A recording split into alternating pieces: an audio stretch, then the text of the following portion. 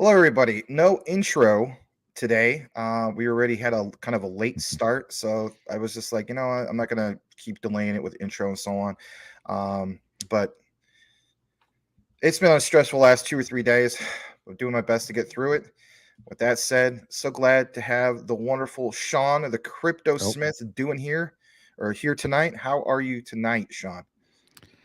yeah. Actually, I'm fairly decent. Nice day here in Idaho, so just kind of chilling out, checking out the crypto space, seeing what's going on out there, looking at the crazy market dip we had and fairly quick recovery. Looks like wasn't too bad. Yeah. I'm good, man. How's I know things been stressful for you, so hopefully got better days ahead. I mean, the suns are up, right? Yeah, they are. They are definitely up, and I'm so grateful for that.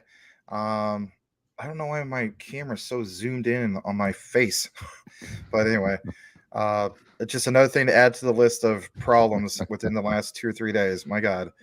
But yes, they're not only up, they advanced to the second round. Oh They're going to yeah. go up against the number one ranked Denver Nuggets.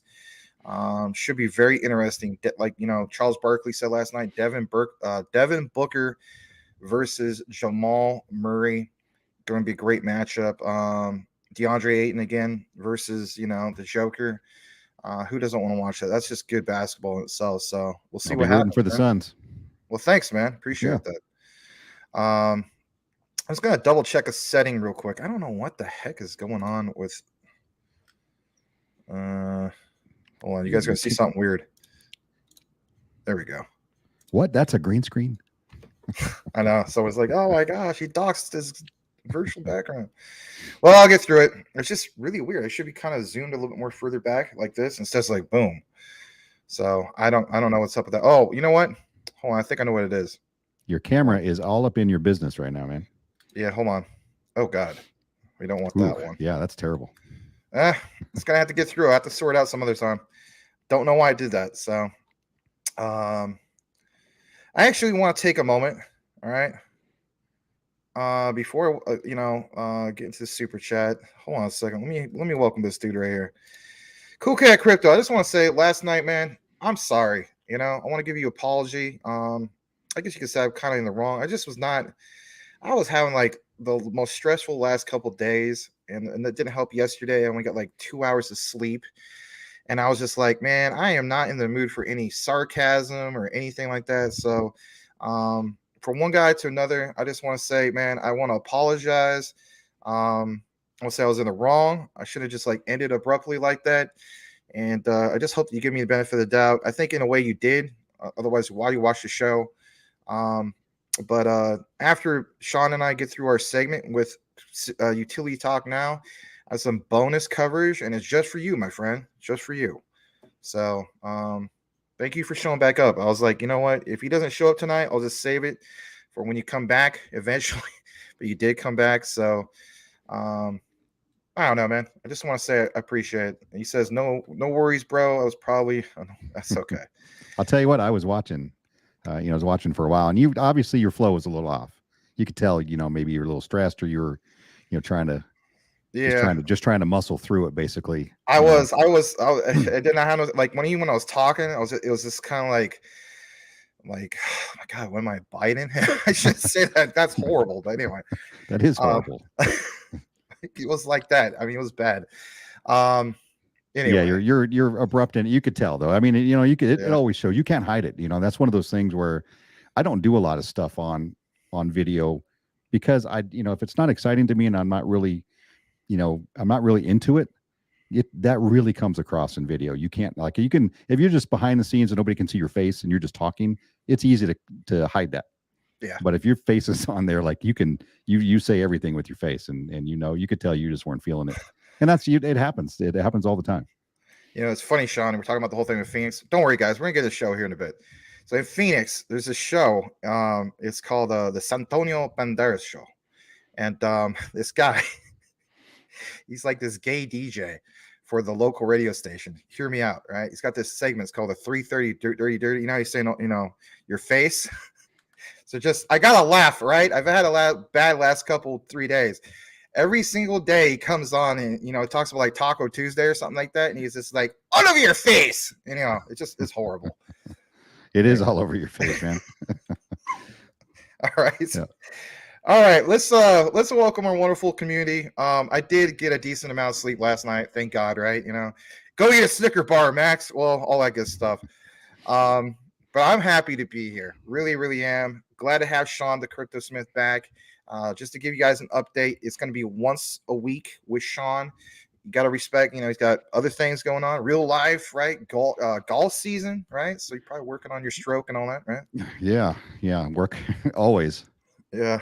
Well, oh geez, DJ. All right. You just so opened bad. her up now. You just opened her up right there. That's so bad. All right. Let's get into the first super chat. Thank you so much to Mr. Henry Brown. I've been retweeting a lot of some of the things you've been sharing. Also, guys, that Henry Brown has a YouTube page as well. He makes beats. Awesome member of our community. Thank you again so much for the super chat. Let's see what he has to say.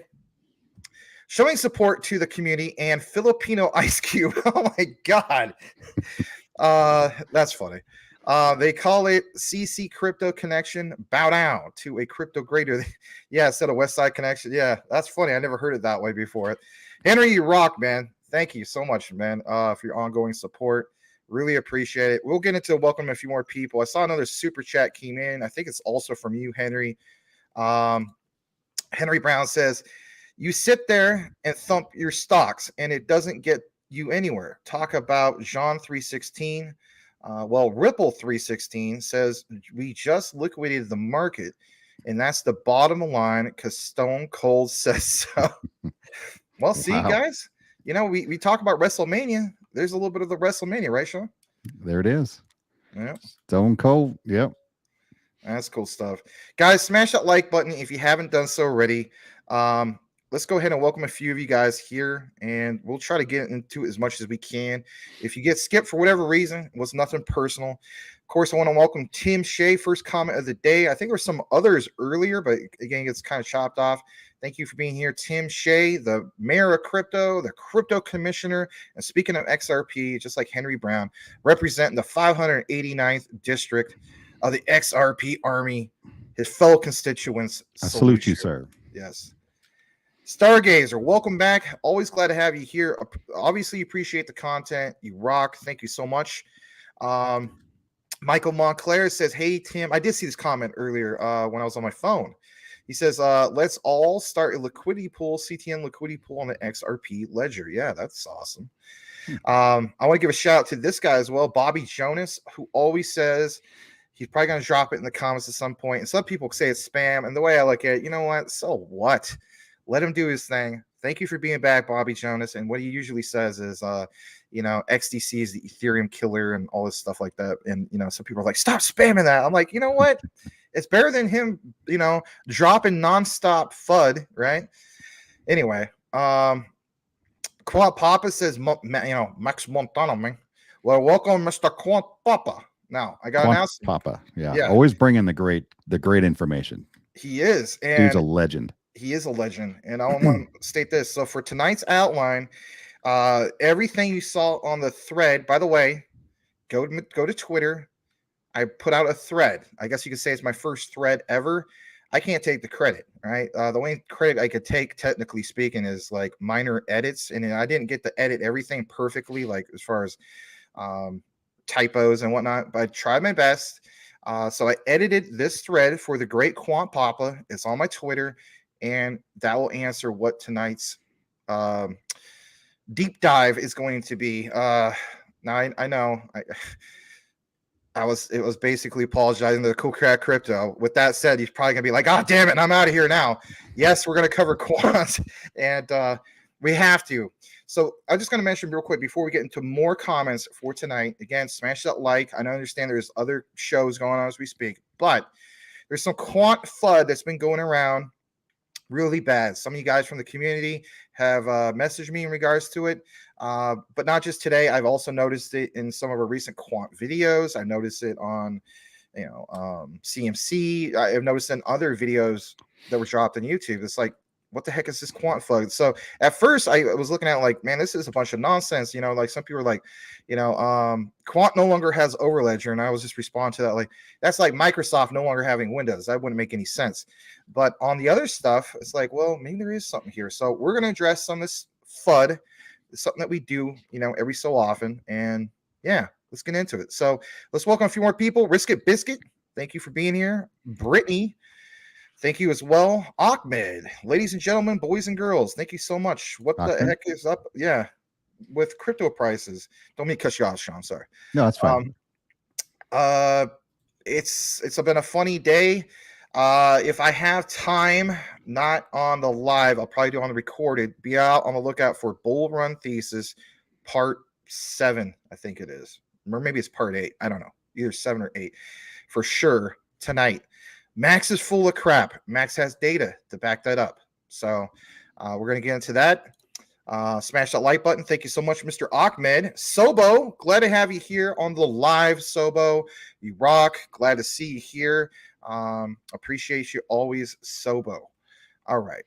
The mighty Boomer Effin Sooner says up, Mighty Max, and even you, my friend. Mr. Effin Sooner, always a pleasure, sir. I followed you on Twitter today, so nice. There's something for you. Yes. You're gonna see a very, very damaged fan of the one, the only great Motley Crue. And I'm a fan of Motley Crue as well, so I cannot blame him for being upset. Anyway, Brian Dowie says, sup, Max and Sean. Glad to have you here, Brian. Brian, good to see you. Yes. And Risk It Biscuit's got a good comment. He says, all he buys is quant. He's either going to be considered an idiot or a genius when it's all said and done, along on quant.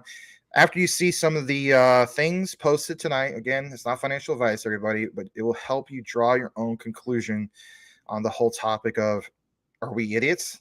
I don't think so. Stay tuned for that. All right. Let's go further down and welcome a few more people like GS. He says, Miss Jasmine. Jasmine did great earlier today.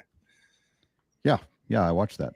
Yeah, I think it was like as much as 17 or 18% up. That was pretty cool. And then, of course, people took profits and so on. But you know what? This means, depending on how this goes, we can get a new support level. And I'm starting to think our new support is going to be 0.6, Sean. Yeah, I would agree. It's been holding there pretty good for a little bit. So, yep. Mr. Rain is back. All right, so just hear me out. Don't laugh, everybody. All right, I love you, Rand. Were you witness to the Mud Butt special? No, I was not. Then you don't need to worry about anything. I don't know what the heck you're talking about. Now I got to know, like, what the hell are you talking about? I might have to post on Twitter the magic moment of the Mud Butt special. Okay. Rain, glad to have you here, my friend. And as I always say, fat juicers unite. Even though this is not fat juice, that's just fruit punch. So it's a light version of fruit punch. So very light. All right. Let's welcome Patrick Collier. Glad to have you here. Great supporter of both of our channels, right? Yeah. Love Patrick. All right. XXI Gaming's in the house. Thank you also for being here. XXI. Selmo Fudd, Utility Talk Now, he says. Thank you so much for being here. Always glad to see Selmo. Yes.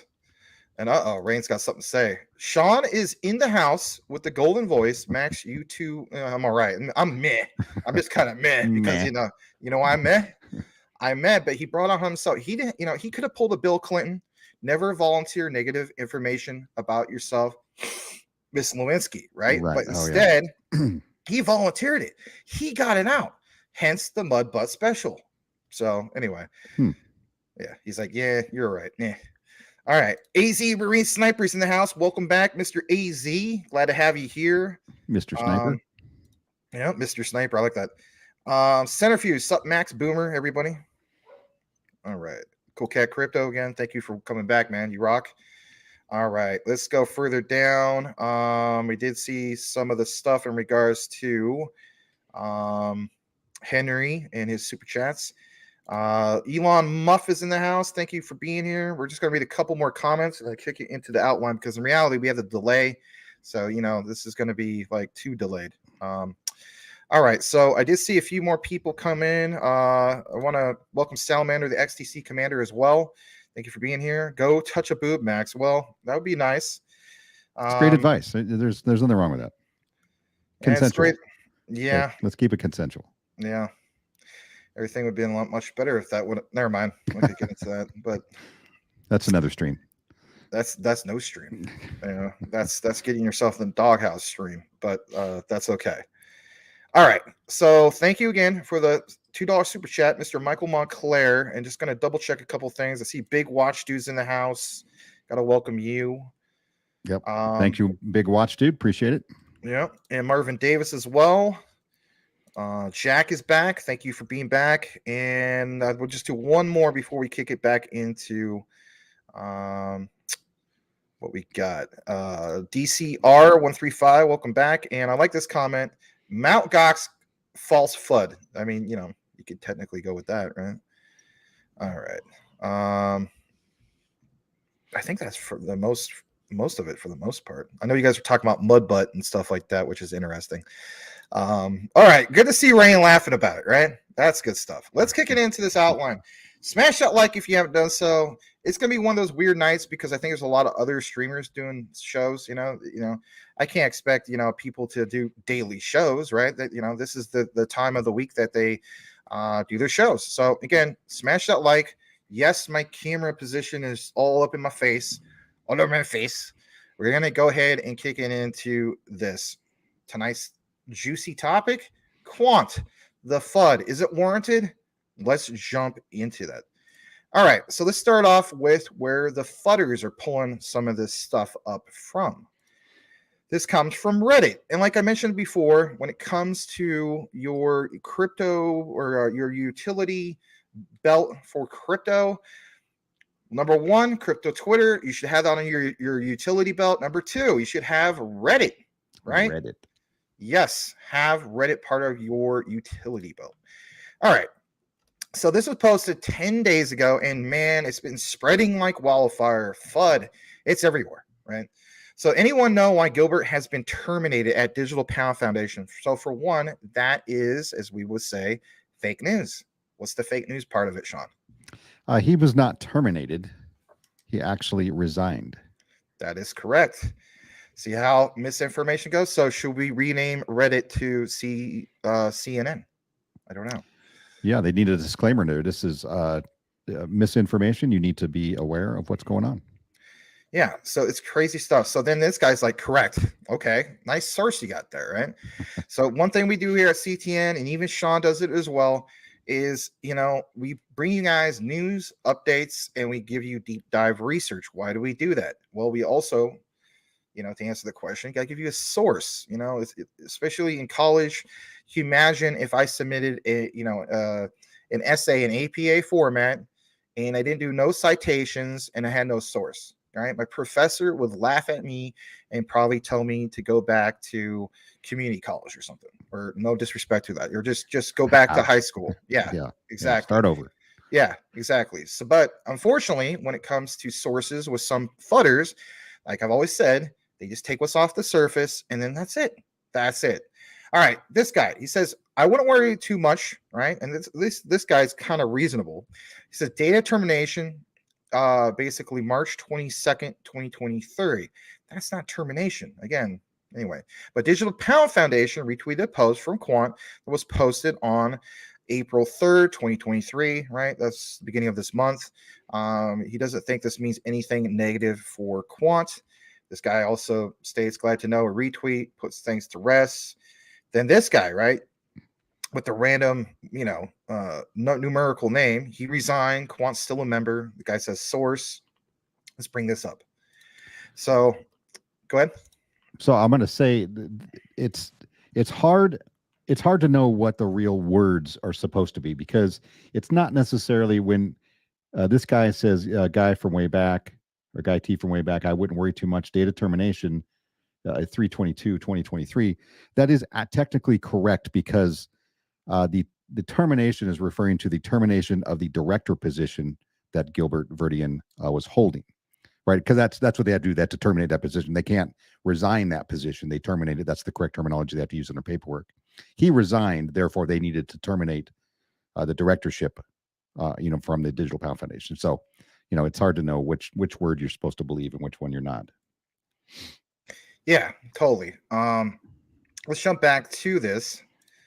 And then, that's, if you want to call that a source, I mean, some people will be like, well, that's just a random picture with words on it. Okay. All right. This guy, best laid plans. So the best laid plans, what a name. He said, and also Andrew Carrier, right? We know that he's in charge of the marketing side, I guess it is, or the PR side, I guess you could say, a quant. Andrew Carrier and Martin Hargreaves are still members of the Digital Pound Foundation. This is just Gilbert Verdian resigning from this one board. Very true. This person responds. He says the website hasn't been updated, so they might be out too. I don't think that's the case, but you never know.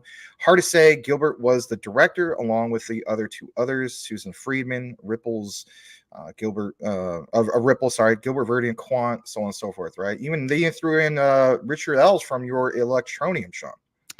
Yeah, how quickly, it's so fascinating to see how quickly people can go from 100 to 0 with just a headline, right?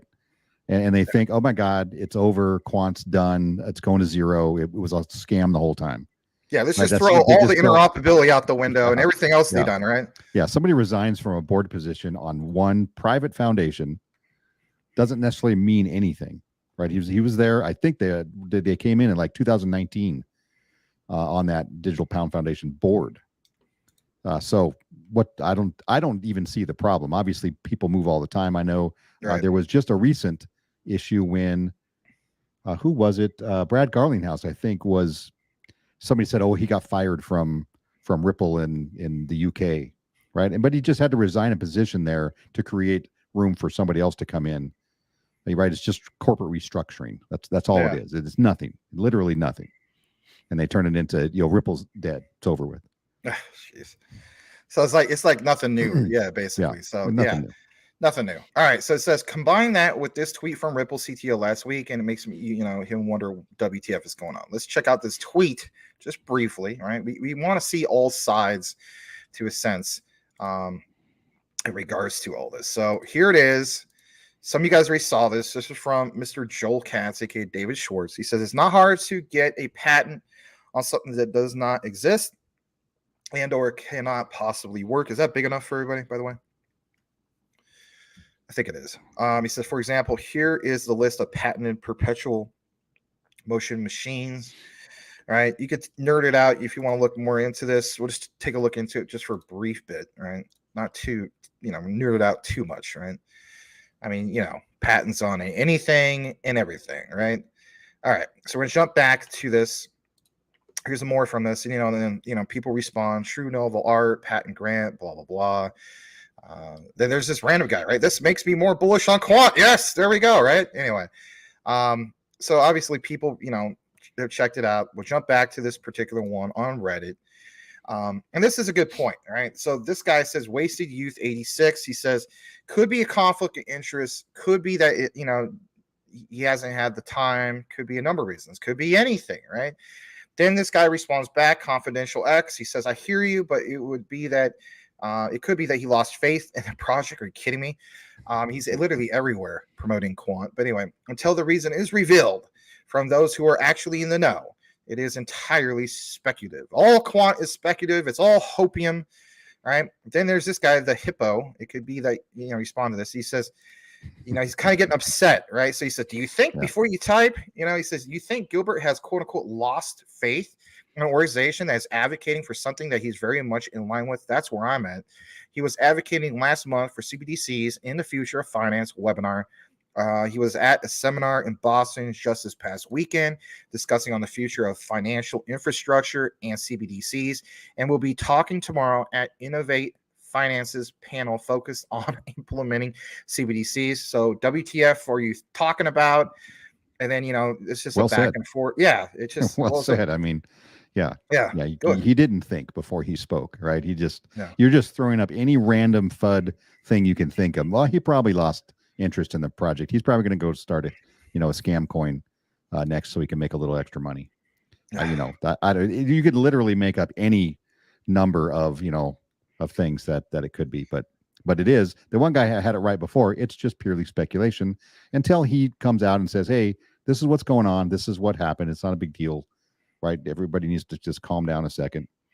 Pump the brakes. Yeah. Reasonable. There's a reasonable explanation. Right. So obviously there's this, this back and forth, and they're like, well, it's not a big deal. He resigned. Martin Hargreaves from Quant is also involved in the Digital Pound Foundation. This is a private foundation anyway.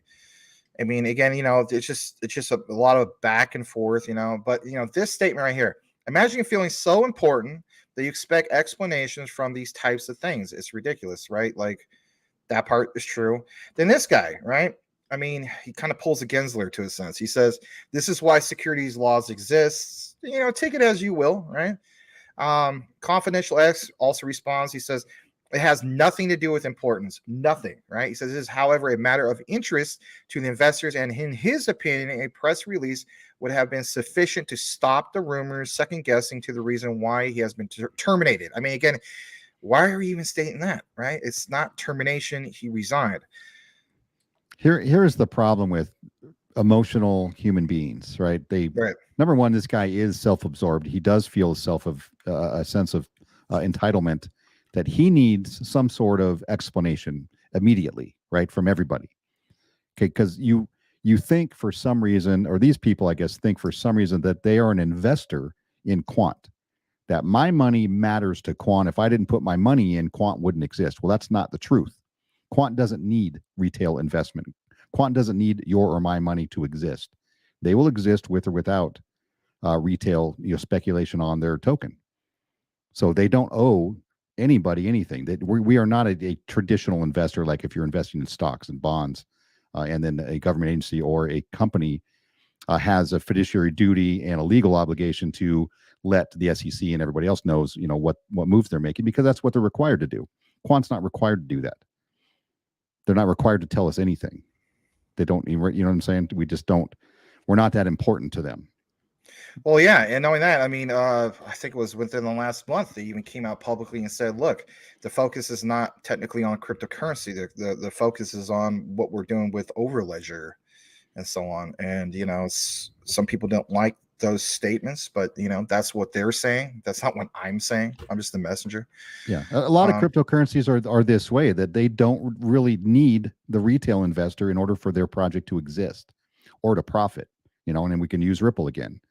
Ripple has investments they make money off of. Ripple leases out their technology to companies. Ripple gets fees for transactions, and Ripple also gets paid to be on on advisory boards and to help other companies with their technology. So they make money multiple different ways, not just they do sell the XRP token every once in a while, and then put whatever's back into escrow, but they don't require us to do anything. They could totally get rid of XRP, and they're going to be just fine. They're going to be a company that still makes money.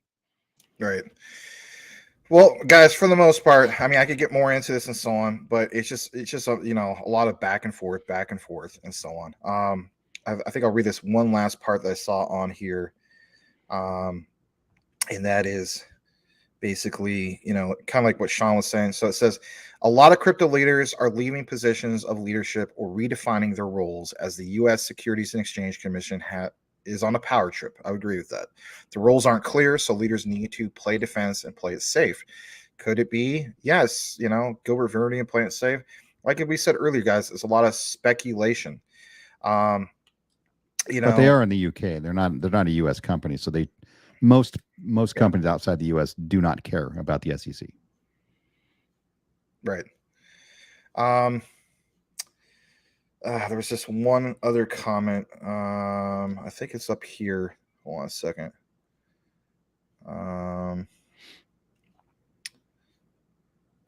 I don't have it anymore. But anyway, I think it's this one. Important current. He says, funny how about like the UK, for instance, where the CBDC and Gilbert, who have worked in the UK with connections to the government, and the new prime minister for decades decides to step down. How bad would it look for the crypto industry if they award Quant with any big and sizable government contract while Gilbert was still the head of everything? My money is on something big for Quant soon, just like that dude from Quant Group announced a few weeks ago. something nice coming from quant later in the year. That wasn't a specific one, but like the guy was pointing out, like Gilbert put a lot of focus many months with the articles he put out in regards to the Digital Pound Foundation. And, I was trying to kind of see it from another perspective, but at the same time, it's like when I did more of my own research and my deep dive, I came to the conclusion, like, look, hey guys, it's not termination. He resigned. Is it because of NDA?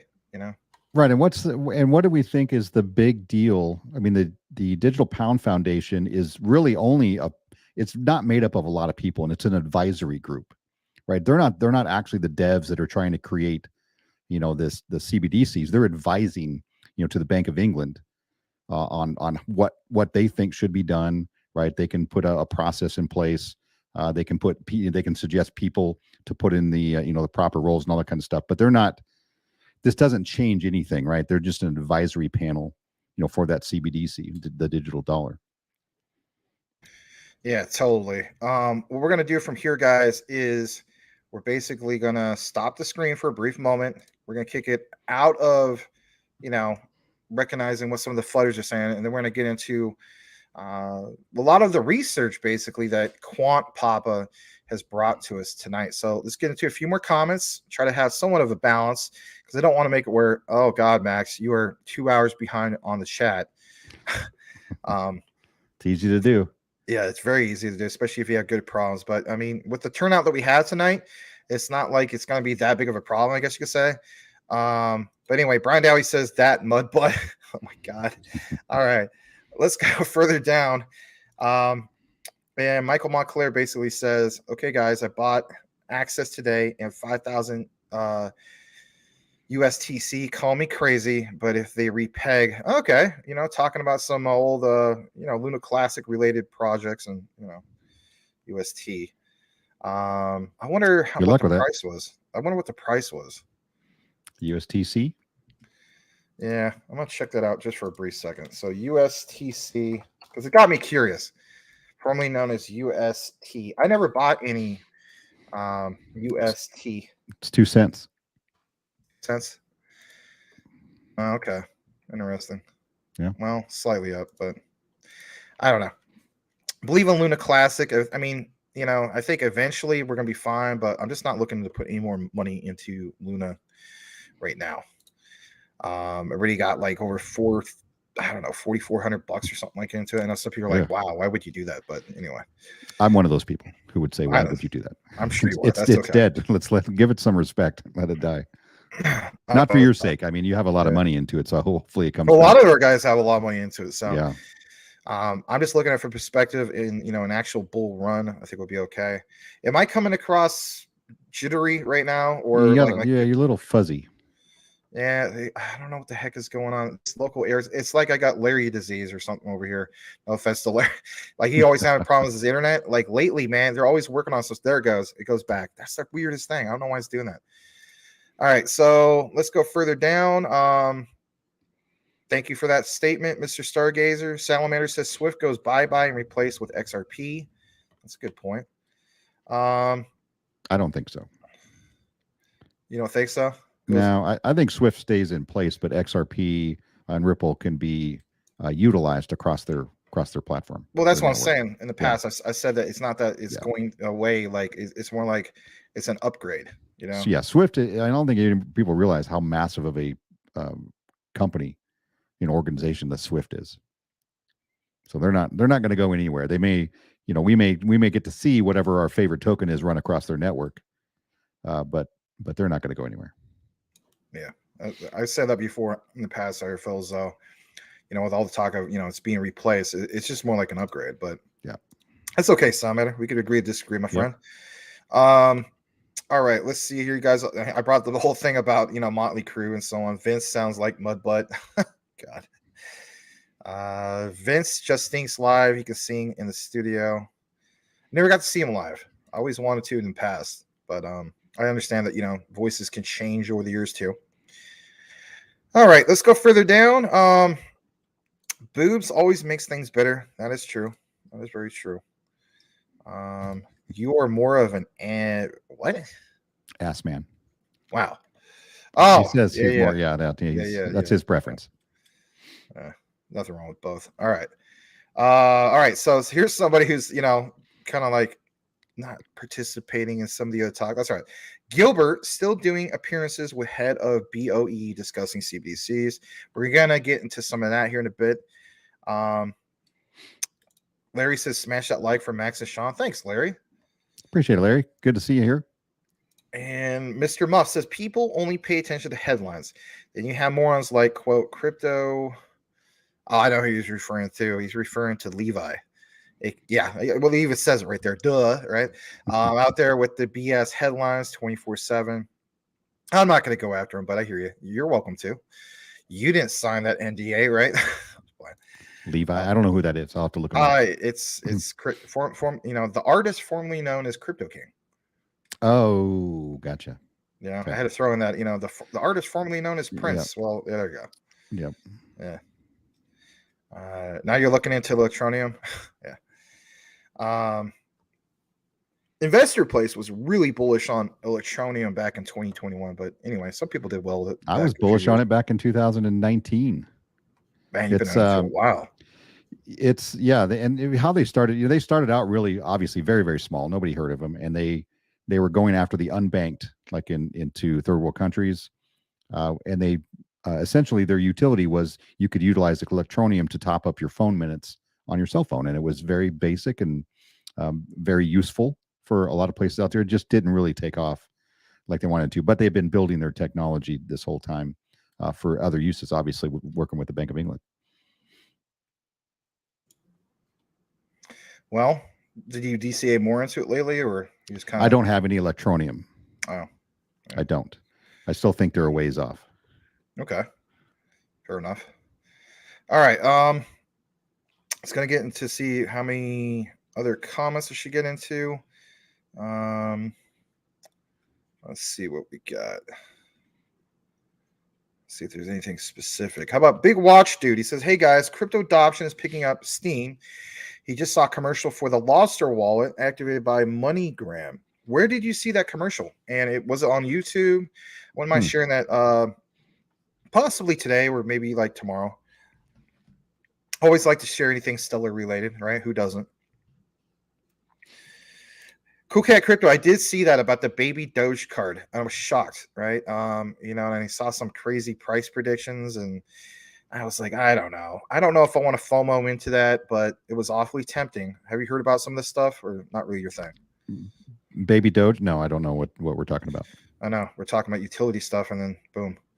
Oh, are these the new meme coins coming out right now? No, Baby Doge has been around for a while, but I did see something in regards to like payments and like, with an actual card, which, let's face it. I mean, it's meme tokens and like, what the heck? You guys actually got something going on in regards to like creating some utility. That's kind of cool. So anyway. I'm sorry. I don't want to, I'm not going to comment on that. Yeah. All right, let's go further down. I don't want to flood somebody's bag. Well, the only reason I mention it is because like, I know their theme is utility talk now, but it's like, well, okay. Yeah, I get it. And if just like Dogecoin, right? It was designed to be a meme token. But then they obviously took off. They were a little more popular than I'm sure they ever thought they'd be, including the, creator of it, who ended up losing a bunch of money. But I guess they have to do something to keep themselves relevant, right? But their long-term prospects are very, very thin, let's just say. Right. Yeah. Sammy from Alabama, I forgot to welcome you. He says Polygon and Jasmine. Cool stuff, man. Glad to have you back, Sammy from Alabama. And I need to try out that white sauce that Edward Vincent's always talking about. It looks so good on your chicken. Salamander with the $2 super chat. He says he bought 1 million Saitama. Max, thanks. Kidding. LOL. Oh man, you know what? Let me double check something. Did we finally get the quant video to become the #1 video over the Saitama that we had in the past? That's what Larry was rooting for. Let's see what happened with that real quick. And again, thank you so much for the $2 super chat, Mr. Salamander. All right, let's share this just real quick. Just get a brief update. All right. I thought that carbon neutrality thing for Ripple would have just been like a big video. It's not. I don't know. It's kind of like when it comes to Ripple XRP, it's so saturated. You just got to get that algorithm right at the right time. Yep. but that's okay. At least our Quant and Jasmine are still doing fine in her, XLM, XDC. All right, so here's what I'm talking about, right? So that Quant video, no, still not number one. So almost there. That's what Larry's rooting for. He's like, I can't wait till that video becomes the number one instead of the stupid Saitama. I was like, yeah, but you know what, Larry, it's part of the journey, man. And I think people will appreciate that we didn't hide that, but teach his own. Look at, you know what, and we talk about it all the time. Obviously, Saitama is known throughout the crypto universe. Saitama was the best crypto college that any of us could have ever gone through.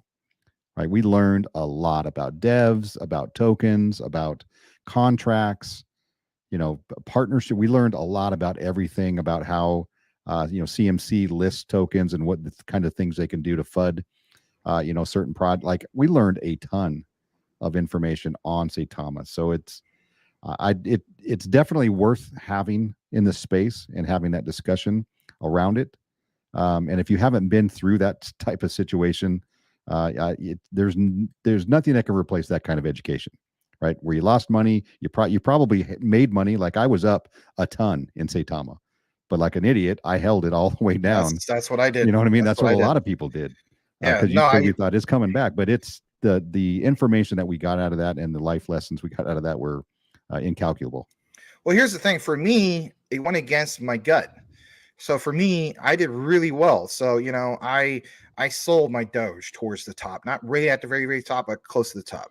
My Shiba Inu, same type of situation. Then I got back in the SHIB and I was like, okay, cool. And then something told me, I was just like, man, you probably should take at least some profits on the Saitama thing. But it was so much big of a, big deal. Everyone's like, oh my God, look at this. This is where it's at right now. If we just hold on more longer, and then you have, I'm not going to mention these guys because I don't go after them. You know who they are. And they made it public. They're like, you know what? Look at this, guys. I have not sold one single token. See what you want. People say do your own research, but those guys, that's where you get the term influencer, right? Yeah. That has a tremendous amount of influence on people. Like, well, if these big dogs, right, top influencers are not doing that, then I'm not going to do it either, right? And that's where people get wrecked. So for me, yeah, you talk about, this costed us some money. Yeah. For me, it was about $4,000 to get educated, if you will, like you said. Yeah, it cost. Well, I only put 1,000 into it, but I was up about 20 grand at some point and just watched it basically disappear. It was, it's sad, but still, looking at the video here, obviously, the next bull run we have, whenever this bull run, really gets started, there's gonna be, and I guarantee it, there's gonna be a meme coin or two that are gonna go nuts. And if you're talking about it, you're going to get a ton of views and a ton of subscribers because that holds more attention than any of these blue chips ever will. More people will degen and ape into that garbage, and it's just human nature. We can't get rid of it. That's a good point, and it doesn't seem like we ever will, and that's okay. I mean, it's part of the learning experience. I hate to see when a meme token is the person's entry point at this stage of where we're at. Yeah. All right. GF Burke is in the house. Welcome. He says, "Ja, das Boot." That's a good movie. It's just really long. Yeah. Good movie. But it's really long. Good to see a fellow Idahoan. Yes. All right. Annie Rock, welcome back. Glad to have you here. Big Watch says, "Hey Max, I saw the commercial while watching the Lakers game on TNT." Ooh. Wow. All right. Well, then it's got to be there somewhere. I could find it. That's cool stuff, man. Very, very cool. I don't know. Maybe I'll get to watch some of that later today. I don't know. It just depends on the flow of the show. All right. Salamander, Mr. Gensler, you went after the Kardashian, but not after ETH. Yeah. All right. Electronium, I picture an 80s video with the moonwalk and robo dance. Yeah. All right. Let's go further down into some more of the comments. I'll leave this for you because I feel like you're a little bit more of a Ripple expert. At least you've been into it longer than I have. This one's for you, my friend. Here you go. Right. And just like Emerald Lagasse, bam! What's the difference in XRP and XRPL? Well, XRPL is the decentralized ledger that the XRP token runs on. So you can have a decentralized applications run on XRPL. It's basically XRPL is it's not necessarily a blockchain, but it's the the rail that XRP runs on. So XRP is the token. XRPL is the rail it runs on. So, and you can build there's a lot of different decentralized projects, and they're building the NFTs on the XRPL as well. Max got fly problems.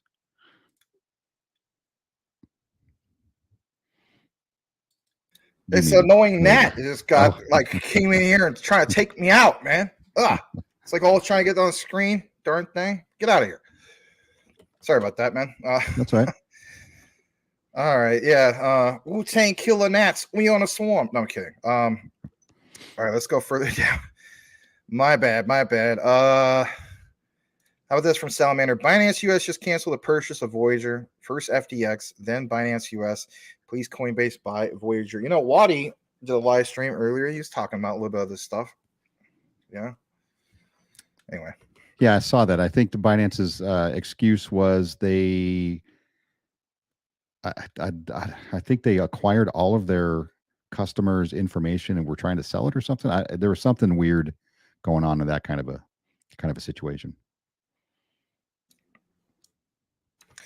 All right, so we're going to keep it highlighted on that one as a bookmark. Let's jump back into our outline. Let's jump back into actually what we also saw, for instance, from CMC, just briefly. So here's a little bit more of where some of this FUD is coming from. Okay, so let's see. This is from CMC. And as we go down into the comments, I'm going to go down to like where it says latest, right? And let's see here. All right. So, you know, I don't know. There's just, I don't know. I guess some of the latest comments are kind of bullish into a sense, but some other ones I saw obviously today, right? Some of these guys were posting like just really bad stuff about, you know, like what we pointed out and so on. I don't know. I guess some of this stuff. Yeah, it looks like a lot because I saw the same thing you saw. There were a ton of people that were just bashing the heck out of it. Yeah. But what I want to state basically is this, you know, before I kick it into what we have as far as the thread, right? So I just want to state this to everybody, okay? So it doesn't matter what project it is, like I mentioned, there's going to be FUD. And you got to keep in mind sometimes these FUDders will come across as they got the, you know, the best interest at heart for you. They don't want to see you get wrecked or scammed or anything like that. But a lot of times, a lot of these guys have a different agenda, and their agenda is to simply do what? And that is to like short quant, right? Because that's all they're focused on, right? You know, they love, you know, like a crypto bear market. You know, they want to short everything. And don't get me wrong, people are going to make money on shorting, just like people are going to make, like some of you guys have done really well. Like shout out to Crypto Mike when it comes to I think like some leveraging, you know, futures, stuff like that, right? That's not my thing, but some of you guys do that and you do well. So whatever the case be, there's going to be FUD. Doesn't matter if it's quant, doesn't matter, you know, like Sean mentioned earlier, you know, Ripple's XRP, they're going to do some of these things. Even back in the day with Saitama, right? Remember, shout out to, you know, Rodney, My Crypto Journey. You know, it was an unpopular thing at first to FUD Saitama. And guess what? That guy ended up being right? I'll give him credit on that. Although lately he's been promoting it. But anyway, get what I'm saying. My whole thing is this, right? FUD exists anywhere. All right, so let's jump into what we have in regards to this outline. All right, because it's pretty good. And a shout out again to Quant Papa. Hopefully he's still here. Maybe he's still here in the comments. I don't know. But I'm gonna definitely get into this right now. And this says, you know how I always say, and you know, shout out to, you know, this guy for posting it. Well, how about this? Shout out to us for literally editing some of the research from the great Quant Papa. Please give a follow on crypto Twitter to the one and only Quant Papa. Does incredible deep dives, research, links, you name it. Yeah, the information he brings is top notch. Yeah, it's stellar. No pun intended. All right. All right, so when we get into this, draw your attention to this. And do you think this is big enough, or do you need to make it a little bit more bigger? I can read it from where I'm sitting. All right, let me just make it a tad bit bigger then. But I got two big ass screens in front of me. All right, is that big enough? Yeah, oh yeah, that's great. That's great. That's juicy. All right, Fantastic. guys. Yeah, smash that like if you haven't done so already. Let's get into our perspective when it comes to this whole thing of quant FUD, right? So we first showed the other guys. Let's show what we've gathered, right? If you hold quant, smash that like. Here we go. Let's jump into it. Like I posted earlier, no matter what the project is, there will be FUD. Like I mentioned, this thread will address some of the recent FUD with actual research. Shout out to the great Quant Papa for the help in regards to the matter, and see you guys on the show. Here you guys are. So I like this. You know, this is of course me rewording something from Quant Papa. People act like Gilbert Verdian got kicked out of the Digital Pound Foundation. He didn't. Let's blow this up. As you can see right here, a little bit of what was it from Reddit? So notice it says he resigned on the 22nd of March, 2023, right? It's not terminated, okay? It says Rolt resigned as director, okay? We're going to go further down to this. I stated he didn't resign. Everything Gilbert Verdian calculated and planned, all right? These are the words of Quant Papa. Again, I'm just trying to edit it to bring it to you guys. So the vision started in 1997. Quant is building up some momentum for something huge that is coming. They are the foundation of the blockchain economy. All right, now here's some of the real juicy stuff from Quant Papa. He states the IETF, right? SATP. We talked a lot about this. So just to catch you guys up, if you're brand new to this, like I don't know these abbreviations. Just try to remember this. So it's IETF, right? Is just like that. It's a task force, if you will. They're like the pioneers of the internet before it was even called the internet, back to I think 1985, 86, something like that, in that particular range. SATP, we covered it at least 3 or 4 times of why it's huge. We've had a tokenizer on the show.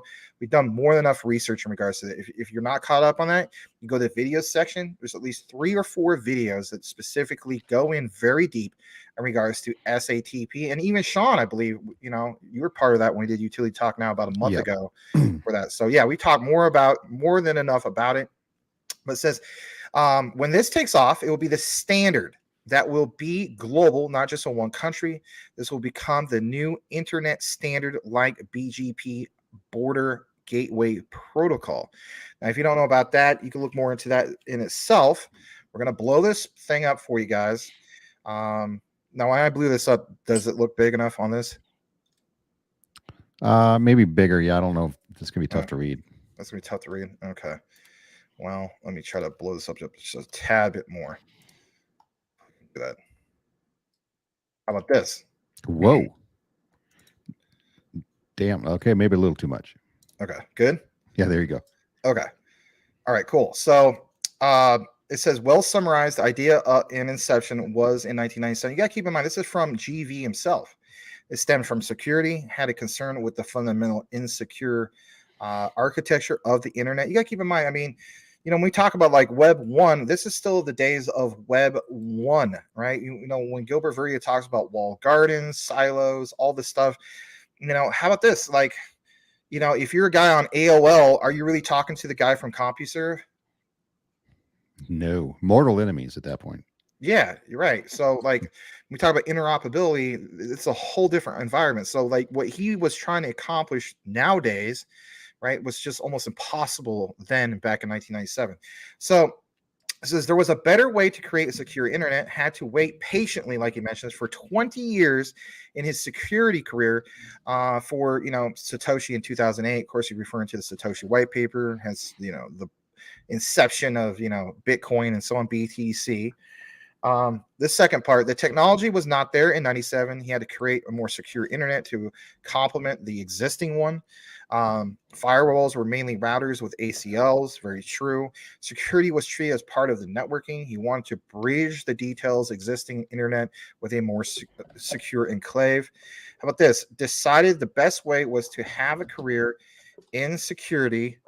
Hold on a second. I think Sean's doing something in the background. Sorry. That's right. It says to make the internet protocols work, better and more secure, right?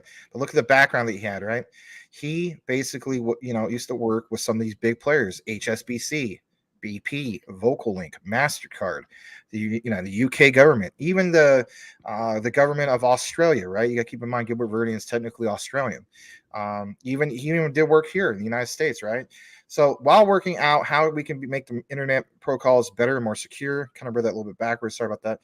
The protocols and architecture of the internet of today was designed without security in mind from the 1950s, resulting in ARPANET. We talked about ARPANET. Some people state that technically, the real original internet was ARPANET, created by the Soviets and so on. You can get into that own deep dive for yourself if you want. They never envisioned the networks to be used in the way we do today. He says he called this new internetwork the Neo Network NN in 1997. And you want to know something? You can look more into that if you choose to nerd it out and do that. I'm just going to get into a couple more of these real quick because it's good stuff. Let's jump up to this. He says NN would sit alongside the internet and provide a way to do secure transactions and be designed with secure protocols and able to transact money. The technology of the early 2000s, it just wasn't there. It just wasn't there yet. You got to keep in mind, even Elon Musk, right? He was part of PayPal in the early 2000s and so on, right? And, of course, he had differences with them and so on, decided to go his own separate ways and whatnot. But even with the great Elon Musk being part of PayPal, it still wasn't there even for PayPal. Is that an itch that Elon has to scratch at some point? I think so. That's a story for another day. Maybe we'll take more of a deeper dive into that some other time. But look what is also mentioned here. Then comes the Satoshi paper, October 2008. He saw it a couple weeks after it was released. My God, right? And he loved it. Whoever Satoshi, notice how he says R? He knows it's more than one person. He says they understood security, decentralization, and internet scale networks. He was in the UK government at the HM Treasurer. We did vouch, or we did look more into that in the past. That is true. During the financial crisis, Satoshi are on the right track. Decentralization is almost impossible in distributed systems. This is worth exploring and evolving. Being at a very senior level in the UK government, asked his colleagues to assess and do a policy on Bitcoin in 2008. UK was the first government to assess Bitcoin. And think about where we're at now. And how about this? Before we kick into the next thing, I also want to hear Sean's take about this. Then in 2013, he basically moves from the UK back down to Australia, works in the government, established the blockchain. Remember this, guys? ISO standard TC307, literally written by Quant's own Gilbert Verdian. And in 2015, like TCP/IP, this was the right way to create a common framework for interoperable and secure blockchain networks, 57 countries, and now basically work on this standard. That's a lot. Obviously, going back to 97, getting involved at the earliest possible time to work alongside the internet. This basically sounds like, Swift, of the internet. So, moving messages, that are secure in order to move money, right? Which is crazy. And I didn't know that, that he was involved in that all the way back in the day. That's crazy to know. And then moving from the UK to Australia, and then being part of that the ISO standard as well. That's obviously he's a huge player who's been in this game for a very long time. So maybe when he resigned, maybe he just lost interest. Everything that he's done literally for decades. Yeah. Bye, Felicia. I'm done with this. Yeah, this is not. I'm a secret moon boy. It's not going to the moon. I'm out of here. Yeah. Jeez. Yeah, but obviously a key figure. I think will probably go down in history. When the books are written, decades from now, a key figure in putting all of this together. Yeah, exactly. Some people say, like, who's the original guy that invented the internet? Well, how about this? Like, wasn't it Al Gore? God, we're still, some people are still saying it's funny you mentioned that. But these stages that where we go, that where we go from Web 3, eventually we're gonna go into Web 4. People state that, well, when it's Web 4, it's basically gonna be like, heavily AI controlled. I think that can very well be the case. But anyway, yeah, let's get more into this. So showed you guys this. I'm gonna jump back here for a second. Let's get into this next one. All right.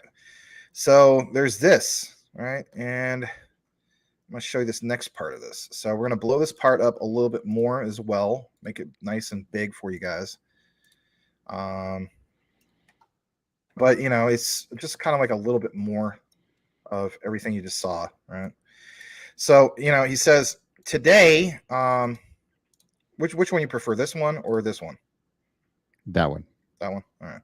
Makes it real easy to read. Yeah. Gilbert Verdian, right, states today, and this is a while back, he was very pleased to hear the official approval of the Secure Asset Transfer Protocol, like we talked about numerous times, right, guys? SATP. Now, while that we've gone over this many times, let's just take a brief moment to just get into this. So he says again, he's pleased to hear the official approval of the SATP, working with the IETF. Again, you got to keep in mind the IETF is literally like the pioneers of the internet. This has been a tremendous effort over the last 2 years, working with Thomas Harjano from MIT. Remember how we talked about that whole quant MIT, connection, right? They were also working with the New York, Reserve back in, I don't know, late 2022. The whole thing with Project Hamilton. Look more into that for yourself if you want to nerd it out. Anyway, Connection Science, even Martin Hargreaves, Wes Hardacre, right? Here's some of the posts. It says, I hope most of you have seen this announcement, but just in case you haven't, the SATP WG is officially open and running. I understand it's blurry. Sorry about that, guys. It's now time. Buckle down and deliver what we promised in the charter. Thank you to everyone that put in so much effort into getting this off the ground. It's been a bumpy ride, but now it's time to get down to work and deliver the documents we promised we would. Cheers, and see you at IETF 116, either in person or virtually, according to Wes. Now, when I got into this, it says, and colleagues from Intel, IBM, look who's mentioned there, IBM. Why do we mention IBM? I'm going to show you this just for a brief moment. All right, let's jump back. So it says colleagues from Intel, IBM, etc. This working group is also co-chaired by Quant Network's very own Claire Facer, right? The journey into IETF starting in the early 2003 while at CSC, Computer Science Corporation, now DXC Technology, working as a security architect across. Now, we dropped that bombshell last Sunday. I think people were watching the video that was, in recorded format yesterday, in regards to this whole thing of IBM, right? And, basically we're connecting the dots of,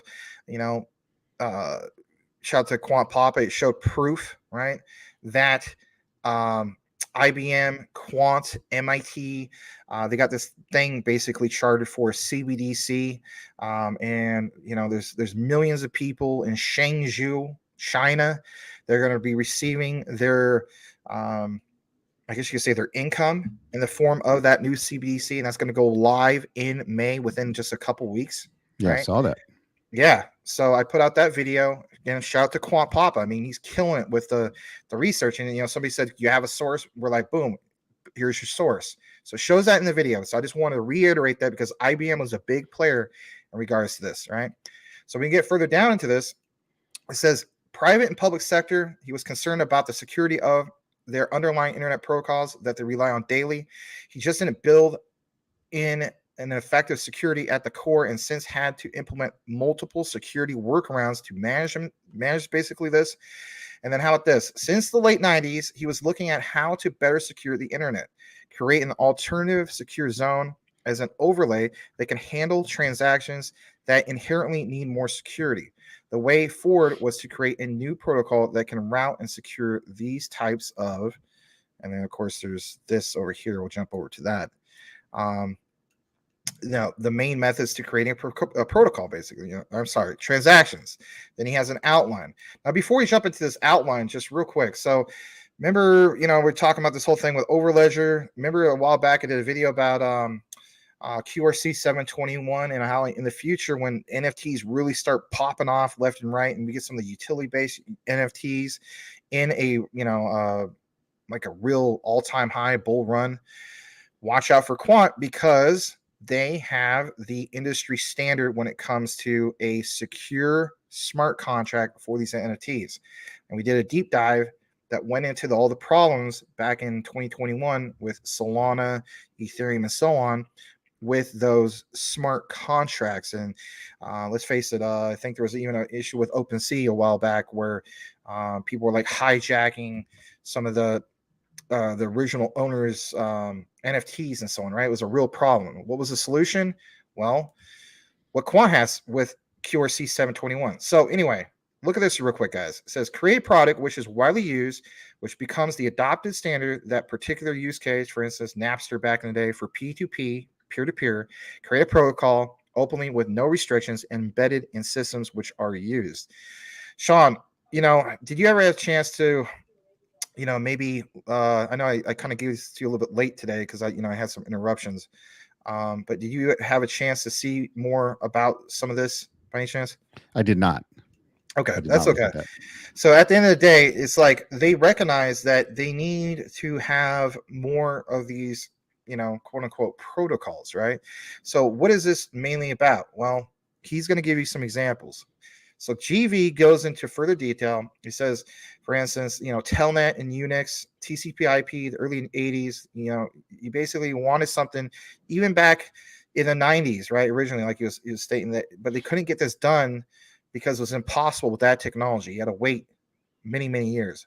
So it says create a protocol standards through industry collaboration such as RFCs. I don't understand it. For some of you newcomers, you see some of this terminology. You're like, I don't understand all that. Again, I just advise you to go to our recorded section. We do deep dives for a reason. But anyway, RFCs, e.g., SMTP, HTTP, all these ones you see. He says there's a good example of adoption of protocols and standards when you look at OCI and TCP/IP. This next part, he says, where an open protocol was easier to access, simpler to implement, and widely adopted, started with the U.S., for instance, DOD in 1983, the World TCP/IP Day. Decided the best option was to create a protocol through industry collaboration. 20 years later, listen to this, guys, back to the pioneers of the internet, the IETF was the right place and approach. And then he goes on to state, this thinking is what led to the establishing of the ISO standards. Aha. And that basically is kind of like the aha moment even for you, Sean, where you're like, you didn't realize that, and that's okay. But basically the TC 307 standard, the blockchain ISO standard. That's what is so crucial about ISO TC 307. Everybody talks about ISO 222, and rightfully so, like for payments and reading those messages and so on, and what tokens and coins are tied into that. But when it comes to quant, they are the standard for blockchain. They are the blockchain ISO standard with TC 307. All right, just this last part. What does SATP really, do in reality? He says we are on a journey and transformation to the internet of DLT networks, providing better security, which will coexist with internet networks. Then it goes on to mention we see a future with networks of networks much larger than the current internet networks of today. Transacting data, information, and value. SATP will be a core infrastructure akin to internet routers operating like BGP today. So the bottom line is this. This guy, even though his fudders want to go after him and so on, and quant, saying that this is just a bunch of nonsense, got to come to the conclusion that, this guy is a pioneer, just like the IETF is basically a pioneer. And they still are, a pioneer. And then they're working with the pioneers to create what, guys? A whole brand new internet. And what is that brand new internet? It's the evolution of Web3. I mean, you even have ties to, the metaverse and all that. How does that get done? If we're talking about Ripple with its payment rails, Sean, how about quant when it comes to, I know I said a lot, interoperability, but that is the poster child, if you will, the bumper sticker for quant. Yeah, it's going to be, and obviously you can see what he's talking about is they've been building from the very beginning, right? And he's been part of that this whole time. The IETF, SATP, and now he mentions that when there's networks of networks, which is basically going to eclipse whatever we know today, which may be in 20 years, 50 years. I can't imagine the amount of data and information that's going to be flowing across these networks. And for somebody like Gilbert, I don't know how long he's going to be around or involved in all this. I imagine probably his entire life. I don't know, it's kind of awe-inspiring, really. You don't see these kind of figures. We've got the Elon Musk right now that, what is he's an owner of 5 different, billion-dollar companies, who's just an absolute rock star out there in the world. And you have these secret hidden supermen who are kind of behind the scenes, who you're never going to know. And most people will never know Gilbert Verdian's name. But he will be the person or one of the people instrumental for the reason why we can stream today. And these, all the ISO tokens. I know we talked about ISO tokens before, and everybody focuses on the 222 for payments, but ISO has standards for just about every industry out there, right? And he's obviously pioneering the one for internet protocol. Yeah, it's impressive. I don't know what else to say about it.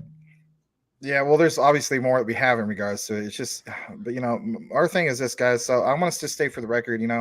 I'm not telling anybody to go out and buy quant. I'm not telling you to, mortgage your home or sell a couple cars or donate a kidney or whatever for quant. At the end of the day, just look at it this way, right? I mean, if you're convinced that you want to do that, then by all means, you got to do what you got to do. But as the saying goes, only put in what you can afford to lose. I understand that there's some people in different financial situations where maybe you could make some of those power moves more than the next guy. But at the end of the day, it's just if you believe in the research and you're like, what, quant is literally the digital infrastructure for the new internet. And understanding, like there is a new internet coming out. That is the path forward. All the stuff with Web3 and so on. Then you got to do what you got to do. And an example basically is like, and I'll jump into another subject just briefly, and that is with Jasmine. Blockchain PCs. I mean, who would have ever thought that we would come to a point in time where there's such a thing as blockchain PCs? Yeah, there is. And that's a whole other subject in itself that we cover quite a bit. But anyway, it's been just a great, imagine this though, with Gilbert Verdian and the work he's done with Internet Engineering Task Force. Remember, quant is just a small part of what he's doing, what he's been involved with, right? He's out there working for the betterment of the entire internet, right? Which I think is a much larger project than quant is. Quant's really kind of helping the legacy financial system and different industries talk to each other via APIs or whatever it is they're going to end up using. There's more to it than just that, but I agree with you. But yeah, but quant is just a small portion of what he's been working on. Of the bigger picture. Of the bigger picture, yeah. Yeah, that's fair enough. But I mean, it's not discounting. Like, I don't want people to think that, oh, well, Sean it's only a small thing. Well, the hell with this. I'm out of here. Well, I'm not saying it's a small. Obviously, yeah, quant is going to be a major player out there. Probably one of the, I would say, easy top 10, maybe top 5. Actual real world use cases of blockchain. If we're going to say blockchain, right, going forward. So. Yeah, don't mistake what I'm saying. His efforts, Gilbert Verdian's efforts out there in the world, his efforts for quant could constitute kind of a small part of the larger effort of basically the technology overall, as far as I can see. Right. Yeah. We're gonna get back into the comments because if we don't, like I mentioned, we're gonna be like an hour behind. So give me a few minutes to get, just we're gonna read a few comments for a few minutes. No, there's no such thing as a dumb question. If you don't know, you don't know. And you know what? It's okay. Yeah. I thought I'd have Sean answer that because a lot of times, I do get criticism. Like I talk too much, and you're the special co-host, right? So you do need to talk. So occasionally, yeah. Yeah. All right, let's go further down. Let's see here. Michael Montclair says, "Night guys, thanks for stopping by, Mr. Montclair." Triple C says, "Flooding, aka Rodney, would flood a ham sandwich." You know what? I want to tell you guys something. All right, this is a true story.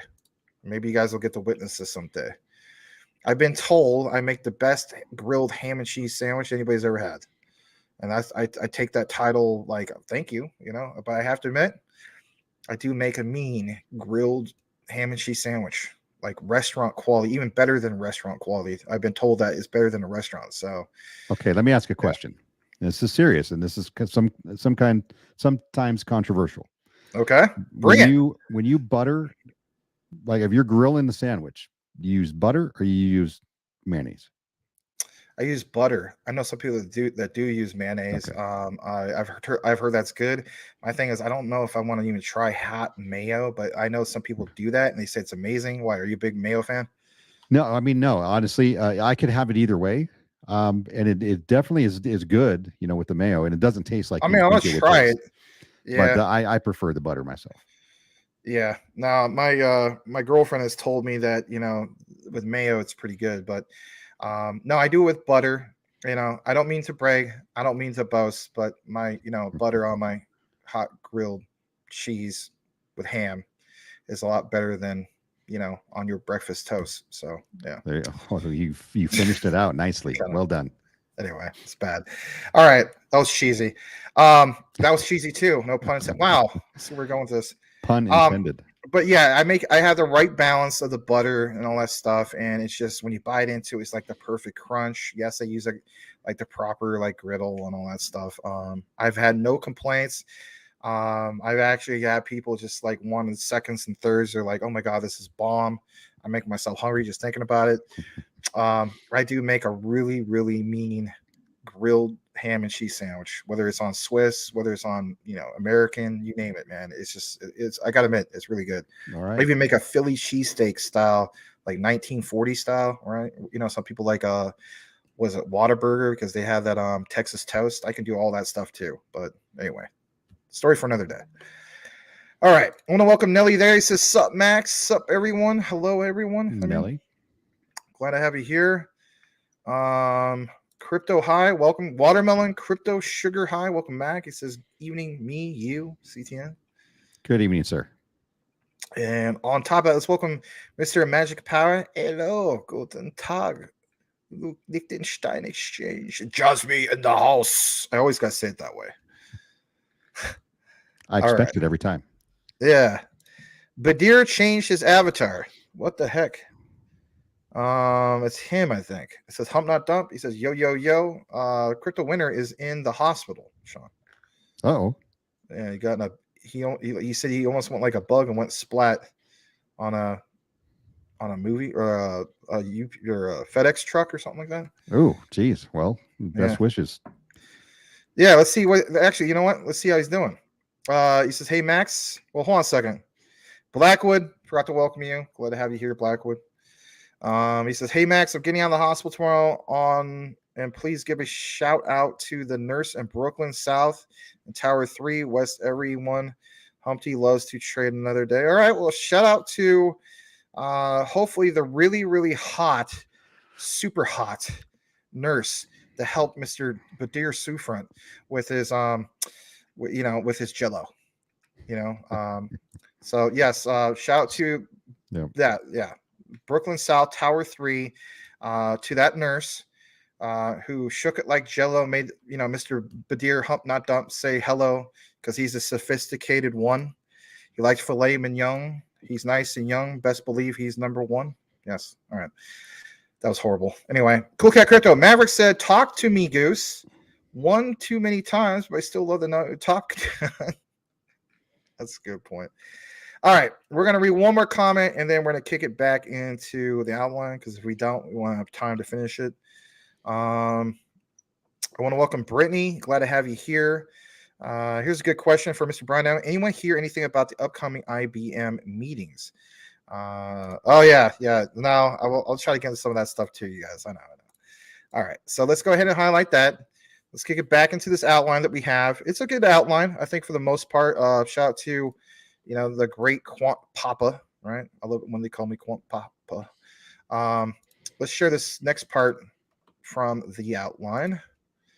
All right, here we go. And I believe I need to make this one a little bit bigger, right? So, yep.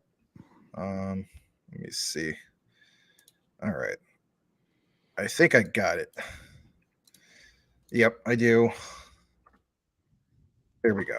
All right. So I think we're over here on this particular side. We talked about this whole thing of, the history behind all this stuff, right? All right, so I think we left off on point 9. We're going to go to this next one up here. All right, number 10. So SATP is going to solve the following discovery. Firstly, connecting distributed ledger technology networks, internal and even external, permissionless, to discovery and identify each other, basically, with routing. The protocol will allow gateway to gateway interconnectivity and routing to standardize handshakes, right? You got to keep in mind, like, if you're new to all this, there is they call it a virtual handshake, right? So it's kind of like, you think about from layman's terms, right? Like you're trying to establish a connection, right? So if I go to like I hate to say this, like a car dealership, and I extend my hand, and you have this car salesman just drooling for a sale, and he's gonna stick it out, and he's gonna shake my hand and so on, right? That's a communication, this connection and so on. Well, in the online world, they have what they call a virtual handshake. And that virtual handshake basically means packets of information being sent from like one server to another to establish that communication, or that communicate, for them to get that data, if you will, right? So that's what he's referring to, standardized handshakes, right? To for establishing communication, transacting, so on and so forth. So it says, then establish transactions across networks in a secure manner with the appropriate controls, integrity, and even access checks. This particular part, I won't be able to blow it up because that was just a screenshot. But Gilbert states, I'm very much looking forward to working on SATP. We already know about that. He has this draft, right? So I'm going to jump back to what we have, a little bit more from this outline. Okay. So let's drop it down to this. All right. And again, this is from Quant Papa. He states, and this is his words here. He states, Quant's YouTube page is all of a sudden active after 1 year again. And that is true. We did find out some of that. Like I showed you guys some of those commercials, if you will, from Quant. But yeah, it's active after 1 year again. They have random new Quant videos, and their entire website, guys, gets new pages, plus calling themselves down the foundation. Why would they go out and say stuff like that? That's pretty bold for them to say that, right? Also on Twitter, the IETF was approved. The call for adoption in IETF mails. In regards to EBA Day, if you're wondering about what the heck is that, we're going to jump into that. Quant is literally, and this is just again like a typo and so on. I was trying to. You got to keep in mind, Quant Papa's main language is not English, but shout out to him, man. At least he can speak more than one language. The average American can't. How about that? Nope. Yeah. So stupid Americans. Yeah, I always think like people are like making fun of other people who, don't write the English perfect. It's like, do you speak more than one language? No. Well, then be quiet. You know what I mean? Because that's just where it's at. My buddy lives in the Netherlands, and he was like, yeah, our curriculum, we have to, since the time we're like a little kid, like in kindergarten or whatever, we have, or first grade, I should say, they have to learn, listen to this, German, Dutch, and English. So everybody in the Netherlands is trilingual. It's a requirement, right? And we only know one. So it's like, please. Anyway, all right. So in regards to EBA Day, Quant is literally the only crypto project that's on the list. Gilbert Villarreal will talk on stage for implementing a CBDC in front of almost all the biggest players in the world. And here's one of the key takeaways, guys. So understand that here soon, LAC chain, I guess is the right way to call it. I always call it LAC chain. LAC chain for Latin America is going to be a big thing, right? We already had, piloting testing, beta testing, where you want to call it, that happened roughly this time last year, and that worked out well, long before everybody else had anything solid. So there's that.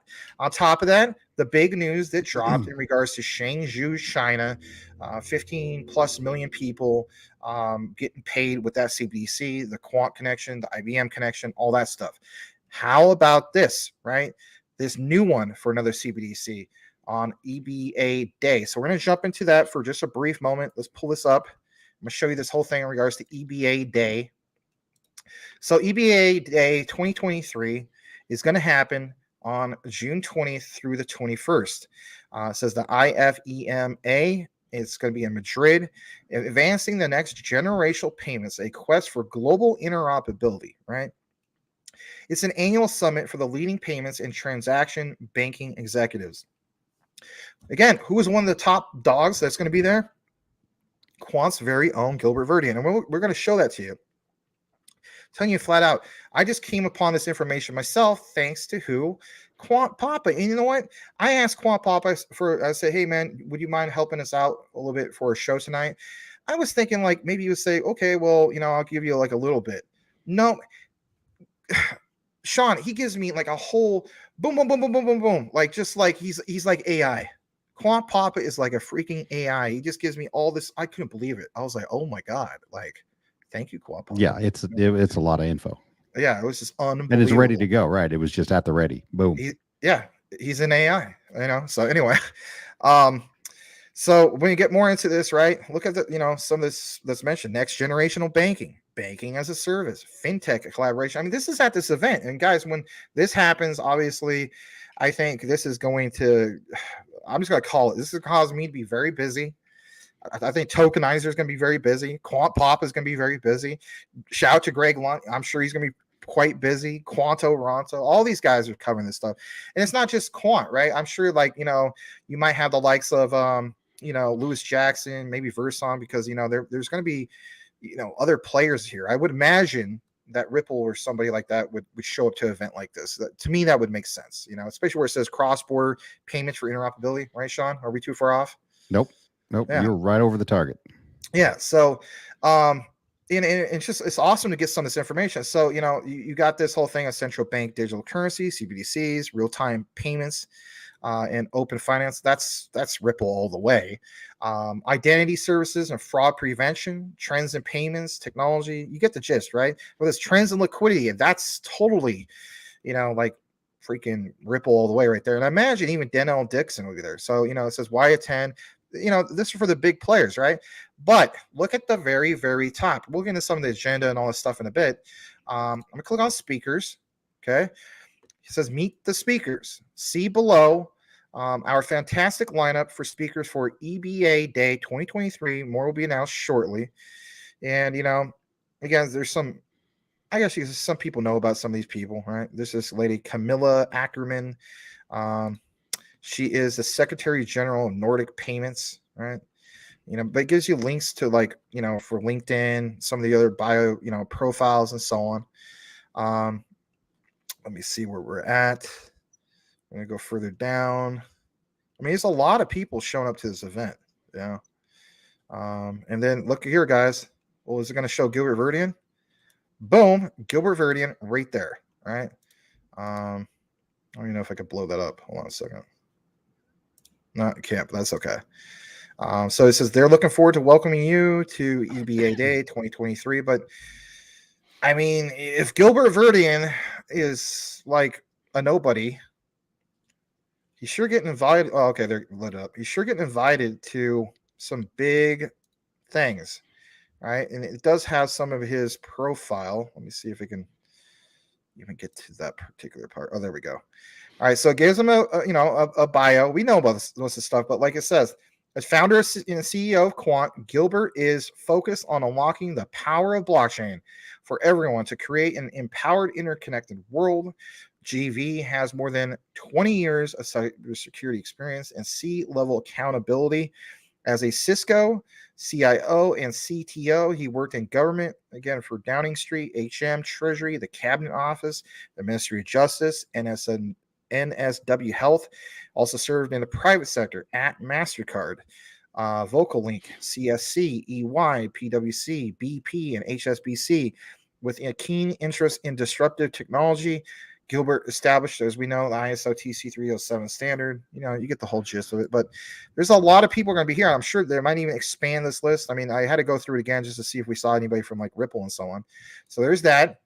And they got all this other stuff going here, right? And you're more than welcome to take a look into like some of the agenda, day 1, day 2. We're not going to really, do a lot of this, but, they give you an outline: open banking, open for women, around the world in seconds, all this stuff, right? How new technologies are transforming banking.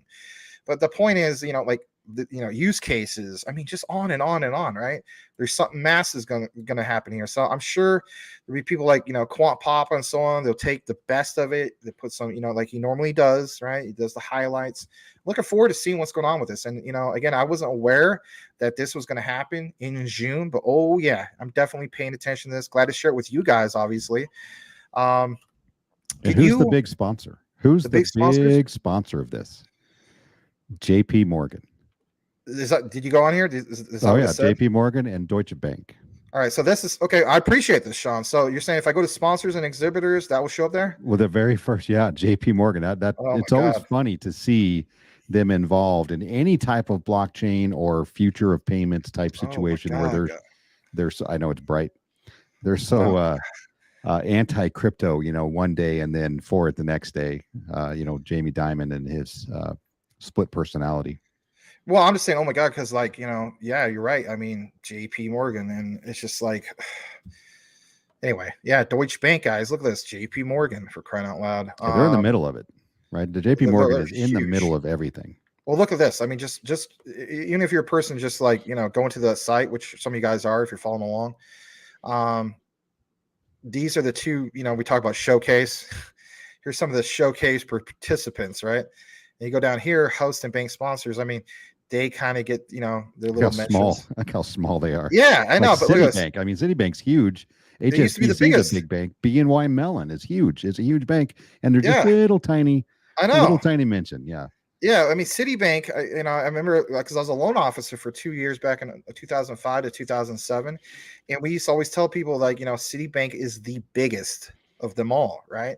And like you see right here, I mean, it's like, okay, it's a little tiny spot. And then up here, JP Morgan, Deutsche Bank, because Jamie Dimon's like, listen, I don't want to be associated with those little tiny banks that you guys are dealing with. Okay, make sure I have a separate area segregated from all of the other little insignificant banks out there.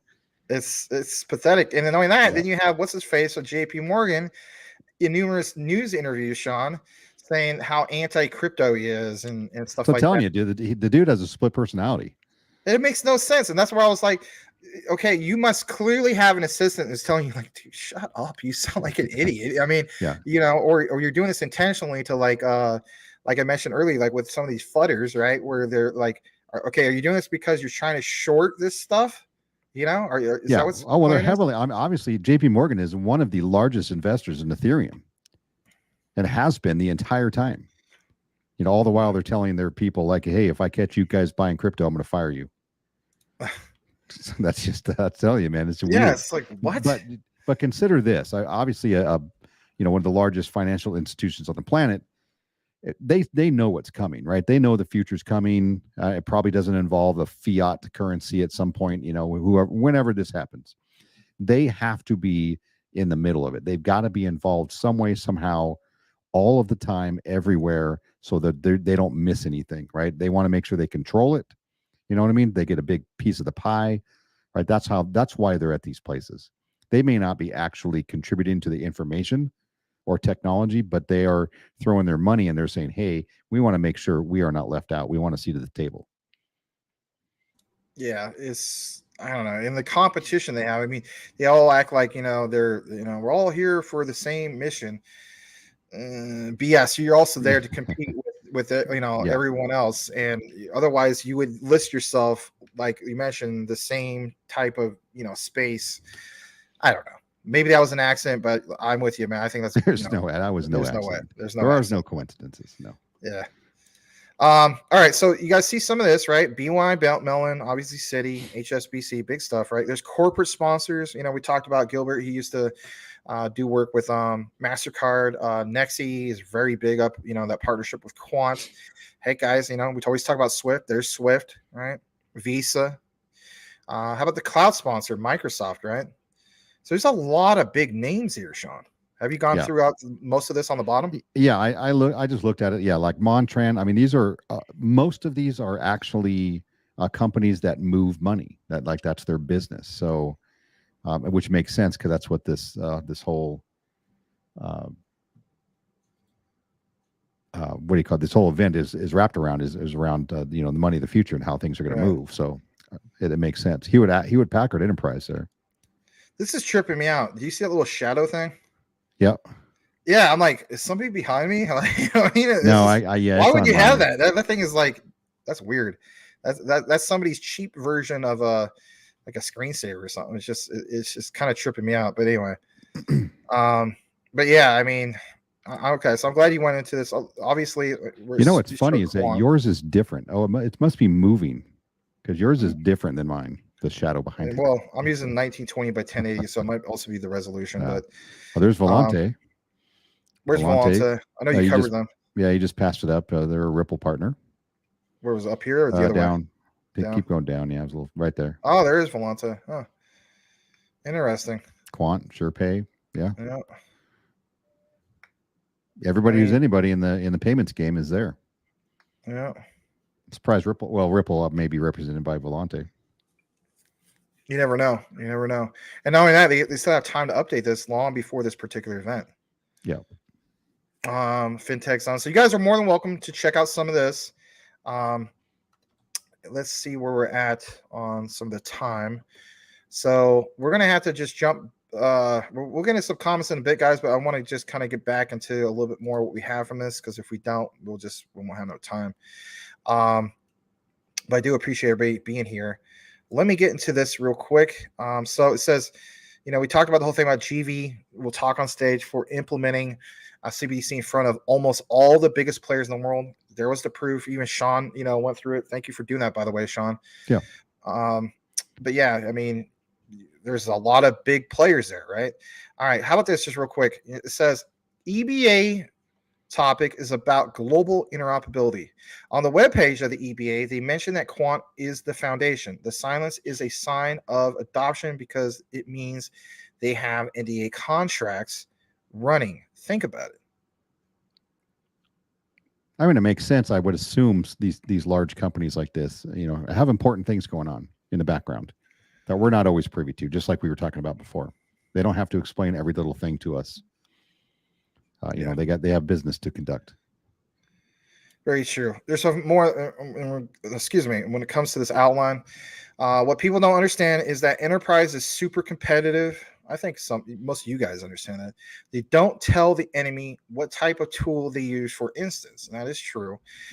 They give them freedom to use any blockchain DLT in the world. It said that will give them freedom to use any blockchain DLT in the world.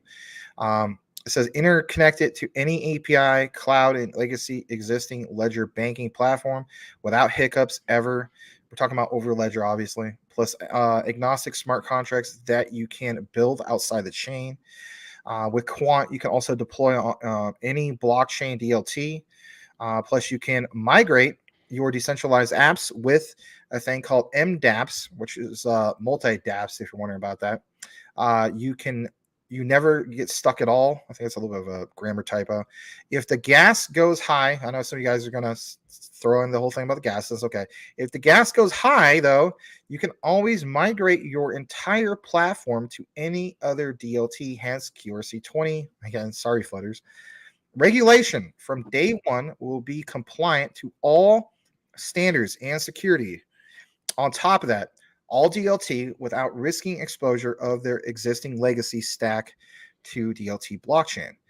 And then this part, all right, it says, understand that Gilbert Verdian says their focus is not retail. We talked about this at the beginning with Sean. We do not need moon boys or retail hype. We will succeed even if everyone thinks Quant is a scam. Quant's focus is enterprise clients. Again, kind of like what Sean was talking about. And yeah, a lot of people will never understand that. All right. And then here's some of the people from FT Live. Gilbert Verdian, CEO, founder Quant, is a panelist. You have Tom Mutton, director of the Central Bank Digital Currency, Bank of England. Again, guys, are we connecting the dots yet? We should be. When it comes to GV and Quant, how many times and how many different nations have they already, been in contact with when it comes to CBDC? So, I mean, they're really about that, whether people are in favor of that or not. I'm going to pull this up as well. This is from that crypto.live.ft. Give me just a second. So the reason why I'm going to show you guys this, and let me blow it up just as much as I possibly can for you to see. Okay. So this is something that's coming up. All right. This is going to happen on Tuesday, May 9th from 11 a.m. to 11:30, or, like, I don't know, give or take, right? Your local time. But I think it's only got, what is it, 20, I should say 20 minutes. So it's saying it's going to start roughly in that time. And this is basically like almost like a 4-hour event, right?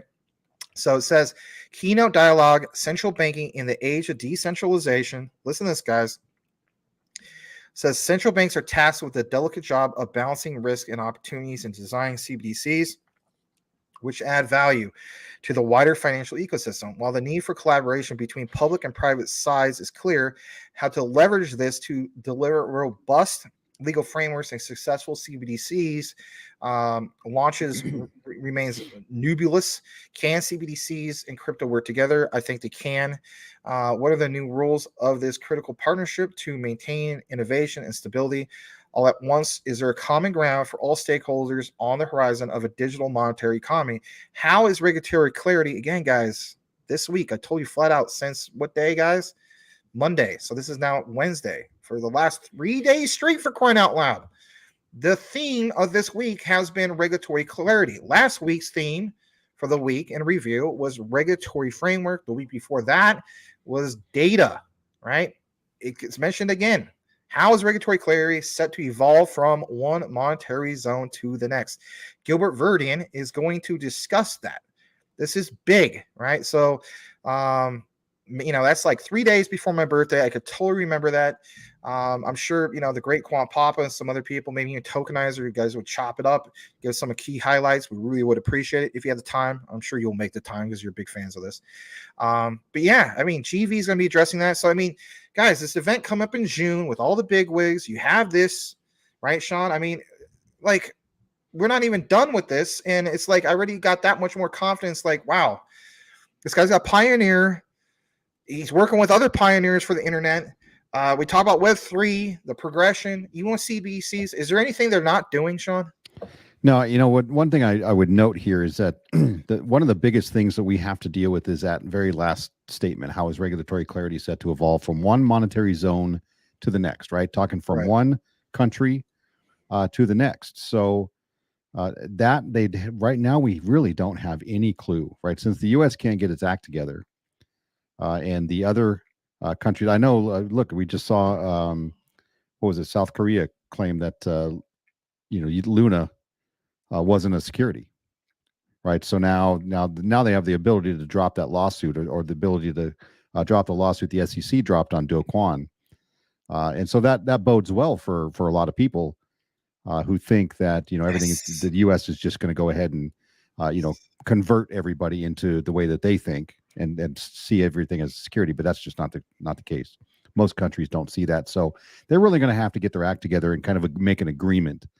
You know what I mean? Kind of this, gentleman's country agreement. Like, hey, let's get along. Let's write a set of rules that everybody can agree to, right? Not everything's a freaking security, so we can be adults and put things in the right places. So, and I was just looking up to see when this summit, the G7, is supposed to meet. I think it's soon, or maybe it's already happened. But Sean, basically what you're saying is $4,400 invested into Luna Classic, well spent. You know what? You got a shot, Max. There's always a chance, right? All right. We're talking Always about a Luna chance. Classic again, guys. Come on. Yeah, Luna Classic, baby. When's Max going to talk about Luna Classic again? What happened in the days of last summer? Raise the roof. Are you getting into Terrarium Classic? How's that going to work? Terrarium Classic. I never got into Terrarium. I know. Well, anyway, while you're looking up whatever, I'm going to just get down to a little bit more in regards to this. And I swear, guys, we'll get back in the comments in a bit. Look at this. Keynote dialogue, central banking in the age of, right? Like we got into some of this, right? And, just a reiteration, kind of like what we showed you, some of the big players. Let's see here. So let me see what we're doing at the time. Let me see. I think there's just like 3 or 4 more things to get into. You still have time for it, Sean, or you want me to take the lead? Yeah, I got another 15 minutes or so. Okay. All right. So to respect Sean's time before we kick it back into the comments and so on, we're gonna get to this next particular part. And again, shout out to Quant Papa in regards to this. So let me pull this up. I might just go ahead and share this in a way that's not so, I don't know, weird looking. Give me a second. All right. All right. So there's this. This was from the IETF, right? The Internet Engineering Task Force. You know, sometimes I forget abbreviations, but Sean reminded me. He got it right. All right. So it states on this particular one. I know this kind of looks like what the heck? This is like a notepad. So it says the content of this email is confidential and intended for the recipient, specified in the message only. It's strictly forbidden to share any part of this message with third way party. to go, Max. Yeah, well, I guess it got leaked, right? But the point is, it definitely did get leaked, right? And it mentions specifically about SATP and so on, right? We'll jump to this next particular part. Hold on a second. So let me jump to that. Ugh. Where the heck is it? All right, here we go. Here it is. So let's copy the address on this. We'll share this one instead. All right. SATP from IETF, right? Call for adoption. Tuesday, the 25th of April, 2023. Hi, all. The SATP chairs have reviewed the call for adoption responses, and there is clear consensus that the documents have been accepted as working group documents. Document authors, please republish your drafts with a prefix, so on and so forth, right? It says there, thanks, Claire. Isn't who? I always wonder, is it Facer or Foucher for Claire? Do you know? If you don't know, it's okay. I don't know. Yeah. Yeah, I don't know. Well, I mean, it says Facer, but yeah. But the point is, guys, she's a big wig, right? And again, think about this whole thing, right? When we talk about the whole thing with SATP, it's huge, right? So this was, I don't know. I'm not saying I'm the one that leaked it, but it was leaked a while back, right? So there's that. We already established this a while ago, though. I want to show you guys another particular thing. And don't ask me where I get my sources or where Quant Papa gets his sources. The way I look at it, my source is Quant Papa. So boom. Anyway, they are G14 classified. Yeah, he cannot tell you. He'd have to kill you. Oh, jeez. All right. So there's this, I believe, is the next particular part. Hold on a second. Okay. This is still big enough, right? Yep. Looks good. All right. On this one, it says Quant, International Standard Development. Quant is leading the space in international standard development for asset transfer bridges. We are a key contributor to the Internet Engineering Task Force. So, guys, we're talking about the IETF before and how literally they're pioneers of the internet, but Quant is a key contributor to that. So, I mean, all this FUD about Quant, you got to keep in mind. I mean, I like the idea that, Gilbert Verity, and he's like a pioneer in himself, right? But his organization, as in Quant, are in fact a key contributor to that, right? So it says Secure Asset Transfer Protocol, SATP, like we talked about. They aim to standardize digital asset transfer from one network to another. On top of that, look at this. I love what Quant Papa does with some of this stuff. He just gets into all the key highlights, right? So we don't have to be here for 10 hours. But Max, you do WrestleMania at 5. Yeah, I know. That's different. It says each SATP gateway, application needs to interact with its assigned DLT network. This will normally require the use of DLT-specific software libraries and custom functionality, depending on which network and the gateway that it connects to. Avoid having to create multiple implementations to support each gateway to distributed ledger technology network connection. And look at this. Who does SATP use? They use Quant's Overledger. That's right. Overledger provides a set of standardized endpoints that allow us to interact with multiple DLT networks through the same interface. It even talks about Hyperledger Fabric down there as well, right? EVM, them, and so on. This last part, in regards to the acknowledgments, it says, we thank the SATP working group for their excellent work in the SATP protocol. We also thank everyone involved in the bridge-related projects at Quant for the invaluable expertise and contributions towards realizing secure cross-chain bridging and blockchain interoperability. Sorry, Flutters, whatever trying to pull off the service does not trump great research deep dives and so on. We're going to show you this as well. Look at this, a little bit more about SATP. It says, besides the interoperability of blockchain networks as a measure through ease of asset movements by their holders, a key motivation for the standardization, guys, of a secure cross-network asset transfer protocol is to address the poor security quality of the many proprietary cross-network bridge protocols that have resulted in the loss of over, listen to this, guys, $1 billion in the past 10 years. Then this last part. What a week they had in London. What it was a pleasure to see the Innovate Finance team again, Janine Hurt and many other peers and former colleagues. Day 2 was particularly productive, and we heard every UK leading figure, guys, every UK leading figure, not just some, saying the same thing. The UK is working to bring the best type of innovation to money. They are really standing out, right, with the whole thing. Let's face it, Digital Pound Foundation, right? I guess Gilbert did resign, but he didn't get terminated. It says, make no mistake, CBDCs are coming. They are, and Quant is the foundation of the blockchain economy for serious institutions and innovators alike. And with that said, before we wrap up things, I just want to point this out. So if we put so much focus on, cross-border payments and so on, keep in mind where Quant is when it comes to this. You remember when you yourself, Sean, mentioned the whole thing with plumbing? Again, maybe reiterate that for everybody for a moment.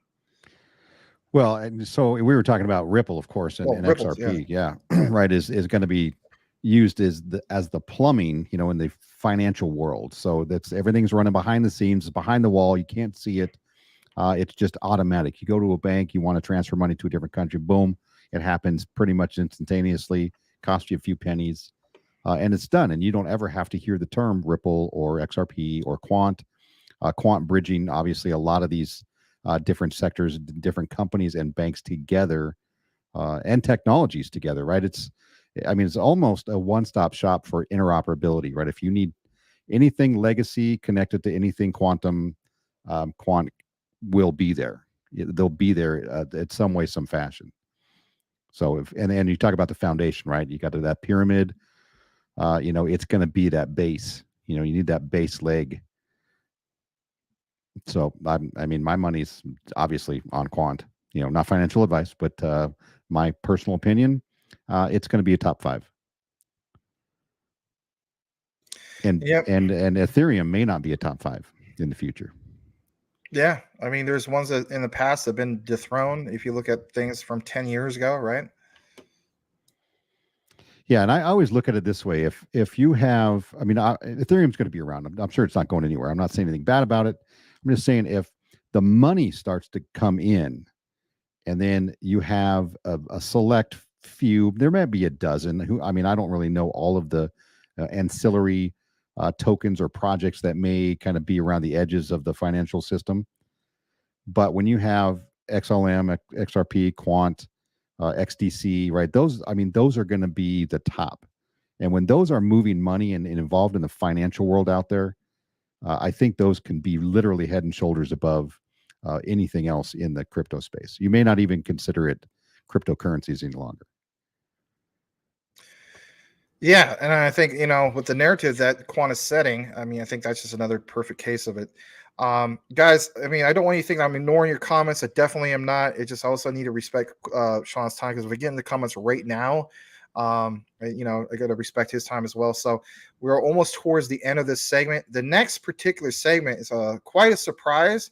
So if you're wondering, well, what about your basketball games, Max? Phoenix Suns advanced to the second round, so you don't have to worry about that for a little while. So will there be WrestleMania tonight? Possibly. I don't know. But I have some info I want to share with you guys after our time is up with Sean, that we'll definitely get into with a totally different project, not Quant. So definitely stick around for that. We're going to jump a little bit more into what we have from the great Quant Papa in regards to all this. So let's get into this, and it's implementing secure bridges. And basically speaking, I think you got about another 6 minutes or so, right? Yeah, let's do it.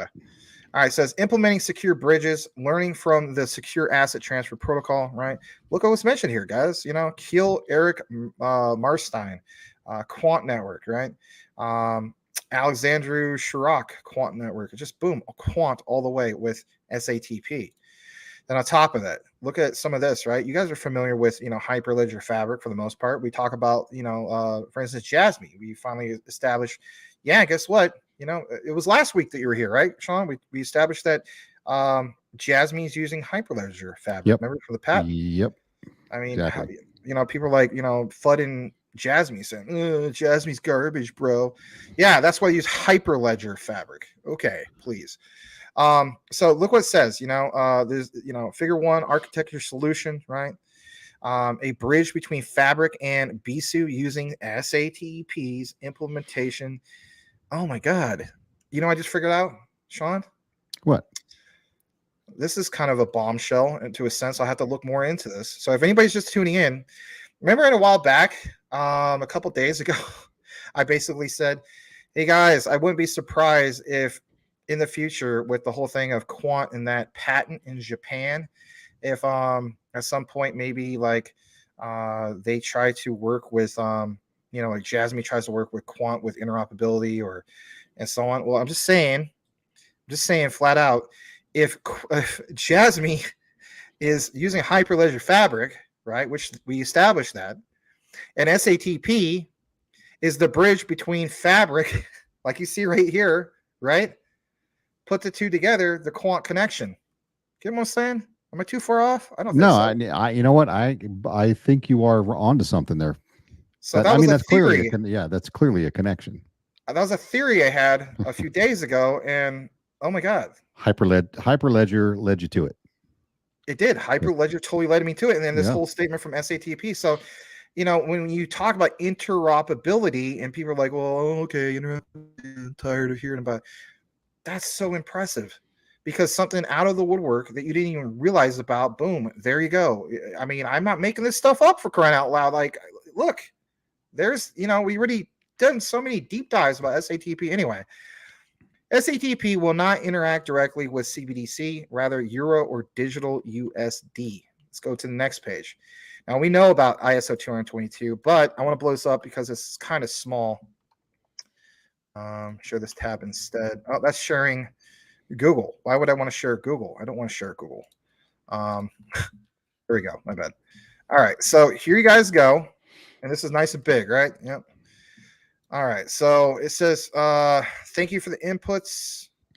This is from John R. Levine. This was April 11th, 2023. So this is all really recent stuff, guys. All right. So again, shout out to Quan Papa. I don't know where he's getting all of his information. I know some of the stuff he can't really release it all, but he definitely has some kind of connection or something. But he says, thank you for the inputs into SATP working group meeting at Yokohama. Oh my God. Again, another. Sean. What? The whole thing with Jasmine meeting at Yokohama. Oh my God. What the heck, man? I'm about to burst my head here. Yeah, you're seeing it once you see it, God. You start to see it everywhere. Oh my God. So you guys are in the Jasmine and quant. I mean, wow. Like we're just giving you guys some this is like a crypto Hulk moment for crying out loud. Like this is unbelievable. You cannot make this stuff up, right, Sean? I mean, it's crazy. But all right. So meeting at Yokohama and the pointers to ISO 222. As far as I can understand, the ISO 222 messaging specifications currently covers payments, but does not cover non-fungible tokens. All right. But that is in regards to ISO 222 messaging. Keep in mind with ISO TC 307 and quants, so many abbreviations, my God. QRC 721, secure smart contracts. They accomplished that. All right. So anyway, let's get into this. So take a look at the 222 message, catalog. They cover a broad range of transactions. Since NFTs are securities, I start by looking at the securities messages or maybe trade services. Also keep in mind that the 222 participants define new message types all the time. They could create specific messages for NFTs if people thought they were useful. Okay, fair enough. Now, how about SATP? Now, here's the connection. SATP protocol could possibly be used also for tokenized deposits. Did anybody know that? Here's an example. Fiat money being deposited into regulated CBDC network, and it's digitally represented as a token data structure. Here, the gateway operator could effectively become like a bank Oh my God, this is juicy stuff, guys. That receives incoming assets, fiat money, and records this into the DLT. Sean, your thoughts? I have to read that again because it is. It seems It's like big, ain't it? yeah, that is big. SATP protocol possibly used tokenized. Yeah, that's crazy. It's like a mic drop moment right there, man. Yeah, yeah. I Freaking. don't know. Yeah, I don't know what to say. I have to read that again, literally. Can we not give a follow to Quant Papa? I mean, Yeah. come on, you guys. At least, Yeah. unbelievable. Tokenized deposits, fiat money being deposited into regulated CBDC network. That's crazy. This absolutely like this is our Crypto Hulk moment. Shout out to Crypto Hulk. Everybody, like at the when this show is over, just go out and buy like the greatest mink rug you ever had in your life. You like duct tape it to your back, you know what I mean, and just flex all the way and give Crypto Hulk a shout out and so on, and do what you got to do. All right, look at this, guys. I think we were this bottom part, right? Let's jump into this. I suppose that if there ever were a token, CBDC, states all the ones he's seen are like the Bahamian sand dollar, or book entry. They presumably work the same way as existing payment schemes like the UK faster payments and US Fed now. Oh my God! I mean, I reviewed most of this. This was the part where I didn't have enough time to get to this part. Yeah. I'm like, thank you, Quant Papa. Yeah, I really wonder where he gets this info. Oh, it's crazy, man. Crazy stuff. So, all right. I gotta respect your time. Let me see if there's a tad bit left. That might be close to the bottom. Hold on a second. So there was that. Oh my God, there's there's two slides and then there's an extension. Oh my God, the Swift connection after this, Sean. You got I promise. How about just 5 to 10 minutes max? That's it. Yeah, I got like 5 minutes. 5 minutes. Okay. Yeah. Okay. All right, guys, let's jump into this part right here. All right. So let me share this as well. All right. Gilbert Verdian says workshop at the office followed by dinner and drinks with Martin and Alex at IETF 115. He's having drinks and dinner with the pioneers of the freaking internet, and there's fudders who want to complain about him resigning his position at the Digital Pound Foundation. Are you kidding me? All right. He says Thomas Dennis ads and so on. Will there be? They'll be there. It says this other guy will do a dry run. All right, hold on a second. Let's see where we're going here. Gilbert, look at this, guys. He says talk to banks. Swift was interested in our effort. Right. And you did see Martin Hargreaves at Cybos from last year talk about how Swift was interested. So this is kind of again a reiteration. It's mentioned again. Here's Martin Hargreaves this time, right, on this text. Swift has released a paper on asset transfers. Ooh, that's juicy. And then this bottom part says commit final return 200. All right. Well, that's it in regards to Swift. I don't know. I thought I'd show you that part. We're going to jump to the bottom part because I realized probably got like 2 or 3 minutes left with the great Sean the Crypto Smith. EBA Day 2023. Look what it says, guys. It's June 20th through the 21st of this year. All right. Advancing next generation payments. Look what it says. A quest for global interoperability. All right. The bottom part. Annual summit for the leading payments and transaction banking executives. Can't make this stuff up, right? And you have to share in the right tab, Mr. Crypto Smith. There you go. There we go. So it's pointing to what I just mentioned. All right.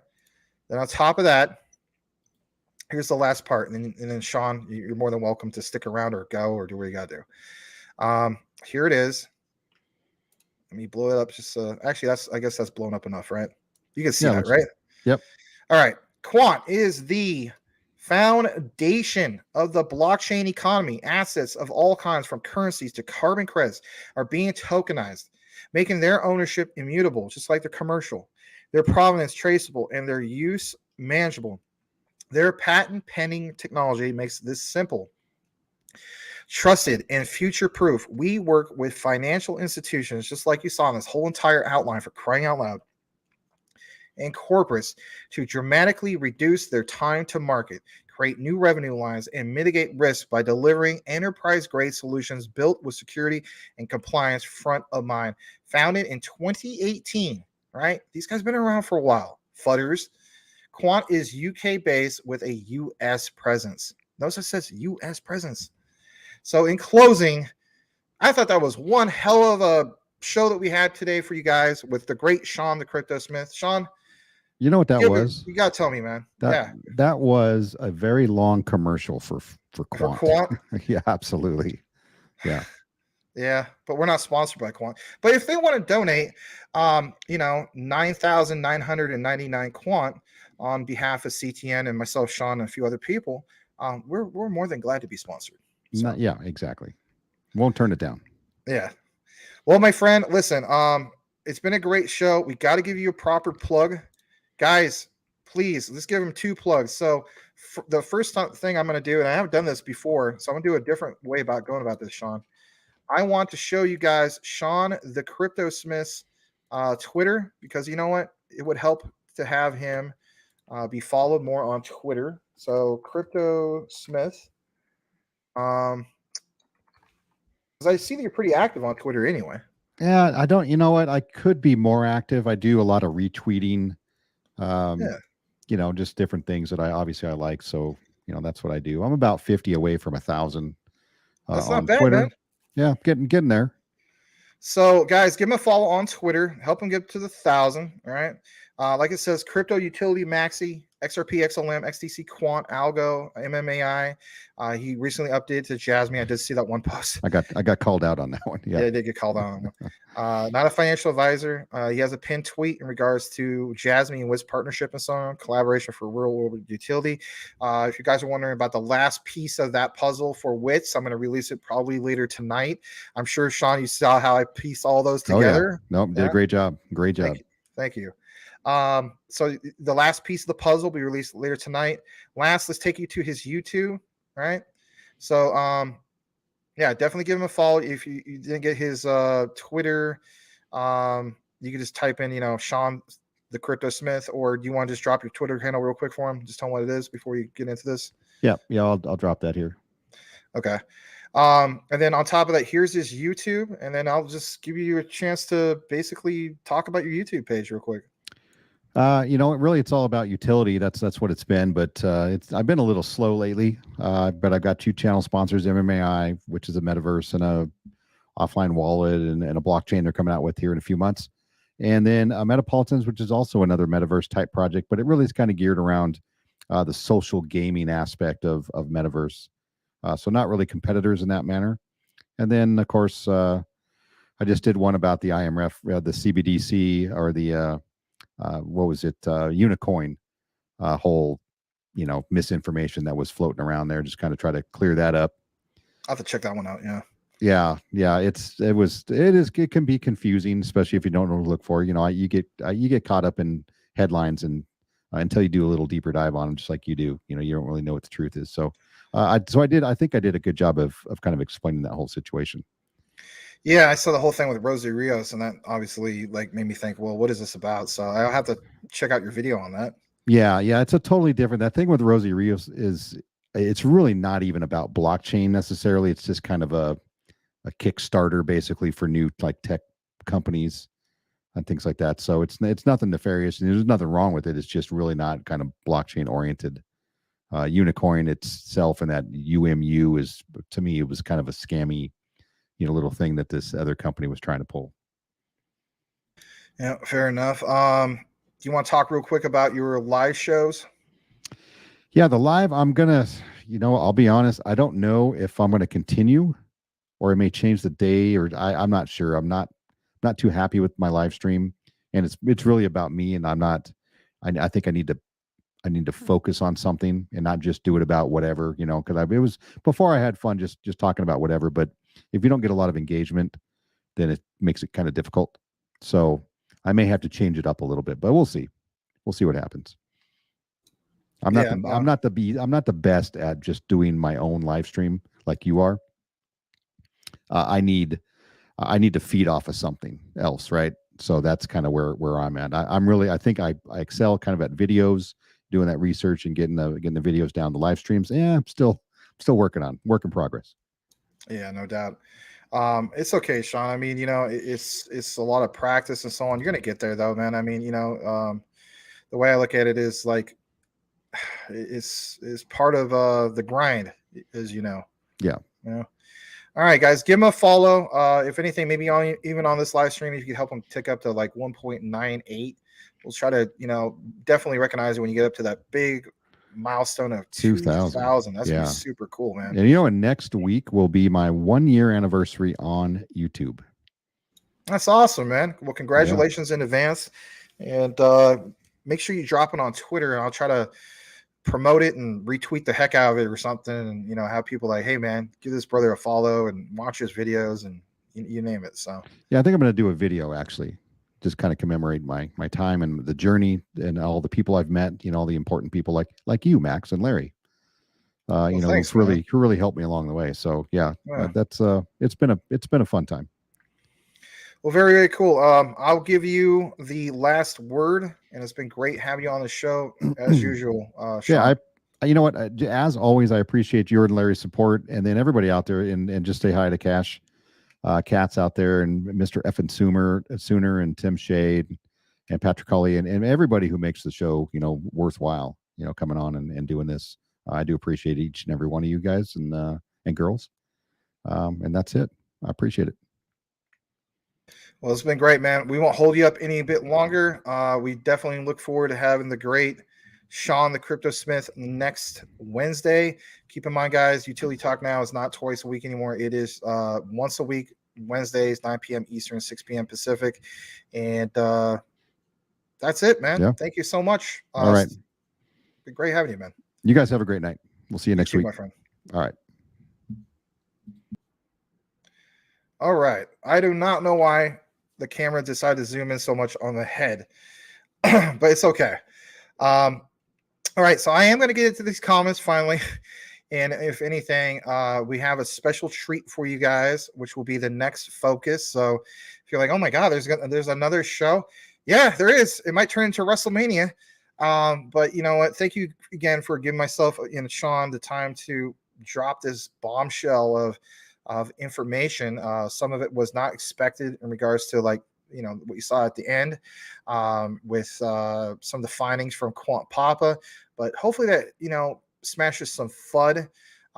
If you still have doubts about Quant at the end of the day, I'm not trying to convince anybody to do anything. I'm just a messenger who does deep dives and research, provides news updates and so on. But our wish is that you will continue to be part of our community and at least join us, whether it's every night if you want, if that's your thing, or a few times a week. But nonetheless, very, very thankful that everybody, for the most part, is still here or has joined us on this lovely Wednesday night. All right, let's go ahead and get back into the comments. Brian Dowd says, sounds bullish as F. In regards to the IBM meetings, we'll get into some of that stuff here in a bit. I just want to read some comments. Hump Not Dump, aka Badir, he says, KK, K Loke.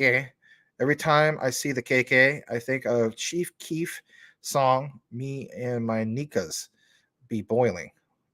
Interesting. Rand says, what I'm sure is 100 billion market cap Quant will go even if I can wait to 2025 mid. I agree with you on that, Mr. Rand. If you're still here at 7:30, posted an hour ago. My God. All right, Magic Power says Jasmine will participate in Teams Web3 Summit held from the 17th to the 18th. Haro CFO will also be as a speaker. Yeah, I got to get around to getting back into all that. It's that balance of jumping from Jasmine news to Quant, and I got to get back to XDC and all that stuff. So Boomer Emphasis doesn't like mayo. I actually do like mayo, on my hamburger, some other things, but I don't know about on a grilled ham and cheese. I mean, I'm willing to try it. I'm very open-minded when it comes to that stuff, but you're like my dad. My dad hates mayo. He's like, mayo's disgusting. Anyway, but shout out to the Boomer if you're still here. All right, let me go further down. Dell, welcome back. He says, hello, Max. Quant all day, every day. Never had this fake way of this sandwich. Yeah, when I first heard about it, it was back in Oh man, it was a COVID, when the first year of COVID, I think it was like 2020 or all the kids had to do online only. I think it was like 2021. So roughly like a little over a couple years ago. Um the there was a lady, and she had her daughter, I guess she made like mayo, grilled ham and cheese with mayo, and they was like, "You want to try it? It's really good." And I was just like, I'm kind of open to it, but at that time I wasn't. But I'm now kind of open to it now. But I don't know. It just sounds kind of like hot mayonnaise. Like, ugh. I know. So the degener is going to come out with on that one. Give me just a second, like 20 seconds.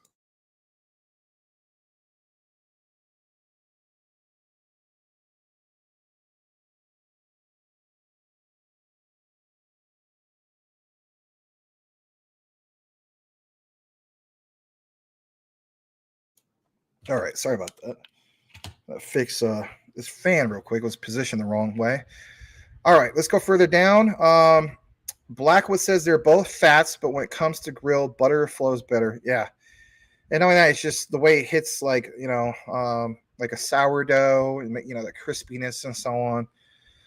Anyway, let's see here. Jasmine wird in bekannter und in I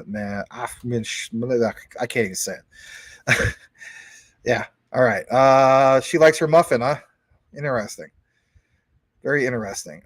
Big shout out to the Crypto Smith, Sean. Now we are the Crypto Smiths. Thank you for that. Hopefully you give him a follow, Mr. Badir. Magic Power says Jasmine is becoming better known and getting more and more attention. And how about this, guys? I had a great pump earlier today. It was like this morning. I couldn't believe my eyes. I was like, man, Jasmine's up to like 17%, man. It's really cool stuff. All right. Let's see here. Hump Not Dump. Yo, what's up with Quant Max Reserve left? I talk about it. What? I don't know what you're saying. I'm seeing there isn't that many quant left. That's fine with me. That is fine with me. More scarce. All right, Blackwood, 12 million left of quants, 12 million even in reservation, 12 million counting the reservation or not. We'll have to get more into some of that. If that's some of the recent updates, right? How much in reservation? You mean in reservation? Reservation.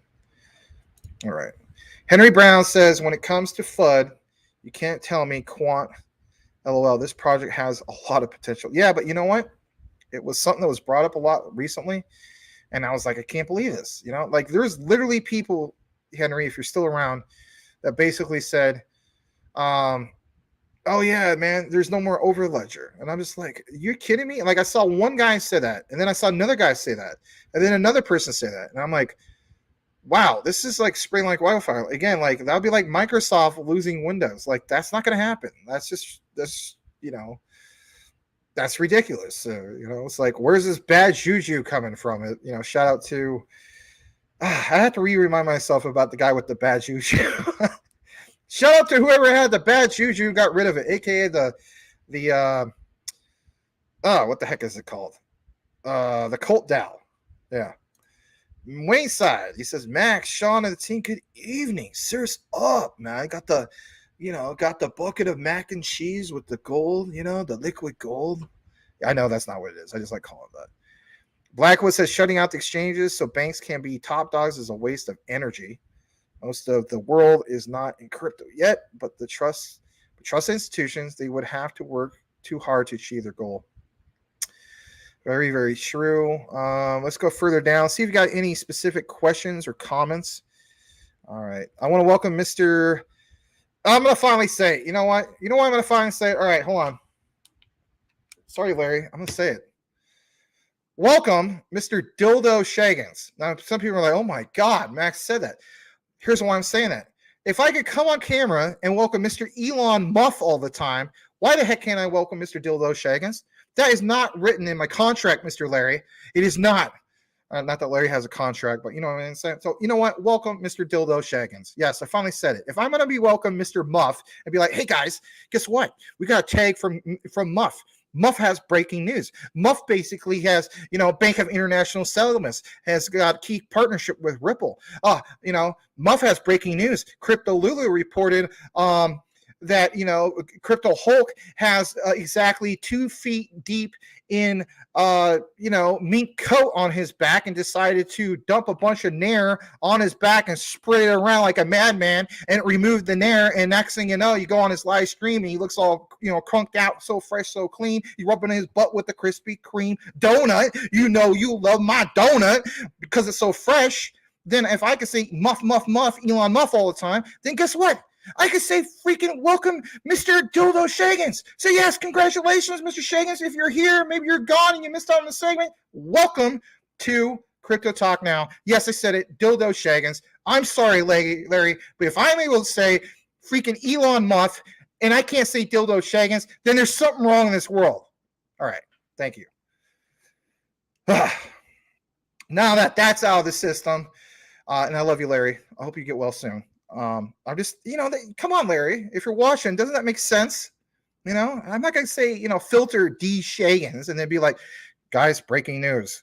Mr. Muff has, breaking news about Crypto Hulk and the Bank of International Settlement. I mean, come on. I already mentioned the word muff like 1,000 times on this show, and I can't say Mr. Dildo Shagans one time. Well, that's not good, Max, because that's the degen talk. Well, it's already out of the bag. The guy's name is Elon Muff, for crying out loud.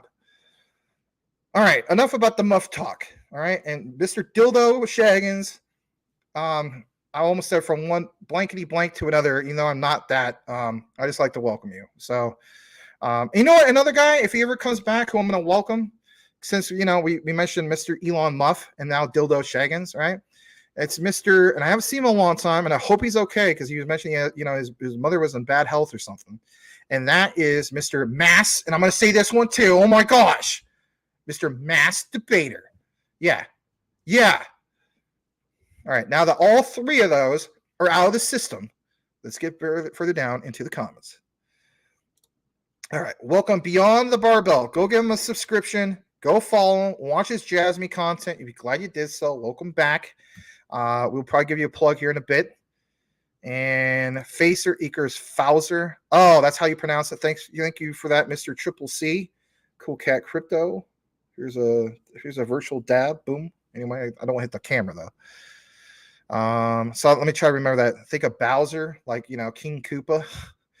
Think of Mario Brothers, Max. Think of the connection, Mario Brothers. Now instead of Bowser, Fowser. All right, Fowser. I'll just remember Bowser, Fowser. There we go. Fowser. Claire Fowser. Okay, thank you. Rand says, I was smoking 13 hours. Wow, Rand. Wow. So this all makes sense to me now, man. We're going to get to this next segment here in a bit, but this all makes sense to me. The reason why you have so much mud butt is not due to the fat juice. It's because you smoke too much, you get the munchies, and too much munchies leads to lots of, things happening in your plumbing, which leads to mud butt. And then, of course, you eat all this munchy stuff, and then you combine that with literally avocado, banana, and milk. Yeah, you're gonna get mud butt, bro. It's all right. Thank you for being here. All right. Oh, you're just messing. Maybe you're just a troll. I don't know. That's okay too. All right. McQuant Copper Plumbing. All right. That's good stuff. Jasmine to the Moon. Welcome. All right. Anyone else getting flare airdrops on Uphold? Max tagged about it. Oh, okay. You can tag me. Let's go ahead and get into it now. How much later? No, I'm only a half an hour behind. I'm not too far behind. All right. This comes straight from Mr. Elon Muff. All right. You may be wondering why Elon Muff. Well, he decided to change his name from Crypto McDizzle to Elon Muff. And if people have issues with that, I don't know what to say. We try to keep it family friendly, but I mean, this whole thing about Elon Muff came out a long time ago. I'm not the one who made up the name. Well, why say Elon Muff? Well, I don't know. I mean, it just comes off that way. I mean, he's basically talking about Elon Musk, but he looks at Elon Musk in a different way, and he looks at Elon Musk as in, he's Elon Muff. I don't know what to say. Maybe people don't like that. Maybe we lose subscribers because I said Elon Muff 1,000 times on the show. All right. So we're going to kick it back down to what we have. Here we go. Zach Rector, is that the one you want me to get into 8 minutes ago? All right, well, that's one of them. So we'll go back into your other one in a bit. So Zach Rector has this whole thing. It says they will be making documentaries about this corruption for the next 20 years. Will the guilty ever be dealt justice? Comes from the digital asset investor. You can see things clearly. You can see things clearly when the blank, blank, blank. I forgot how that song goes. If you want to see. All right, let's go ahead and play this. It's 2 minutes and 13 seconds from the great Zach Rector. Here we go. As you can see here, instead of going through a series of convoluted hops, the stolen funds from the Silk Road accounts went straight to one place, to Mt. Gox. Mt. Gox was a cryptocurrency exchange based in Japan, but it too had suffered a series of hacks to the tune of $500 million. And what this meant was that by the time we traced this to Japan and to Mt. Gox, there were no records available for us to go look at. But remember what I told you about the blockchain, that it's immutable and it's permanent? So we were able to trace the flow of funds through the blockchain from Mt. Gox to a US financial institution. And where that led was also a surprise. Right back to the Silk Road Task Force, but not to Knob, to a secret service agent on that same task force. A secret service agent by the name of Sean Bridges. But Sean Bridges was no ordinary secret service agent. He was joint duty assigned to the NSA. He was also the federal government's foremost expert in Tor and anonymizing technologies. Again, with respect to Mt. Gox, there's not that much here that's all that unique outside of it being Bitcoin related. Bernie Madoff had his company banking at JP Morgan. JP Morgan caught on to the scam about a year before it collapsed. They pulled most of their money out of the Madoff fund, didn't tell their own account holders who were also with Madoff that they were doing that. After everything was revealed, the JP Morgan account holders who were also with Madoff, they sued JP Morgan for violating the fiduciary obligation that JP Morgan had to them, and they recovered over $2 billion in that lawsuit. Thank you. And the JP Morgan executives went to jail, right? No. The JP Morgan executives went to jail? No.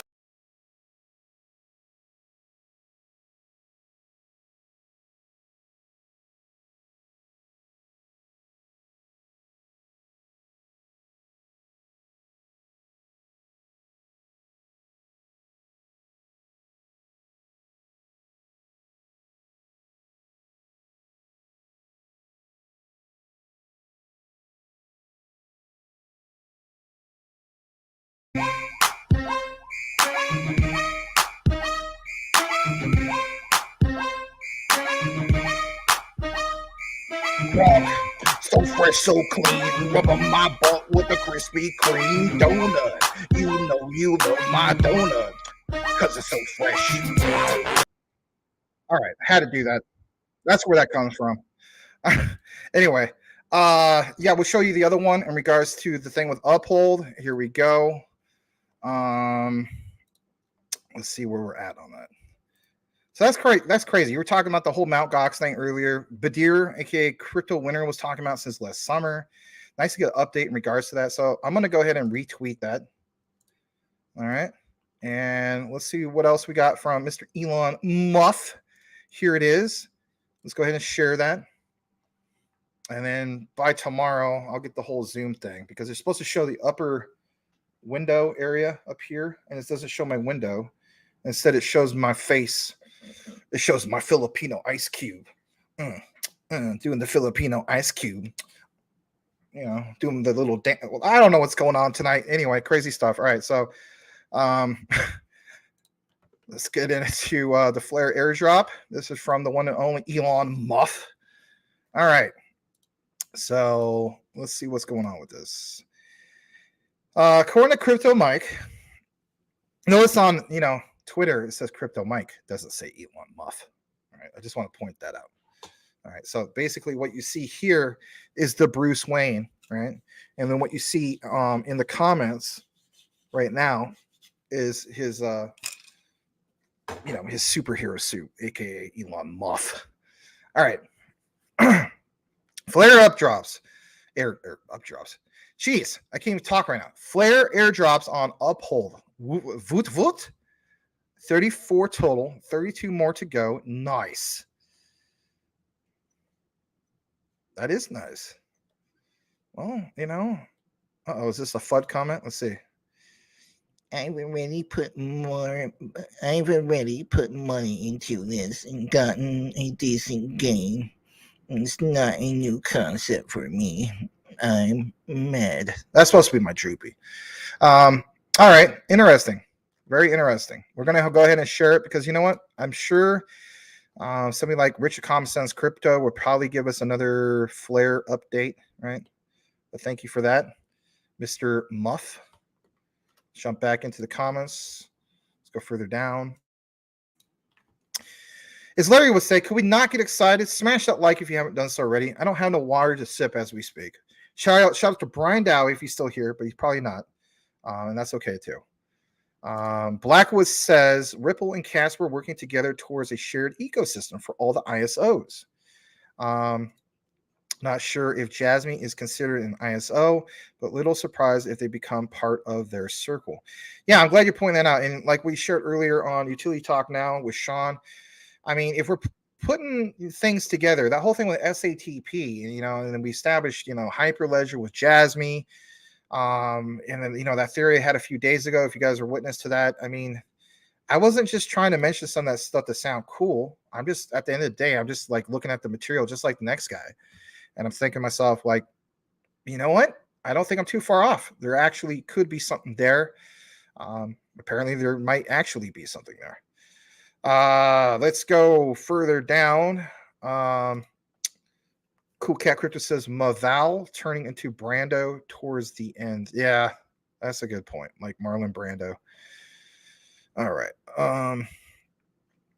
Let's see here. Maval Kilmer taking the nerd under his wing and teaches him how to bang the nerd chick. There's some good movies. Yeah, when you play like Jim Morrison and so on. All right, let's go further into it. Elon Musk has an update. He says, LOL Max, you can stay longer and him to bed. Hey, let's be respectful, Mr. Muff. All right. Not cool. All right. Maval Kilmer filling the professor's house with popcorn. All right. Good evening, Mr. Cash Cats. Good evening, Max. Hello, Sean. Sup, CTN fam. Thank you for being here, Mr. Cash Cats. I did see a comment from, I think it was Crypto High, saying, why is Max so far behind in the comments? Because of my research. My girl's boobs lighten up when she sees Val. Wow. I'm your Huckleberry. Yep. I've been to Tombstone like 4 or 5 times. It's worth it. The only thing you're going to be disappointed, though, is they have paved streets. So it kind of ruins the effect of like a dirt road. They should have kept the old fashioned, dirt road just for effect, but they paved it years ago. So that's the only disappointing thing about it. Yeah, it's not accurate at all. I don't think, historically speaking, Doc Holliday, if I'm not mistaken, was somewhere in Colorado, being tended to for his condition he was getting towards like the end of life with his tuberculosis, right? So I actually have some Time Life books of the Old West, and it mentions some of these specific things. I've also watched some documentaries in regards to all this, but as much as we all wanted him to be the guy who put a bullet in Johnny Ringo, I just don't think that's the case. But I'll go with the Hollywood version. Yeah. I mean, it's kind of like, Inglourious Bastards, right? Obviously that's not historically accurate at all, right? It's fiction, but who doesn't like the idea of a band of Jewish, I guess you could say commandos, right? Who get to use MP40s and mow away Adolf Hitler at the premiere of that one movie or whatever it's called. I like to picture that instead of you know, he took a cyanide pill at the end or whatever, or took his own life, I should say, not cyanide pill. All right, let's go further down. Glad you guys like your Westerns. That's cool stuff. We probably like to, I might watching a movie with some of you guys, right? We can go watch a movie on Cool Cat Crypto's, what is it, Cool Cat? 72-inch, 75-inch? I forgot what you said. And do you have Samsung or you have LG? Let us know. All right. I don't see him here, but everyone's welcome, Mr. B. Ricky, which he's probably gone by now. But that's okay. All right. Let's go further down. Mr. Rain is saying goodbye to Tim Shea, or good night. So good night to whoever had to leave. Eastwood is the GOAT. Yeah, I missed me some Callahan movies. The first three were the best, though. So I rank Dirty Harry, obviously the best one. For me, the second best one was not the second movie, right? Magnum Force. That was good, don't get me wrong. That's my third favorite. My second favorite was The Enforcer, with what's her name? The lady from Katie and Lacey. I forgot the actress's name. You know what I'm talking about. I thought that was a really good movie. So that was my second favorite one. And then all the other ones were like, eh. All right. Raina says, okay, I'm out. See you tomorrow night. All right. Well, God bless you too. April Cornwell says, hey, hope everyone has taken time this week to be thankful for something, whatever it may be. Just be thankful and be healthy. Well, thank you, April. That's a good point. You know, we do that like when we pray at the table. You know, I always say, you know, God help me to be more thankful for what I have instead of what I don't, and stuff like that. So Patrick Collier says, WrestleMania, baby. Let's go. Crypto Smith is in the comments, or was. Stargazer Max, hepatitis C is coming up, or what? Hepatitis C. Why did I read that way? HCC is coming up with Luna Classic NFTs for 50,000 Luna Classic each. Staking NFTs burn 80% rewards and keep 20%. Not bad for those who want to contribute towards Luna Classic burns. I think it's great. Oh, that's cool. Thanks for the update, man. I mean, we haven't covered Luna Classic in a while. I still follow it. I just feel as though it just kind of like with Shiba Inu, it's like there's a lot of content creators. I don't really, the way I look at it is like, you know, I guess you could say I give an endorsement to 2-bit. 2-bit covers it better than anybody, you know, and there's only so much time in a day, you know, so, but yeah, thank you for that update. That's quite the update. That's cool stuff, man. All right. I will never order grilled cheese from a restaurant. Most of them use mayo and not butter. Well, I would just ask them, you know, as the saying goes, communication is a two-way street. I would just be like, look, you know, are you putting butter on, you know, like don't put mayo on it, grill it with butter. I mean, yeah. Mayo, yes. Fat-free mayo, disgusting. Yeah, I mean, mayo's good. Fat-free mayo, no thank you. I know some people like, what's that one called? Miracle Whip. I'm not really a fan of that either. Ranch instead of mayo. I mean, if you're eating like a chicken sandwich. How about this? When I go to Denny's, I get a moons over my hammy. I have them bring me like a little bowl of ranch. And then I take my moons over my hammy, put a bunch of pepper all over the eggs and bacon, take some Tabasco sauce, mix it into my ranch, and then I dip that sucker into that, and it's just magic. It's amazing.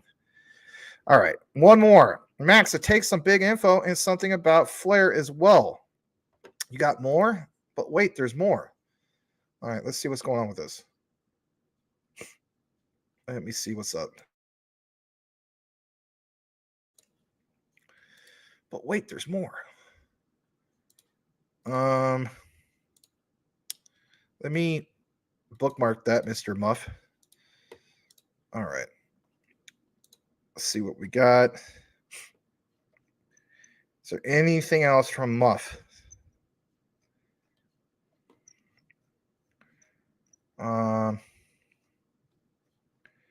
Not really. We had stuff from Mr. Henry Brown, but I'm gonna probably share that tomorrow because he's probably gone by now.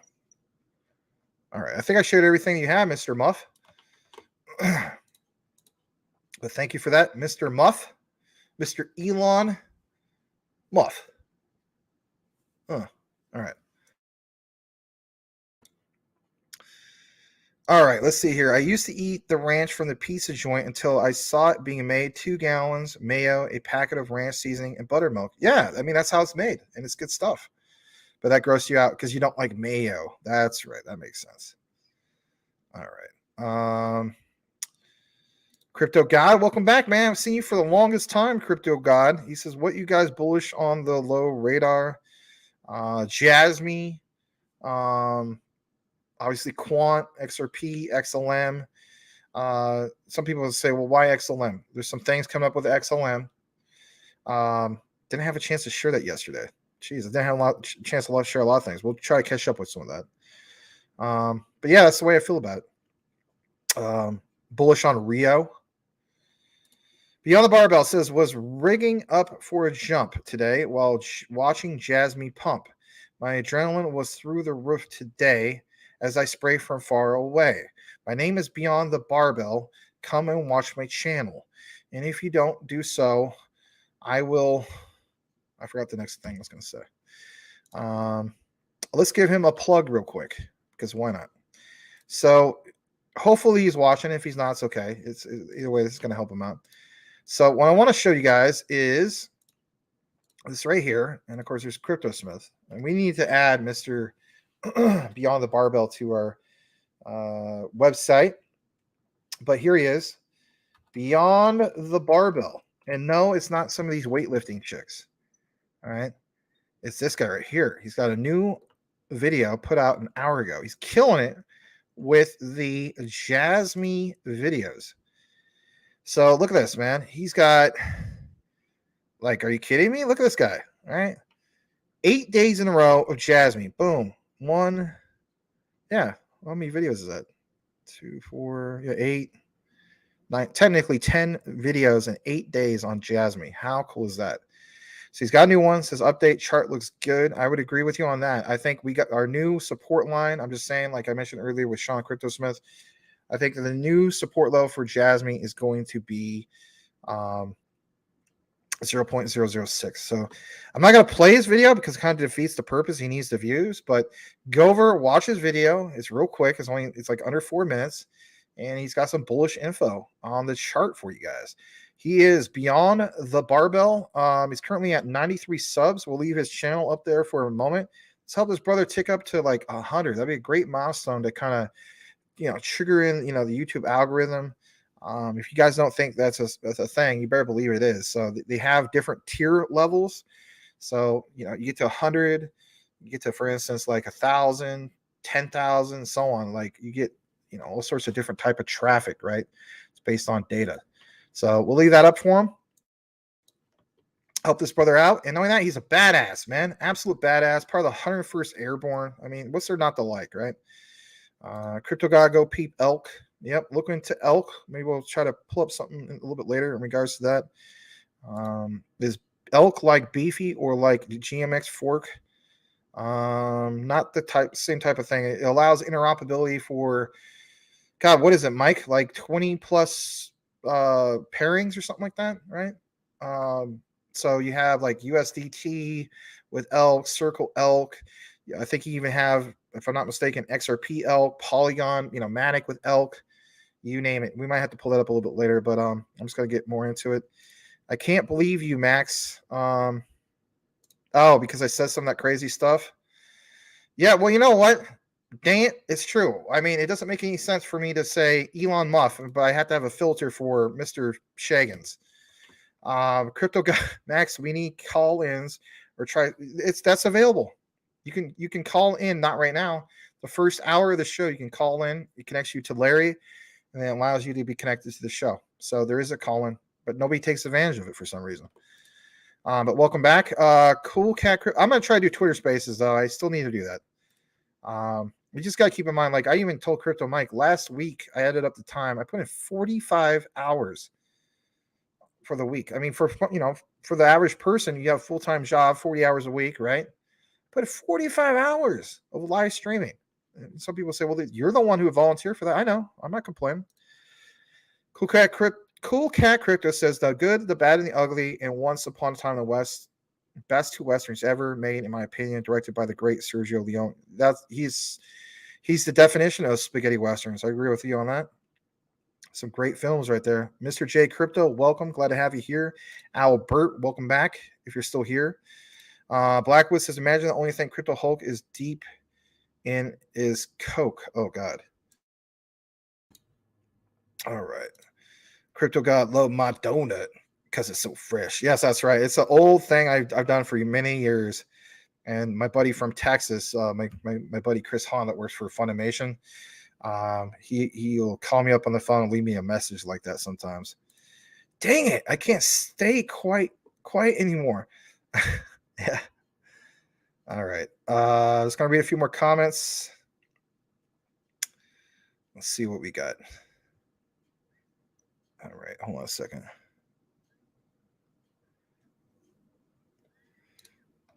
Because we did a huge outline for addressing the quant flood tonight. All right. Yeah, so to anybody who just connected, smash that like. We'll get into some more of our coverage. I think it's a good coin. I just never got into it. I was on the fence of getting into that, or Sandbox, or Decentraland, right? Mana. And the one of the three that I chose, because I had to make kind of like a decision, I decided to go with Sandbox. And I'm still into Sandbox. So you can say I've been hodling my Sandbox for quite a while. I know I hardly ever talk about Sandbox, but I do think it's a decent project, and I'm still in it. It's one of the 47 to 50 that I'm in. Yeah, we did report on that. I do want to start watching that. I heard that's a really good series, and it stars Harrison Ford, which is cool. All right. My rug video. Is that something you have me tagged on? We can get into that in a bit. All right. We talked about JP Morgan earlier with this whole thing of this meeting coming up. Kung Fu Carradine. Dave Carradine? Yeah. All right.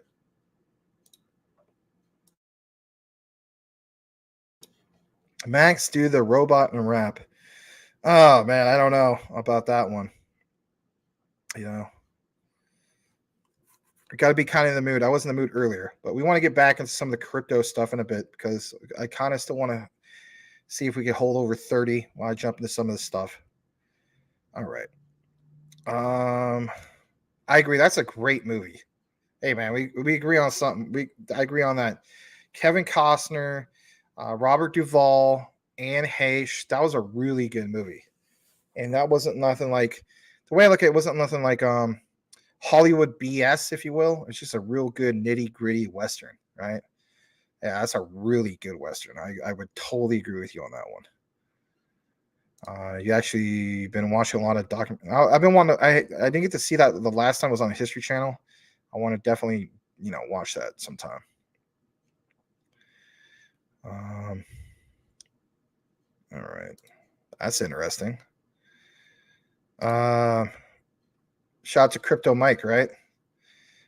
If you only knew. I'll just leave it at that. Paging Crypto Mike. If you only knew. All right, let's go further down. All right, let's see where we're at. Want to welcome back Brittany. Everyone give Boomer a jar of mayo. Oh, geez. Yeah, I don't know about that, man. All right. Beyond the Barbell, thank you so much. Yeah, you're welcome, man. I mean, you're trying your best, like you said. Let's refresh it, see if he ticked up at all. He did. He ticked up a couple, I think. Let's help him get 5 more, you guys. And if anything, what really helps is obviously if you watch his content, right? It's one thing to get subs, but if you don't have anybody watching, but either way, if he gets up to 100, the YouTube algorithm might, recommend him for the next tier, which is cool stuff. Yeah, 100 subs would be huge. Yeah, that's one way of looking at it. Definitely help him out. You missed what I said. Yeah. All right. I was in the 101st Airborne, according to Beyond the Barbell, but now I'm a more elite unit. Oh, really? You're even more of a badass. That's cool. All right. Man, got some crypto Hulk stuff going on with the. So let's jump back to what we have for you guys. And glad, of course, to share some of the content from Beyond the Barbell. props to you, man. All right, so we got something in store for you guys, and if you're wondering what is part 2 going to be, so believe it or not, smash the like. I'm telling you flat out, and this is because you know what? I think this guy's an overall good guy. He's been watching us for like over a year now. So shout out to you, Triple C, Cool Cat Crypto. If you're still watching, this one's for you, man. All right. So let's talk about some BSV. Right. Yeah. Some Bitcoin Satoshi vision. Right. I'm personally invested into BSV, believe it or not.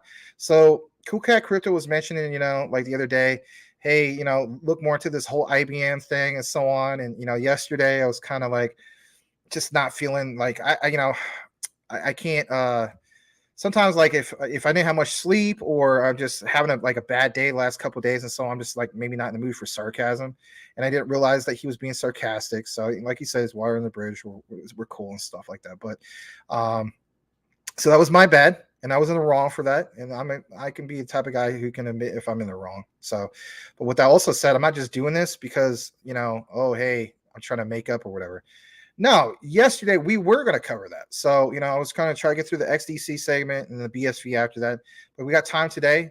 There will be more for BSV probably tomorrow, or XDC for tomorrow, because I do want to, I don't want to like come on here and do a deep dive of research and then not finish it. So if you guys are around for that, we'll definitely finish it up, do a proper video and all that.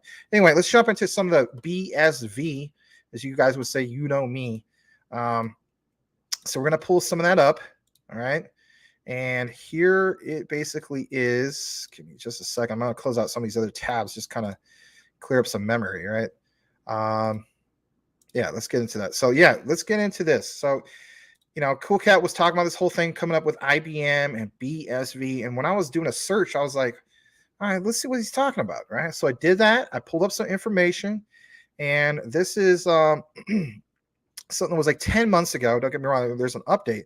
But I want to show you guys this originally, and then if anything, maybe you can drop me like in the chat or Twitter or whatever you want to do in regards to some of the more recent stuff. But here it is. So again, let's talk about BSV, Bitcoin Satoshi Vision. Look what it says here. IBM. Remember we were talking about IBM with the whole thing with quant, real big for Shenzhou, China, right? That whole thing is going live with that CBDC. IBM was obviously working with quant and so on. Massive news, right? So what about IBM working with BSV? It says, here's what we learned. This is from Patrick Wolozik, if I'm pronounced that right. I'm sure Cool Cat could let me know on that. So what happened? What did we learn from that? This, again, about 10 months ago. I have an article that's a little bit more recent as of February in regards to this whole thing with IBM. So we'll jump into that in a bit. But we're going to play a little bit of this. I'm going to play basically about anywhere from 5 to 6 minutes of this.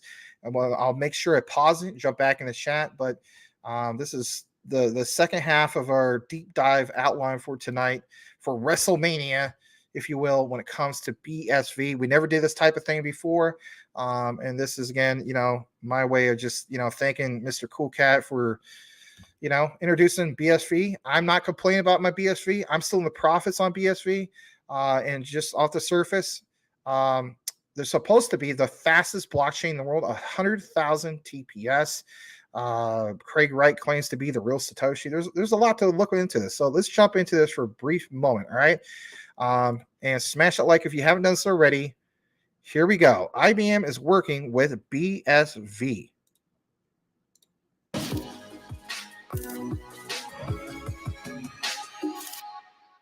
This week, I'm finding out how IBM Consulting is working with a Bitcoin SV startup called CertiHash to develop a cybersecurity product on the BSV blockchain. Sentinel Node, as it will be known, will detect corporate data breaches faster than existing products and so reduce the cost of cyber attacks. IBM's blockchain expert who's working on the project is Patrick Valastrik. You're listening to CoinGeek Conversations with Charles Miller. Patrick, thank you very much for doing CoinGeek Conversations today. Hello, thank you for the invitation. You're with IBM and you have a customer CertiHash, which is a Bitcoin SV business. And what is it that they have asked you to do? So the CertiHash is a company which is a daughter company of another company, Smart Ledger Solutions, based in the US, and they are willing to create cybersecurity suite dedicated for enterprises. And the first product which they are going to deliver is a Sentinel node, and we as IBM are responsible for creating, development of this solution and bringing it live for a CertiHash. Right. And the Sentinel node is a product which we could potentially identify as a second layer security tool. It is dedicated for a data breach detection. So it's some kind of a solution which will let you to find that someone was inside your systems and was trying to modify something, hide his activity. So we are going to detect post factum that someone was trying to steal some data or modify anything in your system. So it's a second layer security solution. Right. Now you're a specialist in blockchain solutions at IBM, but have you had anything to do with Bitcoin SV before this project? Unfortunately not. It's our first approach to the public blockchain infrastructure at all, because I'm working at IBM Consulting in Central Eastern Europe, where I've been responsible for business analysis and the architecture of the solutions which we are building for our customers for 5 years now. And all of the solutions which we have built so far were based on a Hyperledger Fabric, which is a enterprise grade, but the permissioned ledger. So it's rather referred as a DLT, so distributed ledger technologies. A lot of IBM projects are built on Hyperledger. Most of them. I assume we have created something around 1,000 of the solutions worldwide for various industries so far. And now we are going beyond that, and we are also trying to experiment with a public blockchain infrastructure. Like Bitcoin we SV. see the potential of this decentralization and possibility to enter into a Web3 ecosystem. So yeah, BSV is one of our choice, because we saw the potential in this technology, like high performance, the scalability, and the very low transaction fees, which are enabling to create the enterprise-grade solutions. But as you said, CertiHash is part of Smart Ledger in the States, and they are all about Bitcoin SV. What is it that you can bring to help them, since you are new to Bitcoin SV? We are new to Bitcoin SV, that's correct. However, we are not new to a blockchain itself, because we have delivered, as I said, many projects before. The solution itself, from a front end, back end, it's almost the same, what we are going to deliver. The only layer which is changed is the blockchain layer, which instead of Hyperledger Fabric, we will use the BSV, or we could use Ethereum or any other. So we don't have the expertise in this blockchain layer. However, the solution itself is very similar, and what we are going to create is in fact this, what is over the blockchain layer. So we will be only creating the backend, which will be then connected through the API interfaces itself to the blockchain layer, and the blockchain layer will be delivered, of course, by other company who specialize specifically in a BSV. I see. And what has been the general response of you and your colleagues to what you've learned about Bitcoin SV through this project? Through this project, we are going to explore whether the commitment of the BSV association and the people who are using it are real. I mean, if the performance, if the transaction fees, if the scalability, we would like to test it. I mean, and get knowledge whether the public blockchain infrastructure works similarly to what we have done on the permission ledgers. So that's what we would like to get, so expertise in a public infrastructure. So would it be fair to say you've heard all the good things that the Bitcoin Association has to say about Bitcoin SV, and now you're going to find out for yourself? From a technical perspective, we believe that because the foundation is solid, the white paper is solid. We also, based on the other protocols, where we have some expertise. We've been experimenting on ourselves with Ethereum, with Bitcoin, with Stellar. IBM even had a project with a Stellar previously back in 2017-18 probably. So we've been experimenting already with the public infrastructure, and we know how it works. We've got our personal expertise. So now we would like to verify it on an enterprise level, whether it would be a good fit for companies who might be interested in running the solution based on the public blockchain. So is it possible that if you are impressed with Bitcoin SV in this project, in future you might be recommending it to your clients as a solution for other things? Definitely.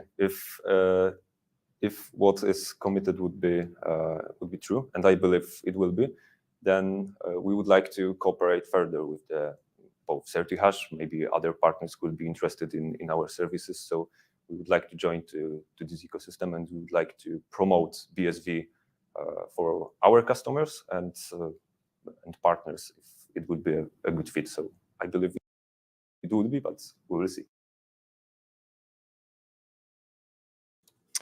All right, we're going to keep it paused right there for a brief moment. Just, now I'm caught up with comments and so on, I want to read a few more.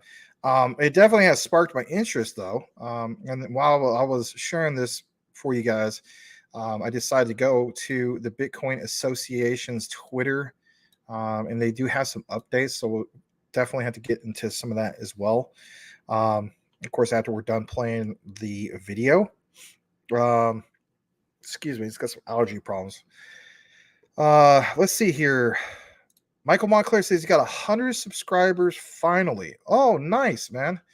Let's see what's going on with that real quick. So, Michael Montclair, you're at the 101. I'm going to show you your tab real quick.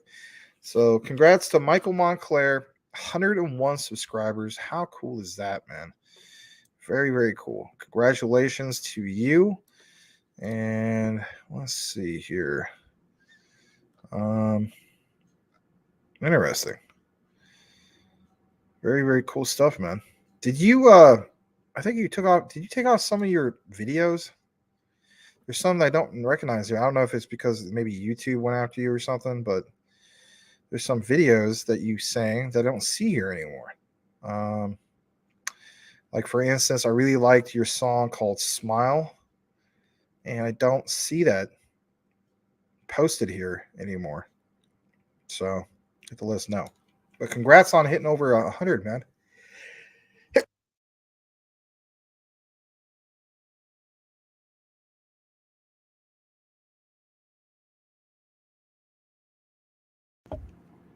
Sorry about that.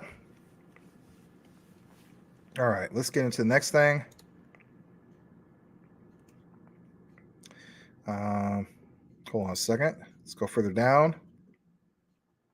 I'll try to pull up that other one real quick. All right. Not the Bitcoin Association, the whole thing of IBM. There we go.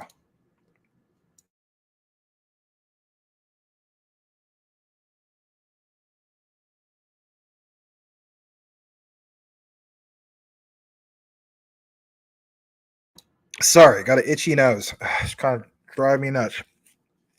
I don't have a runny nose, if that's what you guys thinking. My nose gets kind of itchy. All right. Let's see. Don't be send the 100 first my way. Thank you, everyone, very much. You're welcome. All right. I'll read this from Cool Cat. Says Brian is huge into BSV. Oh, yes. IBM and BSV have been working together a while under the radar. I used to have a cat. Wow. All right. I'm a council member working with BSV and Quant. All right. BSV are mocking each other's postures. That's funny.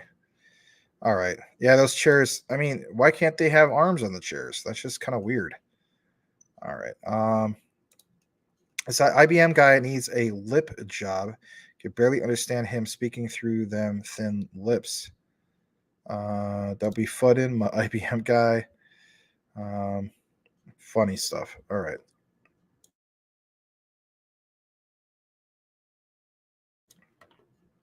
Thank you. Yeah, I almost sneezed completely on the microphone.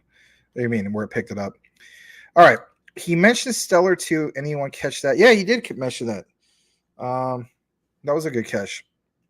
All right, let's see where we're at. Muff states, I just closed my last sale of the day. 5 sales around. That's amazing. Jeez. Maybe I should start doing that type of work out here in the Phoenix area.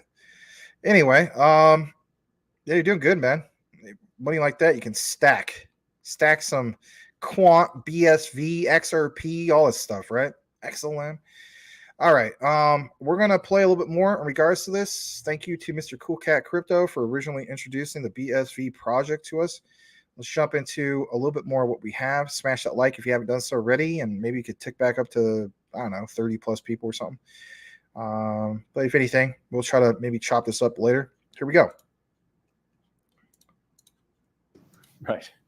And I think from the point of view of CertiHash, there will be an additional benefit from working with you at IBM, because when the product is available, then you will be helping with the distribution and the sales. Is that right? Yes, that's our purpose. If we'll build the solution and we'll find it works like designed, then we would, of course, help the CertiHash not only as a service company who is delivering the solution and building it, but also as a partner who would go to the markets and try to convince the customers that, yes, this solution is enterprise grade ready. You could use it, it's safe, and BSV is a good technology choice for you if you would like to enter into this crypto space, let's say. Right. Is it possible that rather than you helping CertiHash, you're kind of being used by them to legitimize a product that, so they don't have to sell it themselves, that if they've got the stamp of approval from IBM, that's going to be a huge advantage? I mean, there's nothing wrong with that, but is that the way their thinking is going, do you think? Yeah, you are completely right. I mean, in most cases when some company is approaching us, we had exactly the same issue with the Hyperledger Fabric when we were designing the solution, not for the enterprise companies, but for startups. They were trying to, as you said, legitimize their solution because IBM built it, it's somehow certified, and it might be promoted and getting an advantage over competition.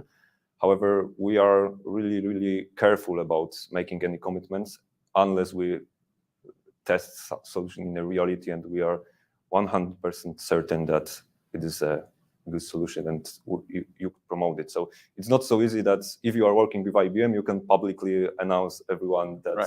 IBM is legitimizing something. You have to get through the all the processes which IBM has set up internally, and then you can make it publicly available that you have built something and it's supported by IBM.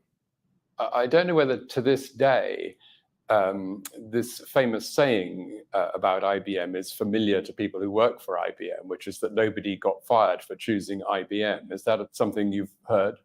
Yes, I heard about it. I'm not sure if it is still valid. However, what you know of people who have been fired, and previously, yeah, I think it was true. But now I'm not sure. I wouldn't make a commitment about that. Right. Well, it's interesting, though, from the corporate point of view, that a massive organization like IBM is working with quite a small organization. What are the sort of dynamics of that? Do you work well as a partnership with CertiHash, and who takes the lead when there's a difference of opinion and different ways of doing things? We are working on the partnership level. However, it is completely new experience for us because, as you said, the big enterprises has a different approach to delivering the services. So from companies like CertiHash or other startups, what we are learning is the fact that we could see how the real agile company is working on, because it is a completely different approach to delivering the services. They are truly agile company. So we are getting knowledge from them how we should approach the agile in a real way, because most of the services which are delivered on the enterprise grades are, I would say, every company today says that we are agile. However, yes. it's not true at all. I mean, they are trying to be agile. However, to learn to be agile, you have to cooperate with the companies who truly understand how this agile works. And the certihash is very agile. They are very agile. Yeah, they are very agile. So we get some knowledge how it works in reality, because we are still we have in our mind that delivering projects should be based on the waterfall, because it's how the corporate is on the waterfall. On the waterfall methodology, instead of there is agile and waterfall. Oh, I'm not familiar with waterfall. Waterfall is approaching a project stage by stage. So you're creating going down from one ledge to another, or something. Analysis, then development, testing, solution, go live. There is no overlapping of the you tick something off before you move on to the next thing. You have to test everything before moving to the next step, and the agile is a different approach. So more chaotic.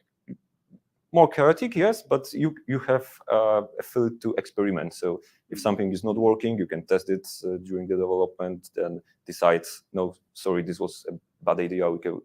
We should change it and approach in a different way, or maybe remodel our product, which we are working on. So that's the approach how the new companies are working today, the modern companies are working today. And it's a very good point for us to learn how it works.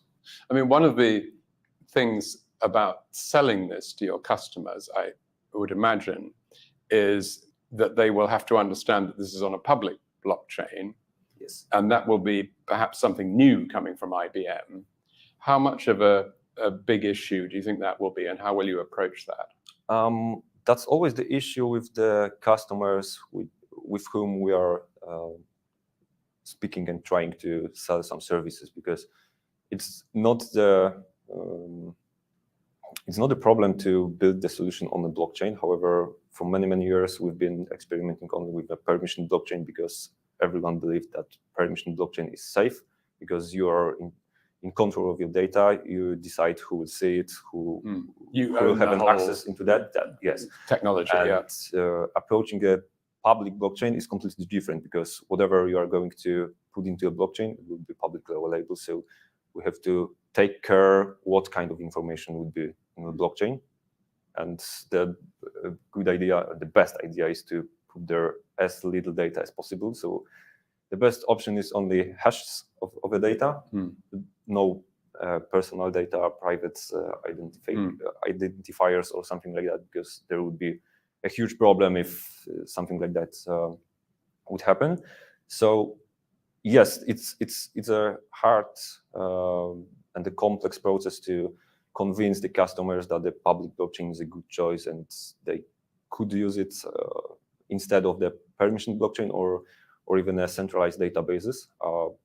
But we believe that more and more companies are open to work on the public infrastructure, and we've got a lot of evidences from other enterprises who worked on a public blockchain already, and they are pretty happy about that. So I mean, I remember probably just a couple of years ago talking to somebody in one of the big consultancies, and they said, yes, well, we probably have to start with the private blockchains because that's more reassuring for big business. But they said it's like a gateway drug. You know, we can get them onto this, then we'll be able to persuade them about public blockchain from.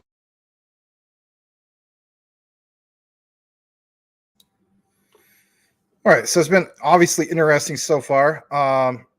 You know, they have some kind of in-depth conversation here in regards to all this, right? IBM working with BSV, what we learned, and so on. You guys are having some interesting conversation with Mr. Muff. I saw some of that. It's pretty cool stuff.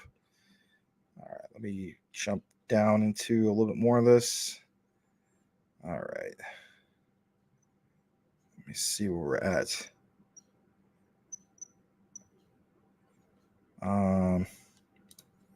That's incredible, man. Fast sells around 40,000. Yeah, 40K, dear Lord. Somebody's stacking some crypto. You know what I mean?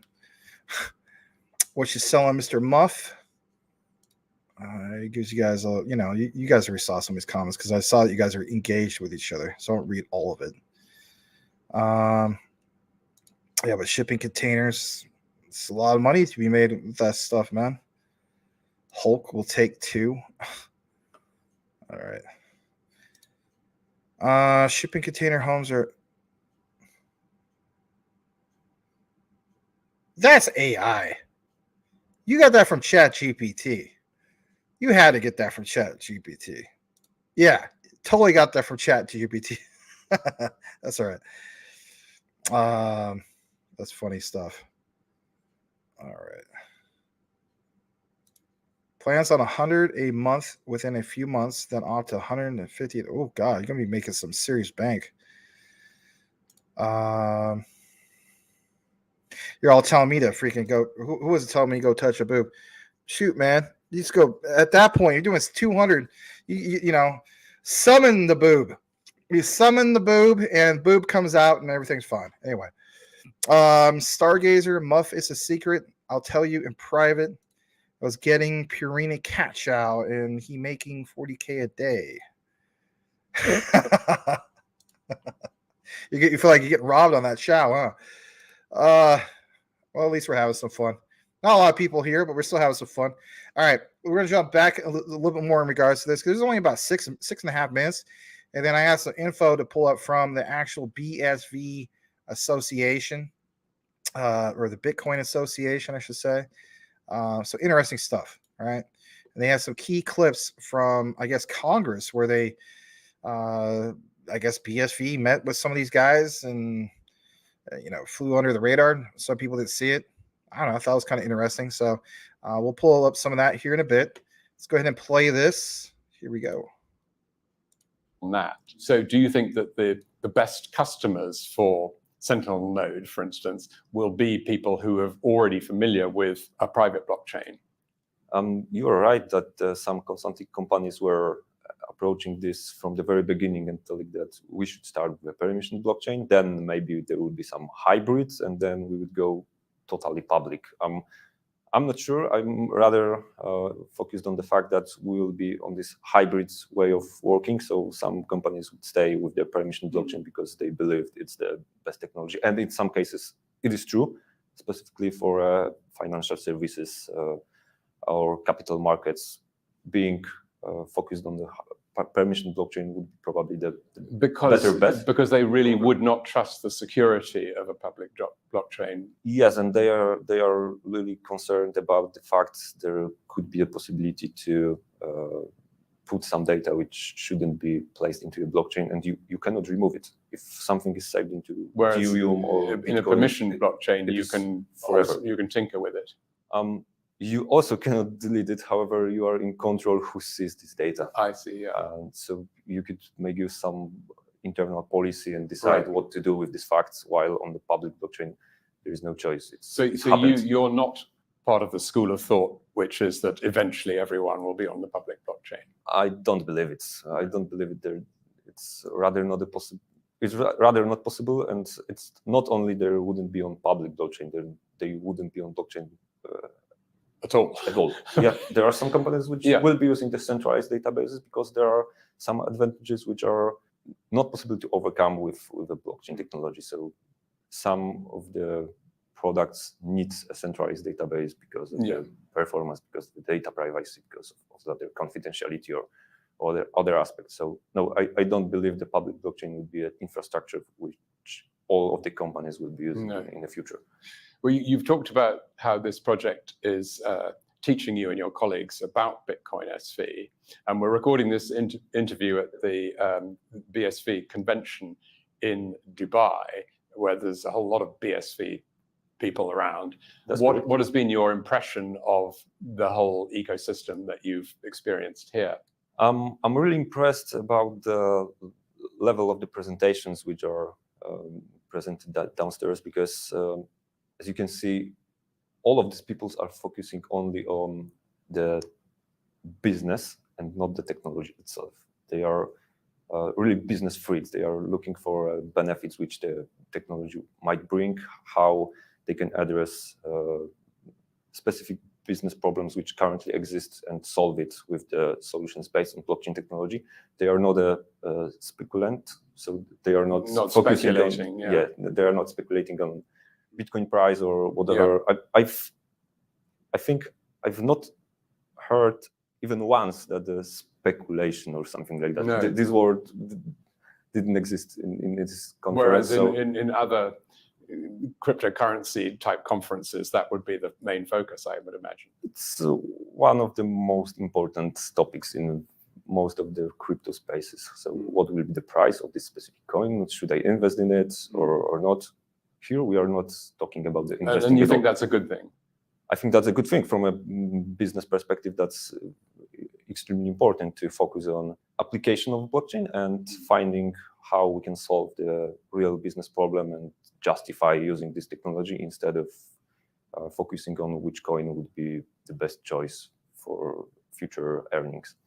So if somebody were to approach you now with another BSV project, you'd be, in general, quite positive about the idea? We would be quite positive, yeah, that's true. So if there will be any company interested in our services, we are really keen to start cooperation, and I hope it would be a good choice. Brilliant. Well, Patrick, thank you very much, and I really hope the project with CertiHash goes well. It sounds really exciting. Yeah, thank you very much also. Thank you. Have a good rest of the conference. Thanks, and same to you.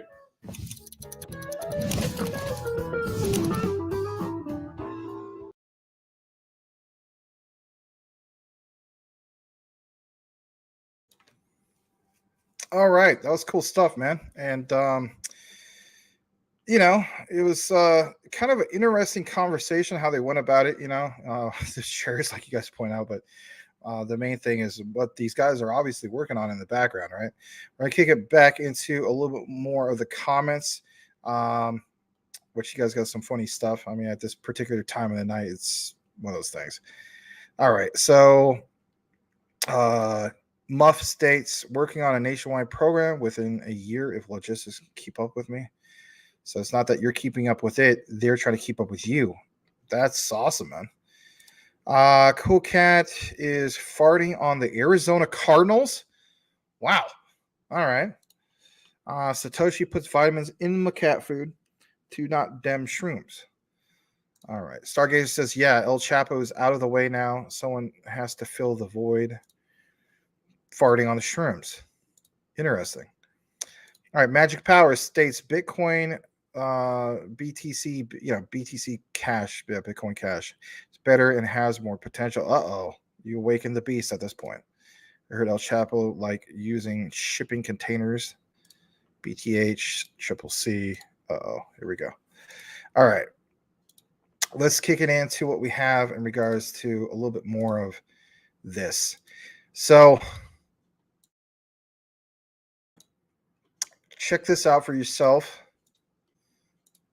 This is, I don't know. I mean, it was a few months ago in February, right? But here's kind of a follow-up, if you will. So it says IBM's Dr. Agata Slater, BSV, and the whole ecosystem is a very good fit for enterprises. You know, earlier we were talking about the whole thing with quant and enterprises and so on, right? Well, what about BSV? We'll play this clip here in a second. But it says, we saw many events focusing on educating the public about the innovations in the blockchain space last year.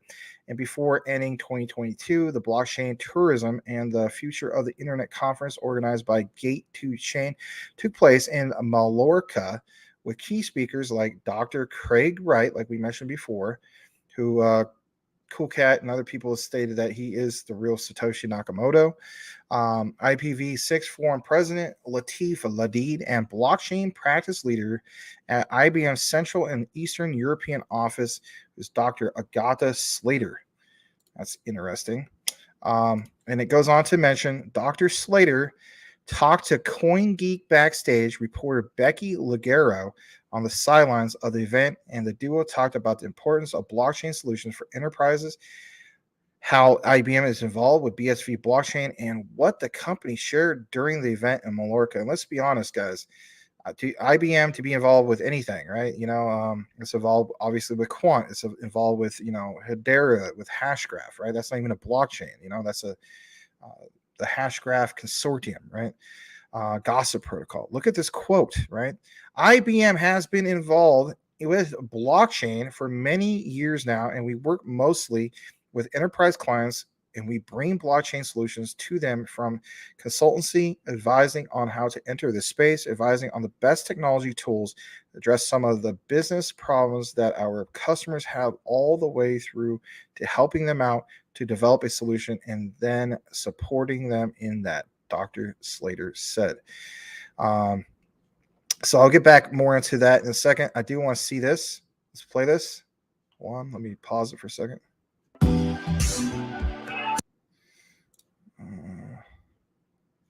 Maybe we'll just watch it on YouTube.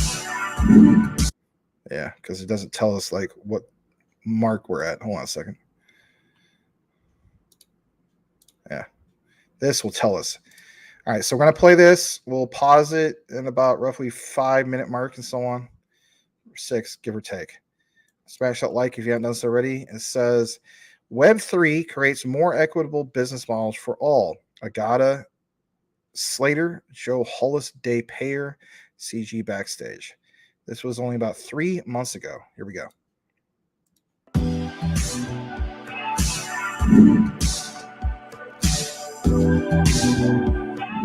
Hey everybody, this is Becky Legero for CoinGeek.com. I am here with Dr. Agatha Slater. She is with IBM. We are here in Mallorca, and IBM has a big presence at this conference here thanks to Gate to Chain. So Agatha, first of all, can you please describe to our audience how IBM is involved with the blockchain space and what you're doing here at this event? IBM has been involved with blockchain for many years now, and we work mostly with enterprise clients. And we bring blockchain solutions to them, from consultancy, advising on how to enter this space, advising on the best technology tools that address best some of the business problems that our customers have, all the way through to helping them out to develop solution and then supporting them in that. So if you have a customer and you're trying to explain to them what value blockchain can bring to their enterprise or their business, what would you say to them? So it depends. It depends on the industry, depends on the use case as well. But I think we're in an interesting point right now where customers are shifting their mindset from wanting to optimize processes to wanting to actually create new services for their customers and focus on bringing value to the end customer. So I think that is a very interesting space because you have to start thinking about how you're incentivizing the user. What are they getting out of being your customer? You know, what are they getting in return? And also how you're incentivizing your business partners, because blockchain, it's all about collaboration, about building that broader ecosystem of value exchange. So we need to have a business model inside that, you know, works well for everyone. It is really difficult, actually. Yeah, I bet it is. And there's so many buzzwords floating around out there, and people are like, what does this mean? What does that mean? All the different definitions. And Web3 is one of those buzzwords. Yes, it is. And I know that you have a way of defining it. Can you share that with us? So the way I look at Web3 is, okay, it's this new iteration of the internet, but what does that mean? I feel that it's helpful to apply some guiding principles to it. And to me, it's decentralization, building that new type of digital economy based on incentivization, engagement, rewards, creating a more equitable business model where value is more evenly distributed. And I know that we're here in Mallorca. We're here talking to the tourism industry here on the island, which is just booming. It's huge. Can you talk to me about some use cases for Web3 and for blockchain, all this kind of technology when it comes specifically to tourism here in Spain? Yeah. Well, I think we can build many new use cases on top of that decentralized infrastructure. The way I think about it is in these sort of building blocks, you know, so I see it as blockchain enabling a technology stack that can open up opportunities for new use cases. And these blockchain enablers, as I call them, is identity, tokenization, traceability, and payments. And if you put all that together, suddenly you have really cool opportunities on how you can engage with your customers. So for example, providing better identity management solutions where your customers do not have to leave bits of information with every different provider and disclose all of them on demand, but that information can be under their ownership, deployed at the context where different bits of information are relevant, and doing that in a way that it's fair to the customer. So identity is one example, which is super relevant for the tourism industry. And also, I think that loyalty systems, that's an area that's deeply problematic right now, that loyalty points are locked in a vendor context. They're not transferable. They're not redeemable. Redeeming is actually opaque. It is not transparent. So it would be better, more efficient for everyone, for the businesses and for the customer, if there was one loyalty system where everybody collaborates, and for the customer, where they can take 1 point that they accumulated one vendor, bring them to another vendor, maybe even sell your tokenized rewards in a secondary marketplace. So that opens up a lot of cool possibilities. Yeah, that's super cool. I love it. As someone who travels a ton, I would love if all these things were connected. So probably all together, your accumulated miles, you would be able to travel the world, for free, but they're locked in each different airline provider. This is the thing. Everyone's like, you must have so many air miles. I'm like, no, it's a different airline every time I travel. I love this. Yeah. I love this. She knows what she's talking about. Love. So if there's an enterprise out there that really wants to get started with this, they just don't really know where to start or how. Mm-hmm. I mean, how can IBM help them? How, in general, what are some first steps that they can take to get involved? All right. So, of course, when we're talking about these new economies, we're still a bit far away from that, for that end game. I got to admit, this is quite interesting. I mean, who would have thought, right? And look what it even says in the background, like you have N-Chain, like, Cool Cat mentioned. Look what's mentioned right below N-Chain, BSV, and IBM. So, I mean, even if a person just coming into this, like, I understand there's all sorts of Bitcoin forks and so on. Don't get me wrong. But like, if I was completely brand into this and just oblivious to all this, for me personally, I would want to learn more about this. I'm just stating that. I'm not trying to, sound cool or anything.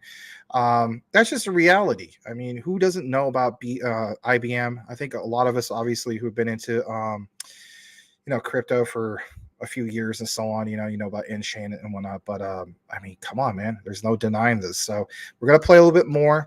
I want to get into the comments just for a brief bit, just to have a nice little balance. But, I do appreciate you guys joining me for, the part 2 of our deep dive tonight when it comes to some of this. So obviously, utility talk now, first half, I guess you could say, was the whole thing with Quant. We're definitely doing this thing in regards to BSV.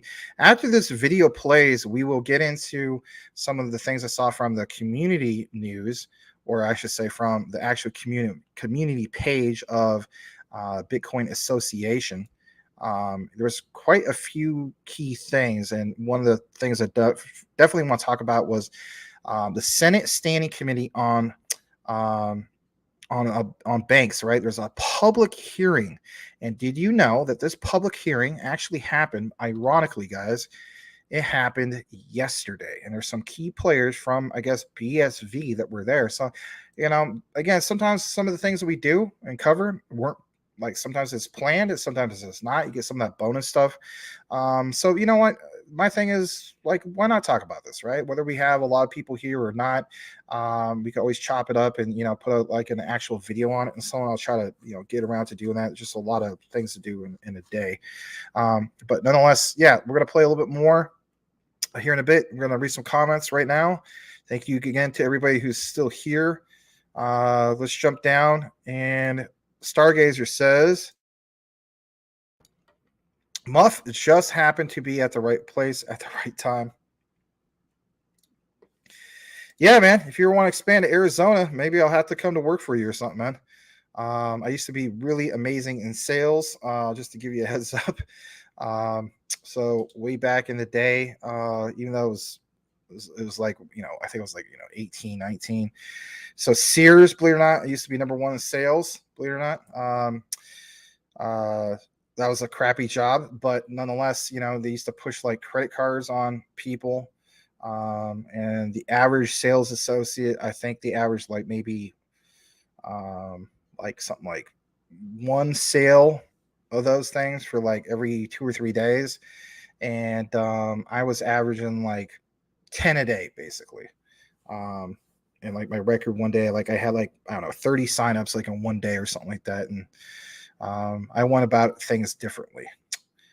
Just to give you the quick gist, back in those days, person would come into Sears, and everybody has the same script, like, hey, you know what? Welcome to Sears. Like you're getting a total. All right, your total's $10.52. Would you like to apply for a Sears card? You can get either 10% off the purchase or $10, whichever you prefer, depending on the total. And that was just a normal spiel. So what they hear is that in their head, and the person typically goes on. They're like, I don't want this. I decided to go about it a different way. All right. So person comes in. I work in the men's department, and so I bring up like some socks or something. I don't know. I'm just throwing that out there. Total's like $10.83. Think about this. I give a different spiel. I tell the guy, I say, all right, sir, your total is $10.83. I'll tell you what. How would you like to get this for 83 cents? Sure. All right. All you got to do is basically get a Sears card. Well, I don't want that. All right. No worries. If you choose not to get it, you can always just, pay it off in 30 days and then cancel it. But, it only costs you 83 cents. All right. I'll go for that. Do that crap all day long. I even had situations where a person was like, I bring up their total and, I tell them like something like, all right, your total is $7.50. All right. Well, with that said, sir, how would you like to get this for free? And on top of that, I'll pay you, $2.50 or something like that, Oh yeah, how's that? Well, you get a Sears card, blah blah. I mean, it was just a different way of wording things. At the end of the day, it's just all math, as you would say, Mike Cormo. So I used to do stuff like that when I was a loan officer. I was really good in sales as well. But anyway, kind of got away from sales. Even with my buddy's roofing company, I'm still technically an employee. Ironically, I showed you guys that commercial I did for him. I mean, some of his sales associates, like, you go out and trying to obviously get, new roofs on houses and whatnot. And I don't know. At the end of the day, I mean, some of his guys that he trained, I don't know, they might get like a couple for the whole day. And anyway, I gave him like 11. One day I gave him like 14 in a day. He was thanking me big time later on. Anyway, years ago, long story, but here we go. All right. So yeah, right place at the right time. I put myself in the processes for a living. That's good stuff, man. Hustle game for life. What's the salary? LOL. Love and live and die by the sword. That's a good point. Yeah, that's just a typo. That's right. All right. On the subject of some of this stuff, you say BTH is better Bitcoin. It's faster and cheaper. I think I mentioned some of this stuff in the back, or already did. Look at the background and Shane. Yeah, we pointed some of that out, man. Cool stuff, right? Elon Musk says Macat dropping. That's crazy stuff. All right.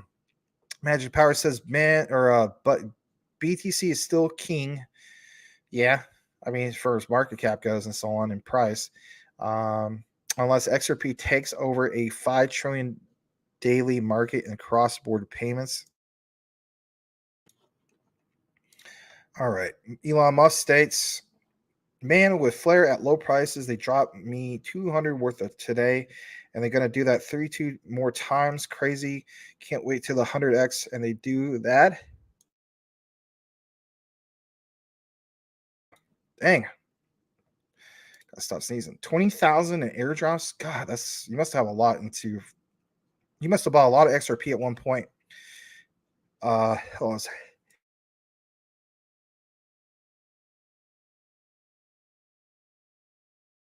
Man.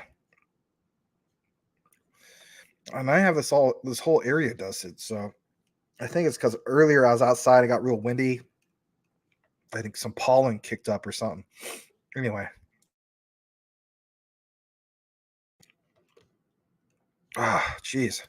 All right, Cool Cat says BTC was hijacked by the Rockefeller Foundation and forked by SegWit. It's not even Bitcoin. So let me ask you something, Cool Cat. Is it more or less just by name that they have that? I mean, do you even technically even consider it like a fork anymore? I mean, some people say it's a fork, but so I mean, yeah, is it just that it's basically just by name, All right. The king is old, and his son, which was born on the same IP, is due to take the throne. XRP. When it rains, it pours. Muff, I am caught in a drought for the last 15 years, waiting for raindrops to fall on my head. All right, says Stargazer. GS, what cold storage wallet can BSV be stored on? I wouldn't know that, but I'm sure Cool Cat probably knows. Bitcoin is defined as, quote, a chain of digital signatures. Bitcoin and BCH remove the digital signatures, making them no longer Bitcoin. Well, that's some good knowledge right there. You know a lot about this. I'll say that much. And rightfully so, because you love talking about it. And anything anything a person is passionate about, they should know about it, right? Triple C says, GS, they making it hard to cold store BSV right now. Yeah, I remember the whole thing with Robinhood, basically forcing people to, either sell it or wherever the heck it was. Because, I mean, technically speaking, you couldn't move it because they didn't have a wallet. Hence why a lot of people don't like Robinhood. I think Larry had Bitcoin BSV at one point, and that was a problem that he ran into. This is way back. This must have been like, before the summer of 2022 when we're talking about some of the stuff. I said it's a good hot wallet to store it. Free from Google Play Store. While we are filling out job applications, I have worked in sales too for many years. I'm not filling out any job applications. I do work part-time, but I don't work full-time anymore. I had to move away from that because of the whole situation with Dad, but I still do part-time. So not a full-time educator anymore, unfortunately, but it's all right. Just not comfortable with the whole thing of my dad being alone, and the whole thing that he had with the cellulitis, and being a fall risk. It's like there's nobody else that's going to help for that. All our family lives in Oregon. You sold 13 cars in one day. My God, interesting. You can sell a ketchup popsicle to a woman wearing white gloves. Yeah. If you're good at sales, it's just about how you spin it, right? Well, I used to flip them from bullpens to buy here dealers as well. LOL, do like 80 to 100 a month. Interesting. Bless you, sir. Thank you, Edward. That deserves what? Let's give him a plug. Let's give Mr. Edward Vincent a plug. We don't have like the biggest turnout right now. Earlier we did. Let's give Mr. Edward Vincent the plug. Rumble, top shelf crypto. Yes, let's give Edward Vincent a plug. Here he is, Mr. Edward Vincent, a top shelf crypto. Let's full screen this. Crypto news, NFTs, and more on Top Shelf Crypto. Last 4 days ago was ISO 222 live signals. You gotta keep in mind. I mean, he's a busy man. I know. I remember that you were always, working full time, doing stuff, right? Marketing, right? Remember you said you were into marketing. But yeah, give him a follow. Again, we are following you. I'm not signed in at the moment.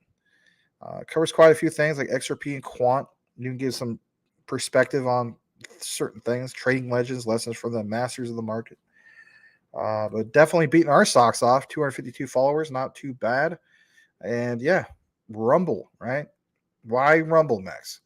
Well, because with Rumble, there's just not as much. You don't have to worry about as much copyright stuff and censorship. Cool stuff. All right. All right, let's go further down. Yes, Bitcoin is nothing more than a fork of the real Bitcoin, or BTC. I mean, it's having tons of money pumped into it to pump the price. Brittany gives the thumbs up. Triple C says, I hope you didn't sell the black Trans Am. All right. Edward Vanson says, indulge in a daring and unforgettable taste experience with a tangy ketchup popsicle that will add a bold statement to your style. What the heck? That must have been AI too. 4 days. Dang it. I need to turn them things back on. Ketchup popsicle sounds it sounds disgusting is what it sounds like. I just sold one of my cars, a Cadillac CTSV IS6 T56 tranny. Interesting. What year was that? All right. Let's jump back to what we have on this. Here's a little bit more. Yeah, there is. All right, let's play a little bit more of this. I think we'll play at least like 7 minutes or something, and we'll pause it and we'll play the rest. Here we go. Smash that like. Here we go. But enterprises, to be honest, to become relevant, to stay relevant, they need to start experiencing with this space now. We're still very much in a sandbox phase, so it's okay to experiment. And identifying key, maybe primary use cases that are in line with Web3 principles would be somewhere I would start. But important thing is to apply value as a keyword to those use cases. So what sort of value are you bringing to your customer? What new experiences are you providing? How are you incentivizing your customer to participate? So thinking about that. And also, of course, revenue is important, but right now it's about experimenting, testing stuff out, testing out the technology, building the right capabilities, playing around with that a little bit. See if we can target new clients through these new offerings, or how we can enhance the user experience of our existing clients. Very good. And we had Dr. Craig right here, who clearly is talking all about BSV Bitcoin. Why is it really important for these enterprises to be really looking into the blockchain that they are using, and what's the main components that they should be looking for in that? So enterprises or end clients, they actually do not generally look at the protocol layer. They're all about solving the problems that they have. Love it. But it's about the technology provider or a service provider, such as IBM, to select the technologies that we feel address those business problems best, and we believe that the BSV and the whole BSV ecosystem is a very good fit for enterprises. Enterprises care about scalability, they care about low transaction fees. BSV has that. So we're actually very excited to talk to them about BSV when it comes to that. I mean, you make a very good point that the end user really should not have to worry about the technology running in the background. So thank you for pointing that out. And thank you so much for taking the time to talk to me here today. It's so nice to meet you. No worries. And enjoy your time in Majorca. Really glad to be here. Thank you so much. Hey everybody, this is Becky Leggero from CoinGeek.com. I am here with Joe from Gate to Chain, who has organized this amazing event here in Majorca, where we've gathered lots of the bright names in the BSV industry, blockchain, IPv6, tourism, right here on this island. So thank you for that, Joe. This has been amazing so far, amazing. So can you tell us what the purpose was of this event? What was your main objective? So, well, it was very simple. It was about introducing Bitcoin to Majorca and to Majorca's tourism industry. So we have offices in Majorca. I actually live in Majorca at the moment. So it just made perfect sense because in the end, there's a huge tourism industry based in Majorca, but that has tentacles all over the world, and they're always in need of innovation. Tourism is an industry that works on very small margins, very large volume, especially on this island. And there's just so much Bitcoin can do for the industry. It's massive. I love it. I love it. So what was the flow of the experience that we've had here in Majorca, all the way from the conference to the meetings to the villa? What have people been doing? Well, we've had lots of fun and lots of meetings. We kicked off day one with the conference itself, which was all morning. We had kind of like two parts. So there was, before the coffee break, the first hour and a half was more big picture, introducing blockchain in the context of the history of internet. So the parallel between BSV and TCP/IP. So we had Latif and Craig talking all the big picture and doing all of that. Then after the coffee break, we had more straightforward, down-to-earth examples of clear things that blockchain's doing today that could impact the tourism industry. We had a couple of meetings in the afternoon, more meetings the next day. We have closed a plan with the Balearic government and the Balearic University. So the Balearics, that's the archipelago of Mallorca, Ibiza, and Minorca. This is just off the coast from Barcelona. So we've closed this plan to set up a IPv6 Balearic Council. You're leading that up, I do believe, which you've said, yes, congrats. By popular demand, yes. Definitely. So yeah, amazing. That's actually really exciting. We've already got a big office for that, and it's in this tech hub, which is next to the university. So that's going to be really cool. We've had meetings with the big hotel chains here. Lots of them. Thank you.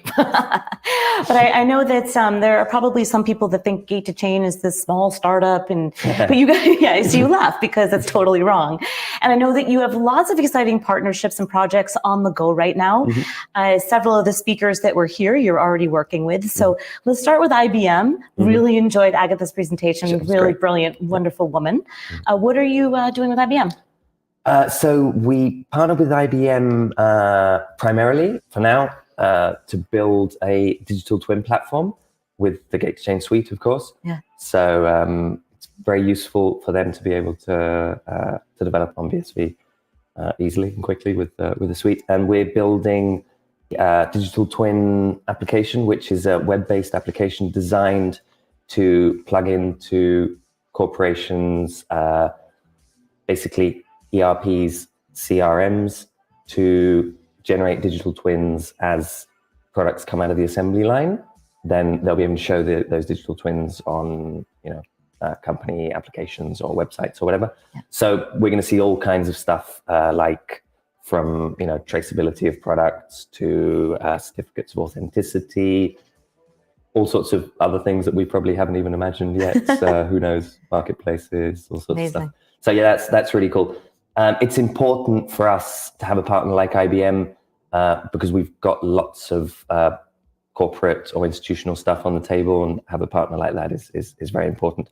As is the partnership with nChain, of course. Yes. Tell us about that. That's very, very important. Obviously, nChain being nChain, we're pursuing quite a few things together. We've built what we've built thanks to their original vision and IP. Yeah. We religiously read all the patents, or we try to. It's difficult to keep up. Impressive. We have a team at it. But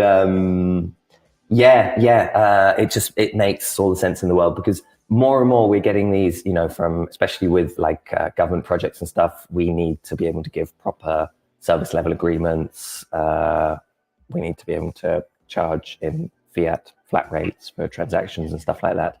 So working with nChain has allowed us to make sure that everything that we're doing is perfectly secure, scalable, and they're a perfect partner. Amazing. Look at that. So great.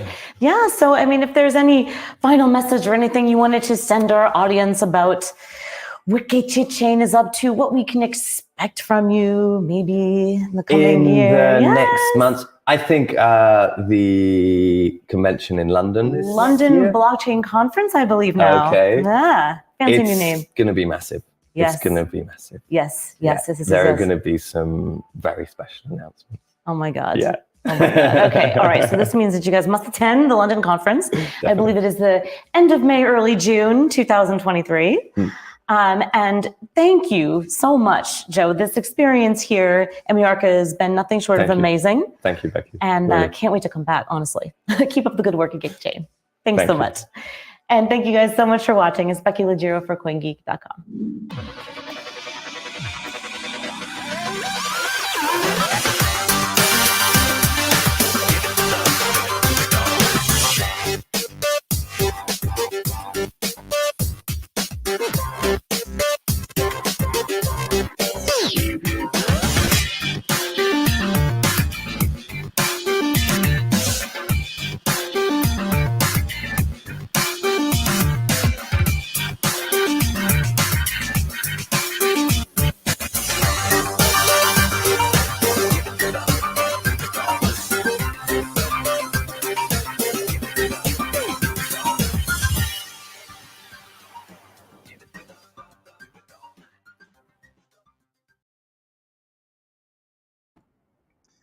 All right.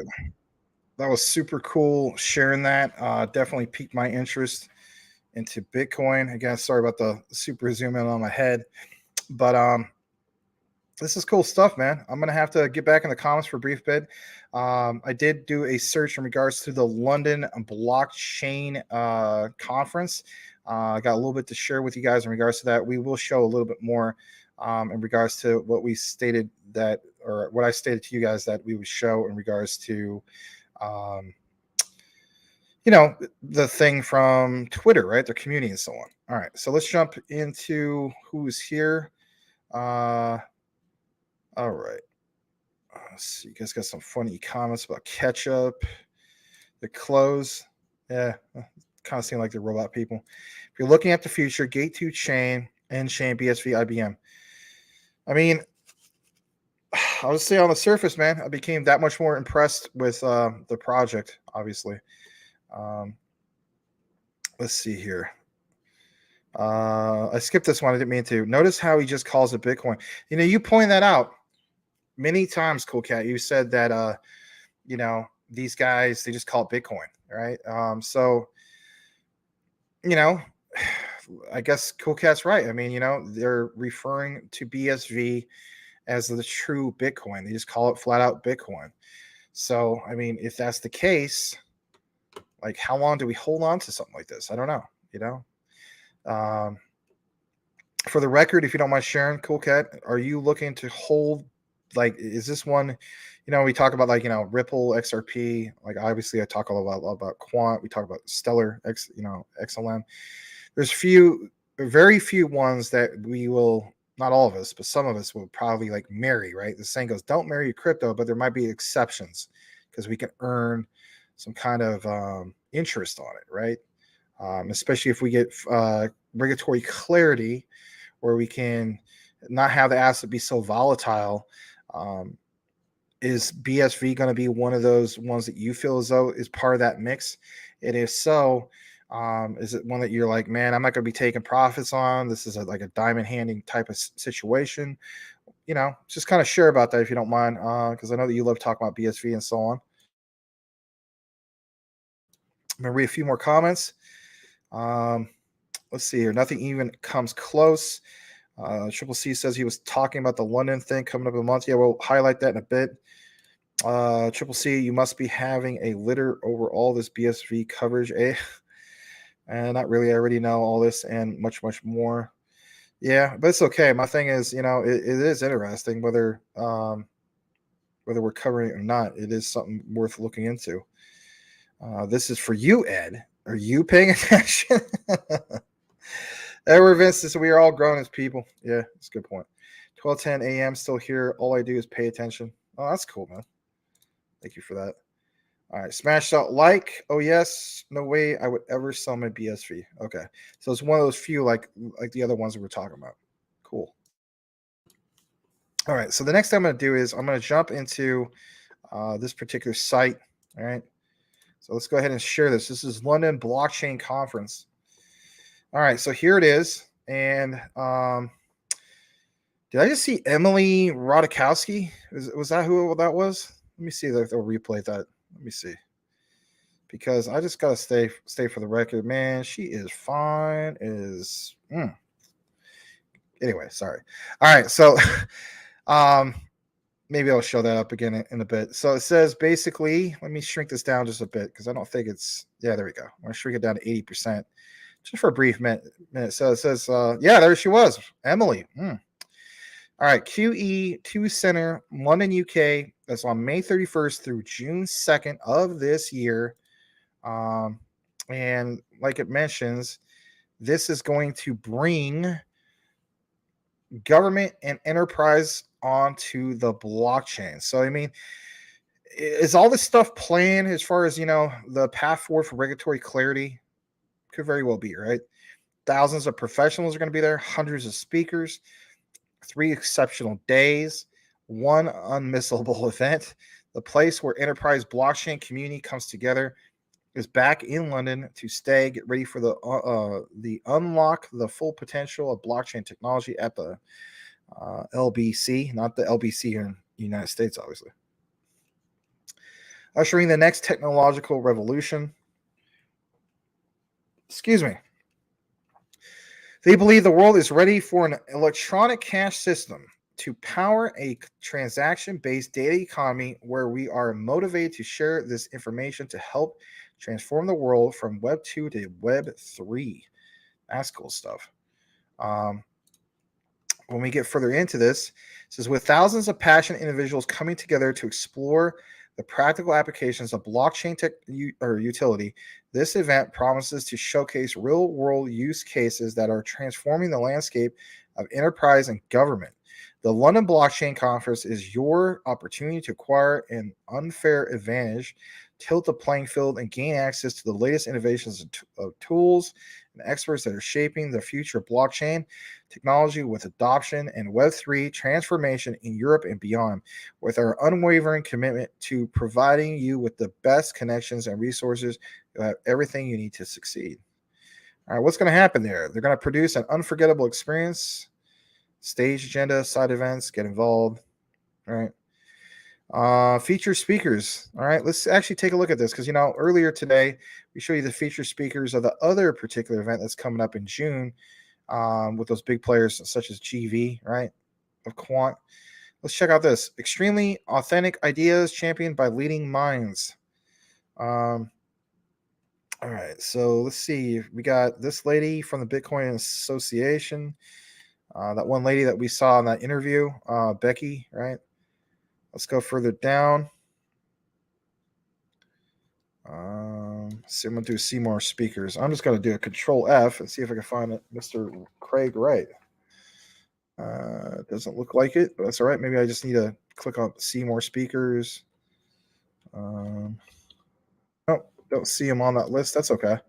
Maybe they just need to add him. You never know, right? All right, let's see who else is here. Todd Price of the Bitcoin Association. So again, that would be a BSV guy, right? Because on the Twitter, it says those guys, they don't call themselves just like BSV. They go by Bitcoin Association on Twitter. That's one thing I definitely have known. So I imagine he's from that particular project. Let's click on him for a moment. He is a curriculum specialist, Todd Price. He is the former neuroscience and anatomy tutor. He has a strong background in education, communicate abstract models for complex systems, right? I mean, all sorts of stuff. See, I'm learning, Cool Cat. I'm learning this stuff already. I was right? As a Bitcoin enthusiast for over a decade, it was the liberation of the Bitcoin protocol as BSV, which allowed him to develop the deeper comprehension of the system in intricacies. Todd has a keen interest in data science, software architecture, metanet, and the networking behind Bitcoin, working with various groups to explore the synergies between BSV, blockchain, and other protocols such as IPv6. You're always talking about this, Cool Cat, IPv6, right? So that's pretty cool. Obviously, some other guys are here. All right. Yeah, so let's see if there's any other guys from BSV that are going to be here. So let me see here. I guess he's going to be the main guy. Oh, there's another one. There is this guy. So let's just to see how many guys are from the association. Let's just type in assoc like that. All right. There is, hold on. Let's start off on the top. So Alexandra Los is from the Bitcoin Association. You have Darren Kellenschweiler, head of application development, Bitcoin Association. Evan Freeman, director of education, Bitcoin Association. Jad Wahab, director of technology, Bitcoin Association. Let's see if there's just a tad bit more. Marcin Zurkowski, chief of staff, N-Chain, executive committee, Bitcoin Association. All right. Martin Coxall. What a name. Sorry. Head of marketing, BSV, Blockchain Association. All right. Sean Ryan, director of corporate relations, Bitcoin Association. All right, so just for the heck of it, let's see if this is really all BSV. So we'll just test this out real quick. All right. So this lady, let me see. Don't see any mention about that specifically, but doesn't mean that she isn't. All right. Let's jump back for a second. Let me jump back. Let me jump back again. Let me click off of that. Whoa. The site's kind of funky. All right. Here we go. So all speakers. I clicked on that. We'll do Darren. And head of application. I don't know. I mean, maybe all these guys are technically speaking BSV guys. I don't know. If anything, I'll do a quick search on this guy because it has me interested. Darren Kellenschweiler. What a name. Kellenschweiler. What's his name again? Darren. My bad. Darren Kellenschweiler.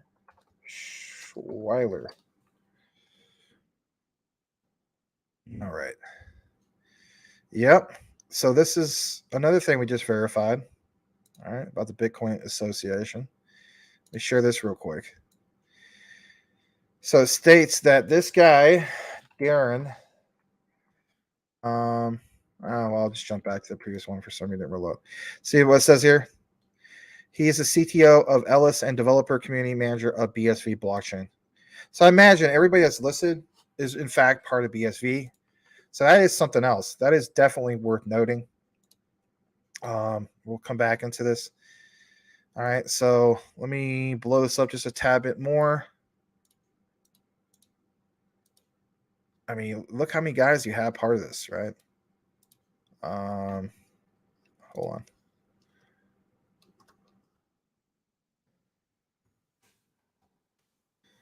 I mean, at least what? Oh, I gotta click on more speakers. My bad. Hold on. I think there's like 9 total, if I'm not mistaken. Well, there's at least 7. So the point is, like, they definitely stand out, right?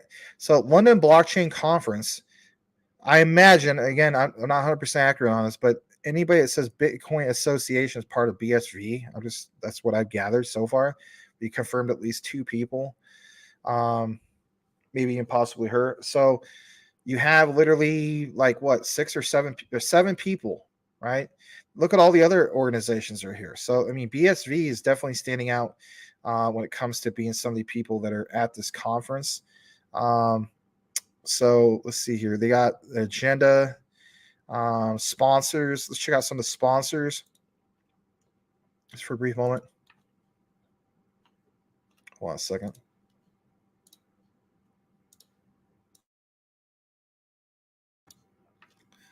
All right. All right. So over here, you got some of the big partners, right? Headline sponsors, what you see here: Air Ventures, N-Chain, Bitcoin Associations, and BSV, Block Dojo, Silverline, CoinGeek. We'll have to definitely pay attention to what happens on that particular week. That's pretty cool stuff. But yeah, glad to share that. I'm gonna jump back into the frame.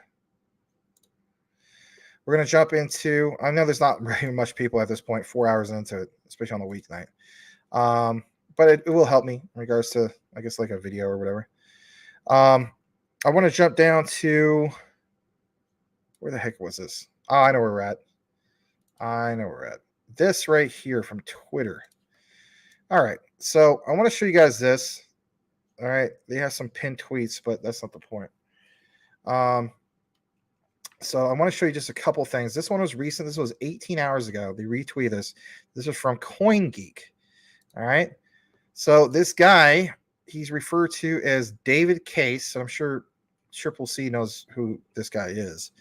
I'm going to blow this up, but he spoke recently. And when he did, oh man, that's too big where it's not looking all that great. All right. Yeah, this was posted earlier today. So it says David Case talks implementing 1 sat ordinals on Bitcoin SV says at block height 783,968, the BSV community started creating 1 Satoshi ordinals. All right. And these are essentially non-fungible tokens as in NFTs with globally recognized serial encryption number. And it says he caught up with him to ask some cool questions, not cool questions, about the protocol, APIs, so on and so forth, right? So basically, why implement this?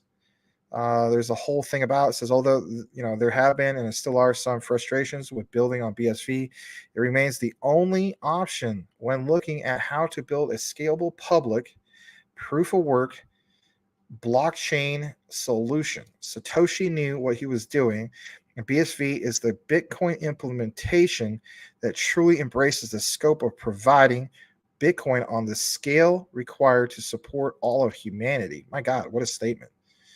Says, as someone who has had the most hands-on development with Run, how does 1 Sat ordinals compare? It says 1 Sat ordinals tries to accomplish much less than Run does. Run provides a means for defining complex rules on how the state of a token is transformed.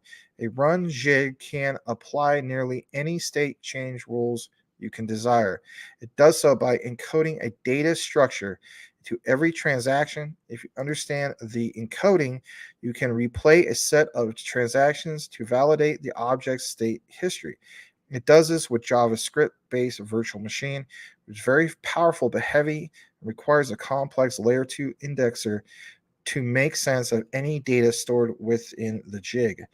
1 Sat ordinals, on the other hand, is much simpler. You can inscribe data onto an existing Satoshi and transfer ownership of that Satoshi to another individual in the same fashion that you can transfer any other Bitcoins. It relies on the immutable characteristics of Bitcoin to allow for more complex use cases, but with much simpler indexing requirements.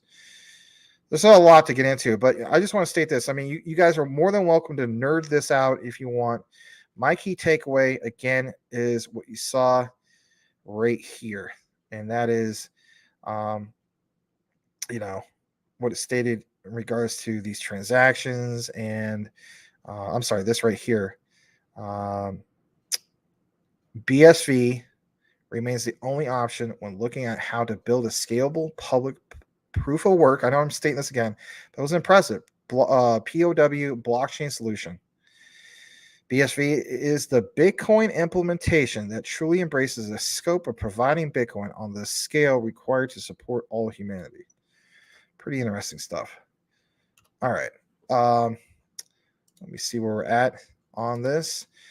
I want to jump back into Twitter real quick. I want to show you guys another particular thing. So I went further down into this. There's a meeting in, obviously, in Seoul, South Korea. That's not what I want to show you. I want to show you this right here.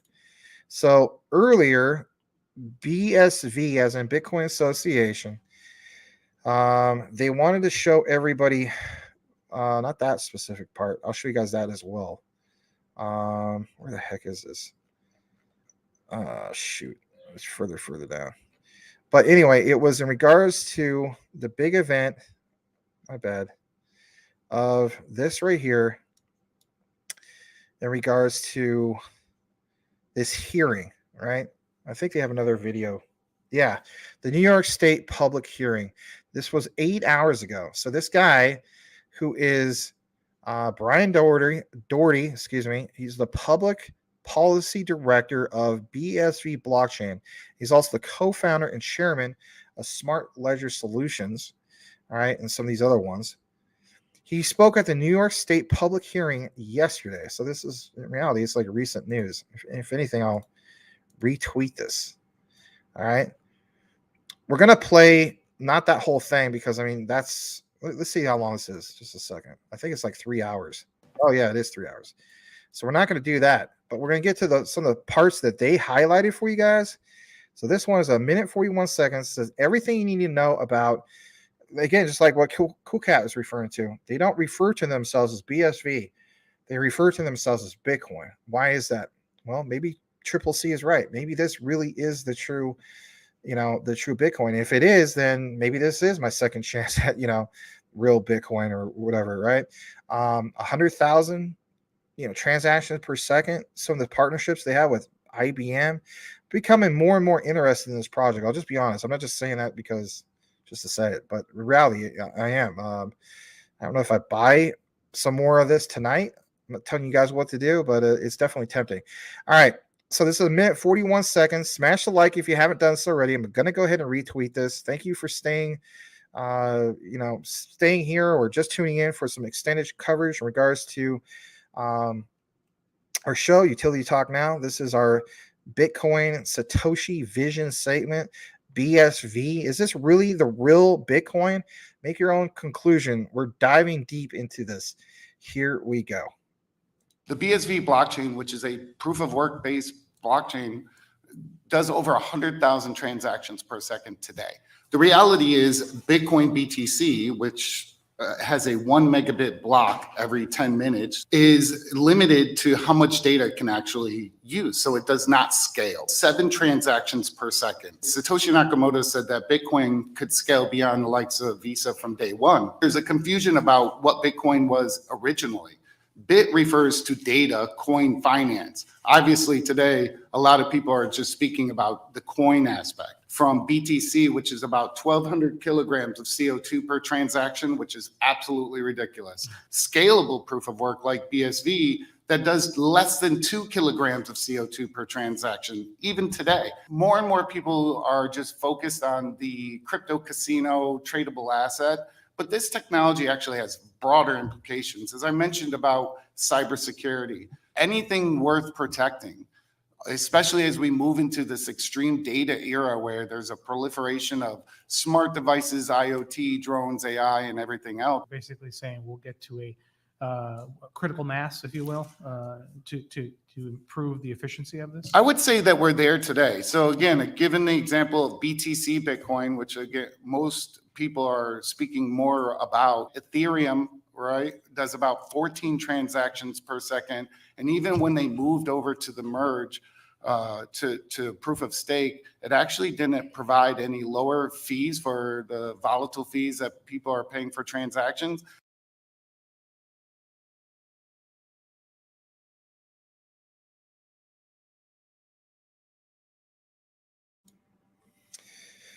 Wow. I mean, could we recognize a few things? So that's at the New York Senate hearing, right? The state Senate hearing.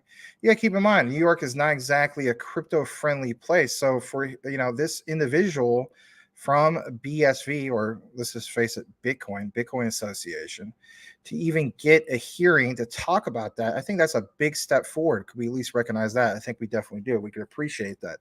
So my thing is this, some of the things that he mentioned, he's referencing the original, Satoshi white paper where Satoshi mentions the whole thing of, what was it with Visa and so on. Like it's supposed to be apparently faster, but again, if you're referring to BTC, it's like dinosaur technology. Is BSV the real ones to get it done? Might be the case, right? I mean, he definitely brings up some of this stuff. So you have all these big players from BSV. They don't even really technically refer themselves, like Triple C has mentioned, as BSV. They just call it Bitcoin, right? I used to think, I didn't know what to think when Cool Cat mentioned some of this stuff where he was like, he just calls it Bitcoin and so on. He's like, why don't they just call it BSV? Well, I think you saw some examples in regards to that. I'm going to show you just a tad bit more of what we have in regards to some of this. Hold on a second. So I'm going to pull that up. So that was one of the key highlights. There's a few more particular highlights here. Let me see here. Here's another one. So this is like a mic drop moment. Maybe this was something that we already played. We'll just take a look. So basically it says almost, I'll share this. Sorry. Give me a second. All right, so it says almost a mic drop moment from Brian Doherty, right, at the New York Senate Standing Committee on Banks hearing this week. It's all about the scaling. You also got to keep in mind, guys, this is literally yesterday, right? Yesterday. But this was posted earlier today. in regards to the specific meeting. This is only like 38 seconds. So let's go ahead and play this.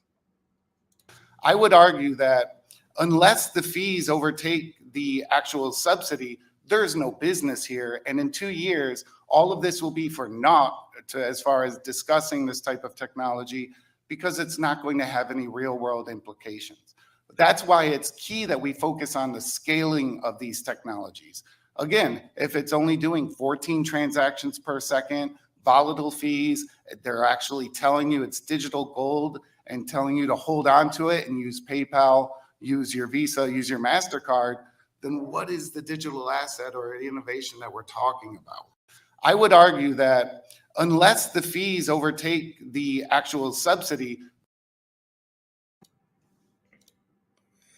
My God, you know what? I am totally convinced of this thing. Before, like, I was kind of speculative about this. I'll be honest, I'm kind of completely convinced about this. I'm not even kidding.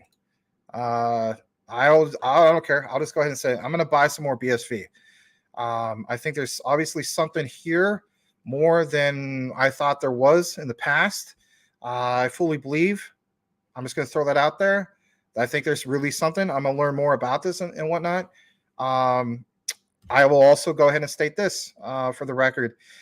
So we have tags, as you guys see, which says utility talk now, hashtag QNT, XRP, XLM, XDC.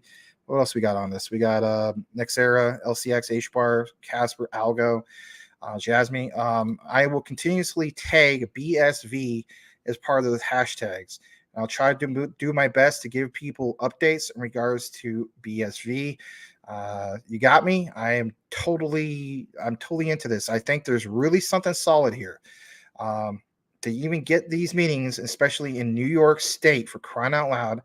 And then some of these things are going to happen, like we saw with IBM.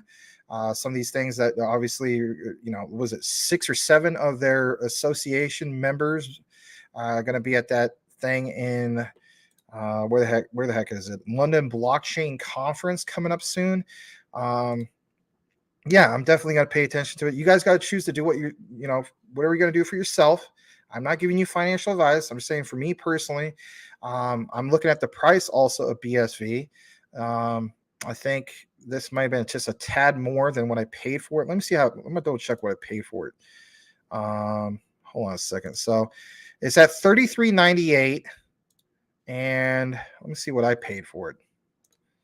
I know I got pretty close to the bottom. Well, at least the recent bottom, like, for the last 6 months or something. So let's see what I got here. So BSV, I'll share the screen in just a second. I pay $32.54 and it's currently $33.98. That's currently, I don't know, but a little bit higher than what I paid for. But my point is, I only have 3.7 of these. I spent roughly, what the heck did I spend on this? Total of $120.40. Technically, I'm still in the profits, right? Like about $5 or $6. But I wouldn't mind, getting like, I don't know, maybe 10 total for now, and just DCAing, right? So I could probably get another 7 of these, right? And just DCA more into this because I'm becoming more and more impressed with this. This whole talk of, some of the things that you guys have seen yourself. I mean, it's not rocket science, right? So again, it's the research. There's some valid research here. I want you guys just a tad bit more. I'm gonna kick it into the comments though. I don't know. I don't know why I go so long on some of these things, but I do. I just think it's there's something here, obviously, a lot more than just looking at like what's on CMC and stuff like that. All right. I might get some criticism from some of our friends, and it's okay. I'm just gonna tell them flat out, hey, I looked more into it, and I really do think that there is something here, and that's why I'm gonna continue to do it. And if people want to criticize it, I don't care. At the end of the day, I'm an investor myself. I'm not here for tribalism or just making everybody happy.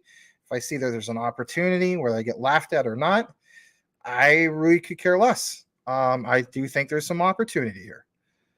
All right. So Triple C says, all I can say for sure is everyone is running out of time to get Bitcoin at $34. The games are almost over. Yeah, that's crazy, man. I can't believe I'm actually going to go for some of this stuff, but yeah, it's still cheap. IPv6 is the new system that's coming. Is currently IPv4. That in itself, I want to take more of a deep dive into.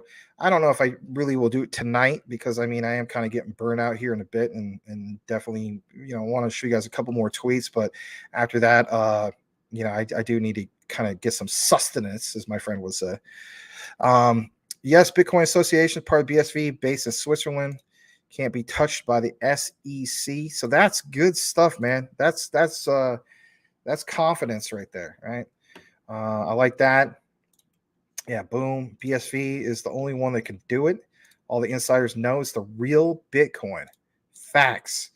And knowing that, you've seen some impressive interviews that they have, right? Like I used to just think, like I don't know about this thing. Like I knew just a little bit, right? And I just thought, well, at these prices, and from what we read, right, it was more like, we call FOMO, right, guys? Let's be honest. It's part of FOMO. There's all sorts of different parts of FOMO, right? It's that fear of missing out. I said to myself, well, what if there really is something here? I can afford to throw like $120 into this. There's no big deal. Like who doesn't do that stuff? And so I think some of you guys probably, if you're going to be honest, you probably did that too. But based off of what we saw tonight, did you really expect all that? Probably not, right? I mean, obviously Triple C expected it. But that's where it's at for me. I want to learn more about this. I'm very, very impressed. And I'm not, me guys, I'm not going to just tag anything to be part of the lineup. But yeah, people are going to see it from now on. I will continuously tag a BSV on the live shows. So I'm going to re-edit my template, and we're going to include, you saw, for instance, and I don't want people to take this the wrong way, right? But, the Cypherium thing, for me, it's hopium at this point. If it crashed to, below a penny, some of you guys call it like Cypherium Classic, if it ends up being that. Yeah, I will load up on it just based off of the what if, right? Because, I mean, the main reason why I'm doing that is FedNow in July. It's like, what if most people were wrong and there's something there? Again, that's part of the FOMO. So for that project is FOMO, it's a hopium, call it whatever you want. But this thing with BSV, with these interviews, IBM, right? I mean, at the end of the day, it's all about the research, right? So if you're seeing interviews, with IBM top dogs, you're seeing some of these guys, this, London Blockchain Week or whatever it's called, right? Let me double check what that's called. London Blockchain Conference. Sorry about that. We'll pay close attention to that as well. 6 or 7 guys, right, from BSV basically there. This recent interview with who's this guy again? Brian Doherty. And he's talking to the, he is the global public policy director of the Bitcoin Association. And then, he's basically addressing, the New York State Senate. And again, guys, a reiteration what I was talking about earlier, New York is not crypto friendly unless you have like, I gotta be honest, like you're into Rio or something like that, right? Where they have ties to Wall Street, where they're not having the SEC coming after them. Don't believe me? Look more into it. That's an actual thing, right? So my key thing is this. So you don't have to worry about the SEC. They're in Switzerland. It's almost like the painting like the perfect blueprint moving forward. I want to learn more about this. I'm a deep dive researcher. I want to find out more about this. I think it's worth looking more into.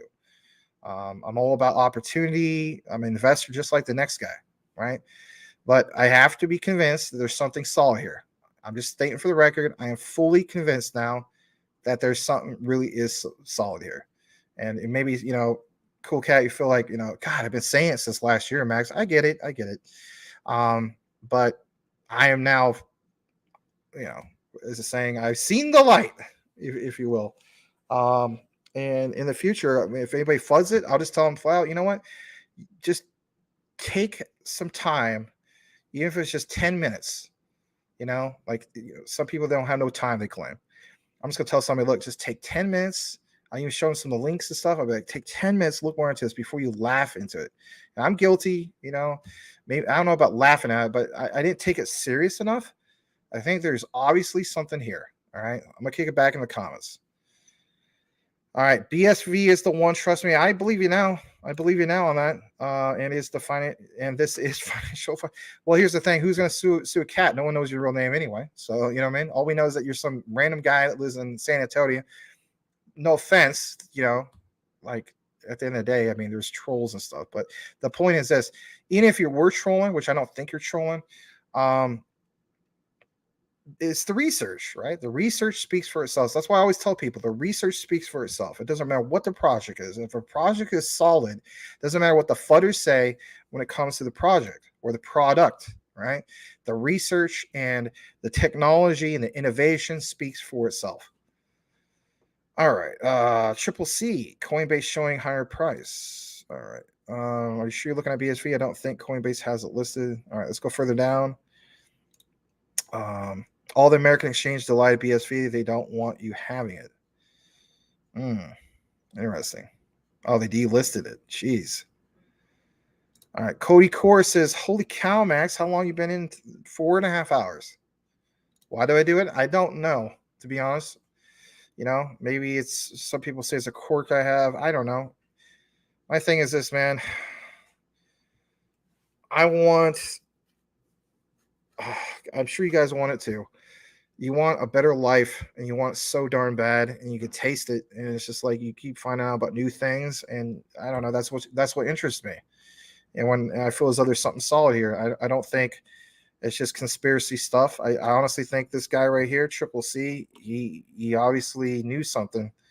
And when we look more into it tonight, which was the longest we ever took a deep dive into BSV, literally almost a year later on this live show, I don't know. I mean, what sparked it, to be honest, is some of the recent things you mentioned with IBM, which I was going to share the other night. But, you know, I needed a combination of a few things. I needed more sleep. I had a bad last few days, and I probably needed a Snicker bar or something, right? So those things didn't help at all. It didn't help at all. The Suns winning definitely helped. And after they won, I just absolutely died in the other room. I just crashed.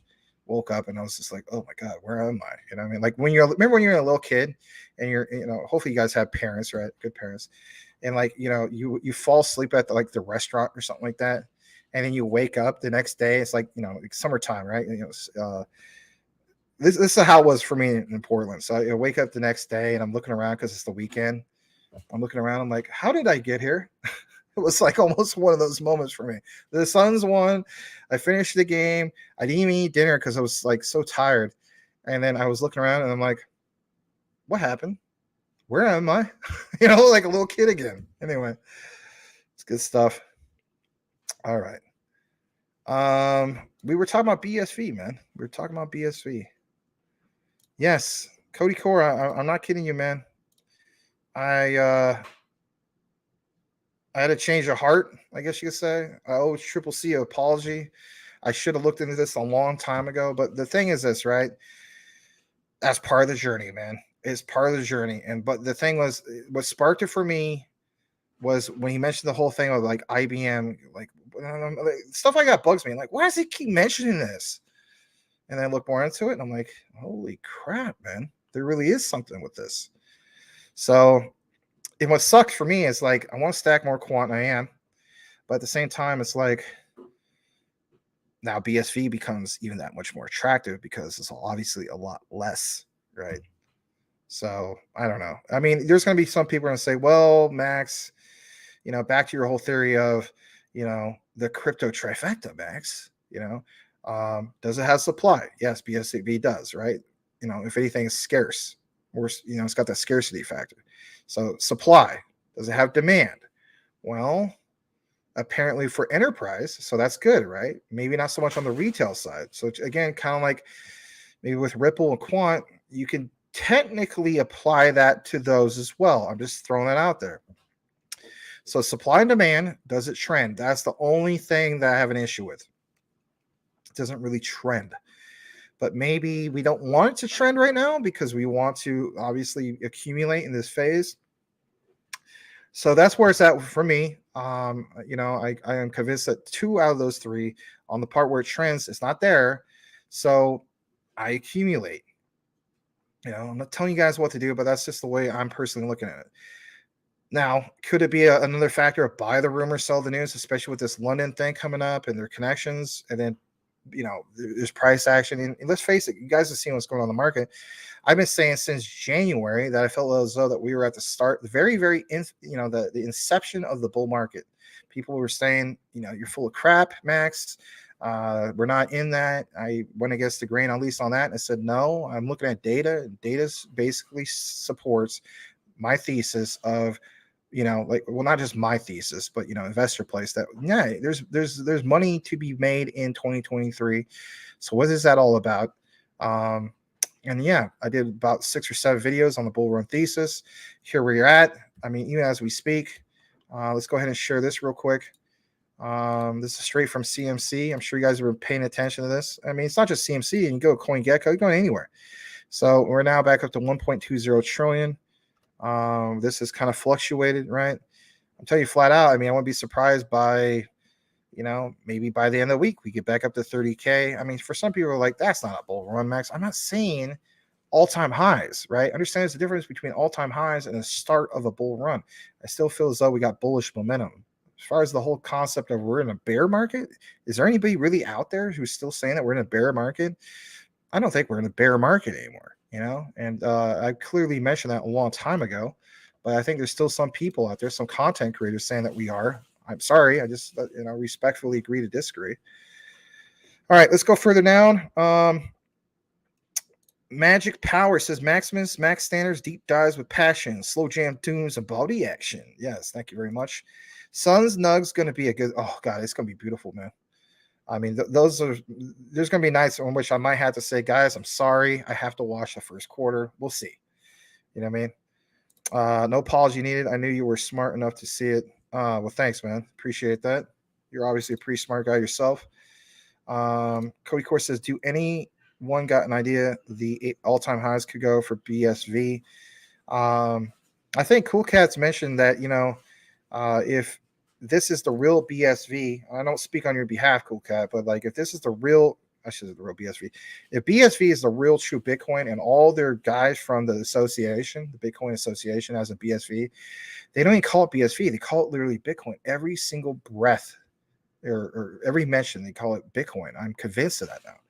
So yeah, I mean, maybe sky is literally the limit here. And how about this, guys, right? That scarcity has the same supply metrics as original BTC. Me personally, I'm not throwing money at the real BTC. If I was already making it, right? Like, let's say like I was a multi-millionaire, then yeah, maybe like, I would have bought obviously a full BTC at 15.8, 15.9 that we briefly saw back in, when FTX collapsed and so on, right? To me, that was the true bottom, right? So there's obviously still opportunity there. Some people feel as though that's still going to go over to over 100,000 and so on. But I'm also looking at it from the perspective of, well, where do we go from here? Where we go from here is basically like this, guys. BTC is not innovative. It doesn't scale. It's not going to be used for payments.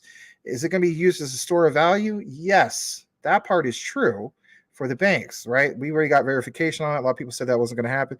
Store of value, right? Store of value is different, right? You got to look at it from layman's terms. Like, it's kind of like taking some of the reserve banks. They got gold bullions. Those gold bullions are a store of value. Are those gold bullions being used for, instant real-time gross settlements, cross-border payments in physical form? No, it's a store of value. So yes, I think there's obviously still, opportunity for Bitcoin, BTC as a store of value. But this whole thing with BSV, when we look more into it, and at some point I will pull up the Satoshi white paper and we take a deep dive into it. Maybe we'll do that next week with Sean the Crypto Smith or somebody. I don't know. I got to find out how much he knows about the Bitcoin white paper. But my point is, whether it's him or by myself or maybe I get with Tokenizer, I don't know. I know he's not a big fan of forks, so I have to keep that in mind. But we'll take more of a deeper dive into the whole thing of the Satoshi white paper. And my thing is, what you saw Brian Doherty, I believe that's his name, Brian Doherty mention, right? And that was, you know, how much more like BSV, the real Bitcoin, scales. This whole thing, 100,000 TPS. You really think IBM, guys, is going to work with BTC, as in Bitcoin, right? The original Bitcoin. No, what you saw in those interviews, it's BSV. So why would IBM, who recently did that whole thing with Quant, with this like that bombshell we dropped about you know, a CBDC for Chengdu, China, 15 million people are going to be onboarded for a new payment system. And we saw IBM mentioned there, MIT, we saw Quant, right? But that's the same company that worked in the background with some of these bigger players who, as we saw, is literally working with BSV. So to me, that is very, very interesting because IBM is clearly working with a few other big players, not just Quant, clearly a BSV, you know, was it, excuse me, Hedera. I also believe Casper, if I'm not mistaken. So IBM is not going to waste their time with nonsense. I think that we can all agree on that. So there's that. And then to see some actual interviews, right? Not just speculation, but actual interviews. This is why I guess you could say I'm converted, if you will. That impresses me. And then again, a reiteration, if you're just connecting, the whole thing of the New York Senate, or not New York Senate, New York State Senate Committee, or where the heck it's called, to even be able to speak to some of those guys who, let's face, a lot of those guys are just completely oblivious and deaf or numb to, you know, any narrative about crypto and blockchain technology and innovation. That's big in itself because, you know, what was mentioned was regulatory clarity. Could BSV get a leg up compared to other industry leaders when it comes to making making a case for getting that regulatory clarity? Could very well be. Combine that with, you know, some of this being, you know, 6 or 7 guest speakers at this London blockchain week. Again, if you've done your proper research, which some of you guys have, and you guys are listening to some of this stuff, you can come to your own conclusion that, you know what, that's interesting. There could be something there with that. Is it enough for you to throw in, you know, I don't know, a couple $100 into BSV? I don't know. I can't speak on your behalf. You got to do what you got to do. For me, this makes sense. This totally makes sense. I'm not going to sit on the sidelines. If anything, I will DCA every so often into this. It kind of sucks because it sucks in a good way. Because the way I look at it is I'm already so diversified, but yeah, there's a difference, guys. This is a top 100 project. Let's bring it up just a brief moment again. This is definitely in the top 100. This is currently at 69th. They do pretty decent volume. If you're wondering about their all-time highs from before, I'll go ahead and full screen this just for a brief moment. Their all-time highs from before is $441 roughly. And you also got to keep in mind, this has been around for a long time, right? This is a fork from the original Bitcoin. They've been around since 2018. They're on quite a decent amount of markets, right? If you're interested about where to get this, so on KuCoin, you can also get this on PolyNEX, MEXC. Some of you guys like MEXC. You know, I only got a MEXC account because it's Cypherium, but it's there. You can even get it on Ishmart if that's your thing. I wouldn't get it on there personally, but I have a rule of thumb. I always keep my Ish on Ishmart, or I just keep it on, like, you know, I don't know, MetaMask or something. Anyway, it's not on crypto.com or some of the other ones. I mean, like Cool Cat mentions, you know, there's some exchanges that simply won't list this. And that in itself is interesting. You know, is it because, like you said, the institutions or the bigger players don't want you to have this? I don't know. It used to be available on, for instance, Robinhood, right? Remember what happened with that? So I'm gonna come back into the frame. Let's jump into just a tad bit more, I think, of what we have in regards to this deep dive into BSV. But I'm gonna read a couple more comments. Cody, it is Bitcoin. The other stuff doesn't even work. 100,000 100,000 TPS. Yes. With Bitcoin, like what? All right. 5.1 BSV now mine. Getting more as soon as possible. Suck it, Elizabeth Warren, you stupid two-faced biatch. He flexes. Yeah. Oh, you're just looking. It's okay. I mean, you got to keep in mind, Cody, man. I mean, I'm a guy who, like, we've been hearing about this for a year, basically, and I was just like, I don't know. But some of the recent things, man, I'm telling you flat out, like, you could rewind it if you want. I'll probably do a proper video on this, so chop it up, make a thumbnail, all that stuff. But we already have a small BSV following, like very, very small. But I'm looking forward to continuously covering this, just with some brief updates and stuff like that. And then my new goal is I want to get at least 10 of these things. I'm not trying to go like bat-ish crazy with this. Maybe in the future, like, oh God, you're gonna pay for that. Like, you should have. Don't get me wrong, that's part of my own decision. But yeah, I would. Oh man, do I say this is in my top 10? I don't know. I don't know about that yet, but it's. I got to find out more about this, obviously, and what we brought to you guys tonight. I thought was pretty big, personally. All right, let's see what we got. Ledger sent some ETH in whatever amount of USDT you plan on using for BSV. Exodus wallet swap done. Exodus, yeah, I'll have to look more into that too. I mean, these are things I got to learn more about too. Bitcoin Cash all-time high. Yeah, that's true. True. All right, let's go further down. They have everyone brainwashed into thinking BTC is Bitcoin. Yeah, I mean, I don't know if I agree with you on all that stuff, Triple C, but I'm definitely am convinced as far as the use case on BSV. Obviously, a lot more innovative. It can scale. To me, all that stuff is more impressive.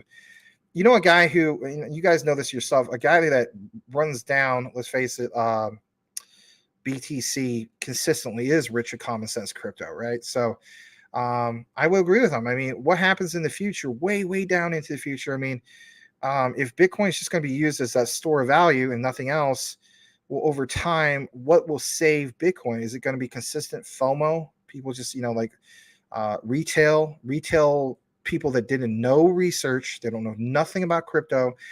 All they hear is Bitcoin.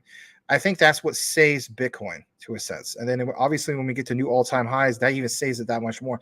What sucks though, for those people, they're going to get completely wrecked because they will buy the top of the mountain. And will there be another cycle afterwards that will save them? Well, some people say, well, yeah, Max, that's the whole point of the halving. Well, no, yes and no. I mean, a Bitcoin halving basically just means, as you guys know, for the newcomers, some people think like, oh, that means that it's cutting the supply in half. No, it has nothing to do with it. It just means that the mining rewards for miners get cut in half. There's more to it than that. I don't know, man. I mean, some people have also mentioned that, was it by like 100 years from now, the last Bitcoin would be technically mined.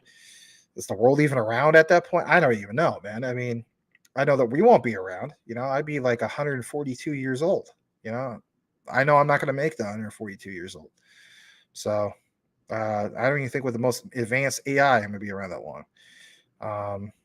I mean, it's quality of life. But anyway, that's another subject. Elon Muff says the BSV blank off hour with Cool Cat and friends. LOL. That's funny. Elon still doesn't understand. All right, let's see where we're going. You got your BSV. I know you do. I think you got a decent amount too, and you still DCA. I'm looking to DCA to it. I thought I'd be like, hey man, I'm putting 120 into it. I'm done. I'm in the profits. I'm good. If this thing takes off, good. It's more like the FOMO, the speculation. No, that's not the case. From now on, it might not be on every show because I have to look to see how well they do with the news updates. But yeah, I definitely will tag it. And then on top of that, like, that part where it's like hashtag CPH, I think that will replace the hashtag CPH, right? I don't like saying hashtag. I'm old school, like saying pound, right? So pound, CPH to BSV. But yeah, I mean, people are going to see on our show, like when we do, not like utility talk now, but like the traditional crypto talk now, do your own research with Max, DYO or with Max. I definitely will look to have a BSV segment. And if it's some juicy news, watch out, guys, for all the people who are not here right now. You guys stuck around. So all the people that are here for like when we have, I don't know, 45, 50, 60, 70, maybe sometimes 80. They're going to be like, what the heck? If it's something juicy, I'll be like, hey, we got some big news. We're going to start things off with BSV. People are like, what? Are you kidding me? Well, guess what? Yeah, I'm not kidding you. Yeah. All right. So I'm going to stop the screen on this. We are approaching the 5-hour mark. My God, some people, like this one guy called me a clown and a joker because I do this real late. I was just like, okay, I could take it, but it's all right. I want to jump back into a little bit more what we have. All right. So let me jump back into this. And this is from their, what do you call it? The Twitter for the Bitcoin Association. All right. It's pretty cool stuff, in my opinion. All right. So I'm going to get a little bit more into this. So let's see where we're at on this. So we talked a lot about the whole thing with IBM. And after this, I'm probably going to wrap things up like in a little bit, but there's just a tad bit more I wanted to get into. Hold on a second. I think it's like maybe roughly 4 days ago. Yeah, I found it. This is good stuff. This will wrap things up for tonight's show. So smash that like if you haven't done this already. Let's jump into this last part of our deep dive in regards to BSV. This comes straight from the Bitcoin Association. Let's face it, BSV. I'm going to go ahead and follow them, believe it or not. Announcement. This announcement was roughly 4 days ago. It says they have written an open letter to the SEC and U.S. Congress. Guys, I'm telling you flat out, like, it seems like these guys are getting a leg up when it comes to this whole thing with the U.S. I literally said that like not that long ago. To have, what's his name, Brian Doherty, right, from BSV, addressed the New York Senate, New York State Senate, right, talking about some of the innovation of BSV compared to like classic BTC. Could we be the guys that get involved in something that is the real Bitcoin? Just think about it for a second, right? So it says, we fully support digital asset regulation that protects businesses and consumers while nurturing innovation and growth. There's a link to this. I'm going to pull this up. All right. I'm actually going to go ahead and retweet this. I'm sure a lot of people are going to be like, what the heck? Max is retweeting the crap out of BSV, right? Yeah, I am. All right. So technically speaking, this article is from the 20th, so just like roughly 4 or 5 days ago. Let's talk about this for a brief moment because, the SEC always gets brought up in headlines. And if anything, this is extended coverage. It's not like I'm, cutting this off right at, in 5 minutes. So there's a little bit of a dive to get into on this. So it says U.S. Securities and Exchange Commission, SEC, and members of Congress sat in 2 separate meetings this week to address a range of topics in the crypto asset space. The first meeting held on Tuesday, the 18th, saw, as we know, Gary the Gopher Gensler appear before the full U.S. House Committee on Financial Services. Goes on to mention some of these key things, right? Hold on a second, not this tab. Let me jump back. I meant to get the right one up for you guys. There we go. Let me just double check my settings real quick. We're good.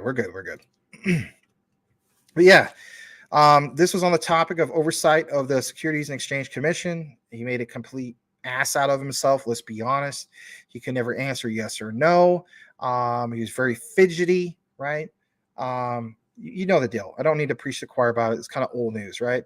But this was in regards to the inclusion of this draft legislation relating to stablecoins. Now, there was a response, right? It says, in response to these and other meetings, Brian Doherty, Global Public Policy Director of Bitcoin Association for BSV, has published an open letter. Here's the open letter, right? And let's get into it. So it says, Dear SEC Chairman Gensler and members of Congress, in light of numerous scandals and fraud involving U.S. and international cryptocurrency exchanges, the BSV, or I should say Bitcoin Association for BSV, I like how they word that, offers support and insight to policymakers seeking to regulate the industry. Guys, I'm telling you flat out, man, like I'm not just trying to make it myself sound cool. But again, reiteration, last week's hot topic of the week was regulatory framework. This week is regulatory clarity. This is yet another example of a solid project that's in the top 100 that's bringing up the whole thing of clarity. Who will be, who will be the flavor of the week for tomorrow, right? Again, guys, I mean, I'm just, like you guys, we just connect things. We stay in tune. Just kind of find it more than a coincidence at this point, right? Fair enough? Fair enough. We emphasize that the need to differentiate between cryptocurrency speculation and the utility of blockchain technology, striving for balance between consumer protection and fostering innovation. As the industry faces a crossroads in 2023, which it does, we endorse a cooperative approach between public and private sectors, ensuring diverse perspectives to inform decision making. Here's a proposal to the industry. Digital asset recovery. Invest in a tool enabling miners and exchanges to recover lost or stolen digital assets. My God, nobody was really talking about this before. That is what I would refer to as common sense, let's face it, things, common sense things that make sense, like ideas that, all right, those are great ideas. Let's do that. So lost or stolen digital assets with a legal court order. Although available on the BSV blockchain, this can be extended to other platforms. How about KYC compliance, right? A lot of people use, for instance, KuCoin, because there's not much KYC. So require exchanges, custodial wallets, and service providers to comply with Know Your Customer and anti-money laundering AML rules, and enforce licensing and oversight for investor protection. I mean, these are things that just simply make sense. I mean, and this is, a big wig from BSV. Are you kidding me? I'm telling you flat out, like there's something there. These guys got a leg up on the competition with simply just getting the talk together. Because let's face it, guys, there's some projects, as we know, where they just go to Washington, right? And they have, for instance, some of these key players, and those key players, depending on what political side they're on, this, not necessarily like Democrats or Republicans and so on, but for a PR move, it's just that. It's just a PR move. Nothing gets done. This guy, obviously, was it Brian Doherty from BSV? He actually went out and is looking to get things done. That's a win for the whole entire industry. You like seeing that. For me, that's impressive in itself. I would want to learn more about BSV and why these guys are so passionate about their community and so on, right? Or what they got going on to have real solid use case. So it's collaboration with fiduciary entities, engage in dialogue with exchanges and fiduciary entities to discuss consumer safety, cyber resilience, regulatory compliance, risk transparency, and cooperation enforcing court orders. I know I'm reading a lot of this verbatim, but I want to know more about this. Why wouldn't you guys want to know more about this? If we're on the path forward of we need to talk to some of these regulators, but they don't want to talk to us. The guy from BSV, one of the top dogs, Mr. Doherty, is getting the ball rolling. That in itself, I have respect for that project. You know what I mean? So it says safeguarding against the crypto casino, right? Implement regulatory oversight to prevent wash trading, ensure full disclosure of investments, and mandate exchange operators to separate their own assets from customers. Economic incentives, encourage laws and government guidance providing economic incentives for blockchain entrepreneurs, and establish, listen to this, guys, I'll highlight it, sandbox programs allowing the development of utility-based applications. Oh, God, this is the good stuff. And establish standards, here's some more good stuff, before attaining full regulatory licenses if necessary. we talk about the regulatory clarity. You have to have it worded right, where people can understand it. Absolutely. Boom. There you go. All right. How about this Howey test nonsense? Everybody knows that, this dates back to what, the 1940s. It's outdated. Why do we keep mentioning this? Why does it keep, why do we keep mentioning it, or we keep using it? Why does it keep being mentioned? The Howey test, and of course, look to apply established legal standards, right? And doctrines like the Howey test to eliminate bad actors and increase public trust and confidence. So it could be like it, but it needs to also, you have to have something a little bit more modern, up to date. All right. So he states in this, and again, this is a letter, for crying out loud. By adopting these recommendations, we can create an environment that protects businesses and consumers while nurturing innovation. And there's another key thing, nurturing innovation. Right now, we're sending the message to the world, at least from the U.S. point of view, that, all right, well, we're not embracing this technology. Why are we embracing this technology? Is it because some Hollywood actor, you know who I'm talking about, some of these guys come out and wrote a book and said, the reason why they're so anti-crypto? Why? Because there was, the collapse of, certain exchanges and so on, some bad actors, right? If we're going to use that type of logic, then how about everybody get out of stocks? Oh, Bernie Madoff ruined it for everybody. Oh, we might as well just have that attitude towards stocks. But obviously that's not going to happen, right? That's not going to happen at all.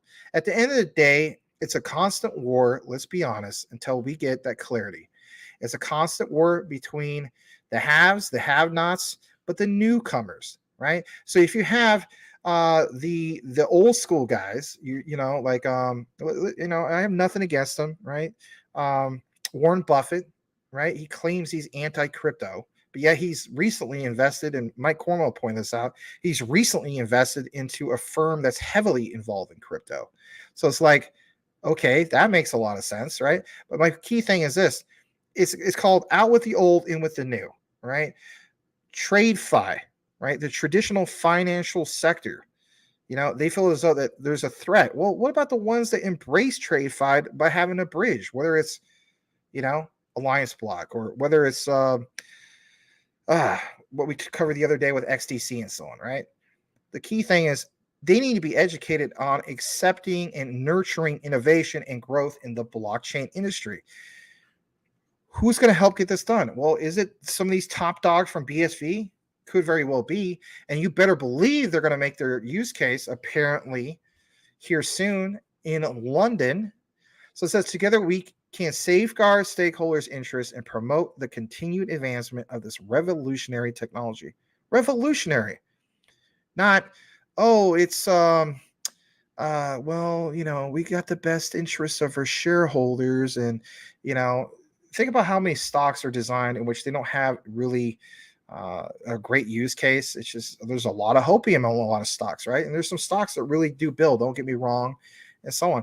But the consistent thing when it comes to understanding distributed ledger technology and so on is just that revolutionary technology, because that revolutionary technology is the path forward for the new internet.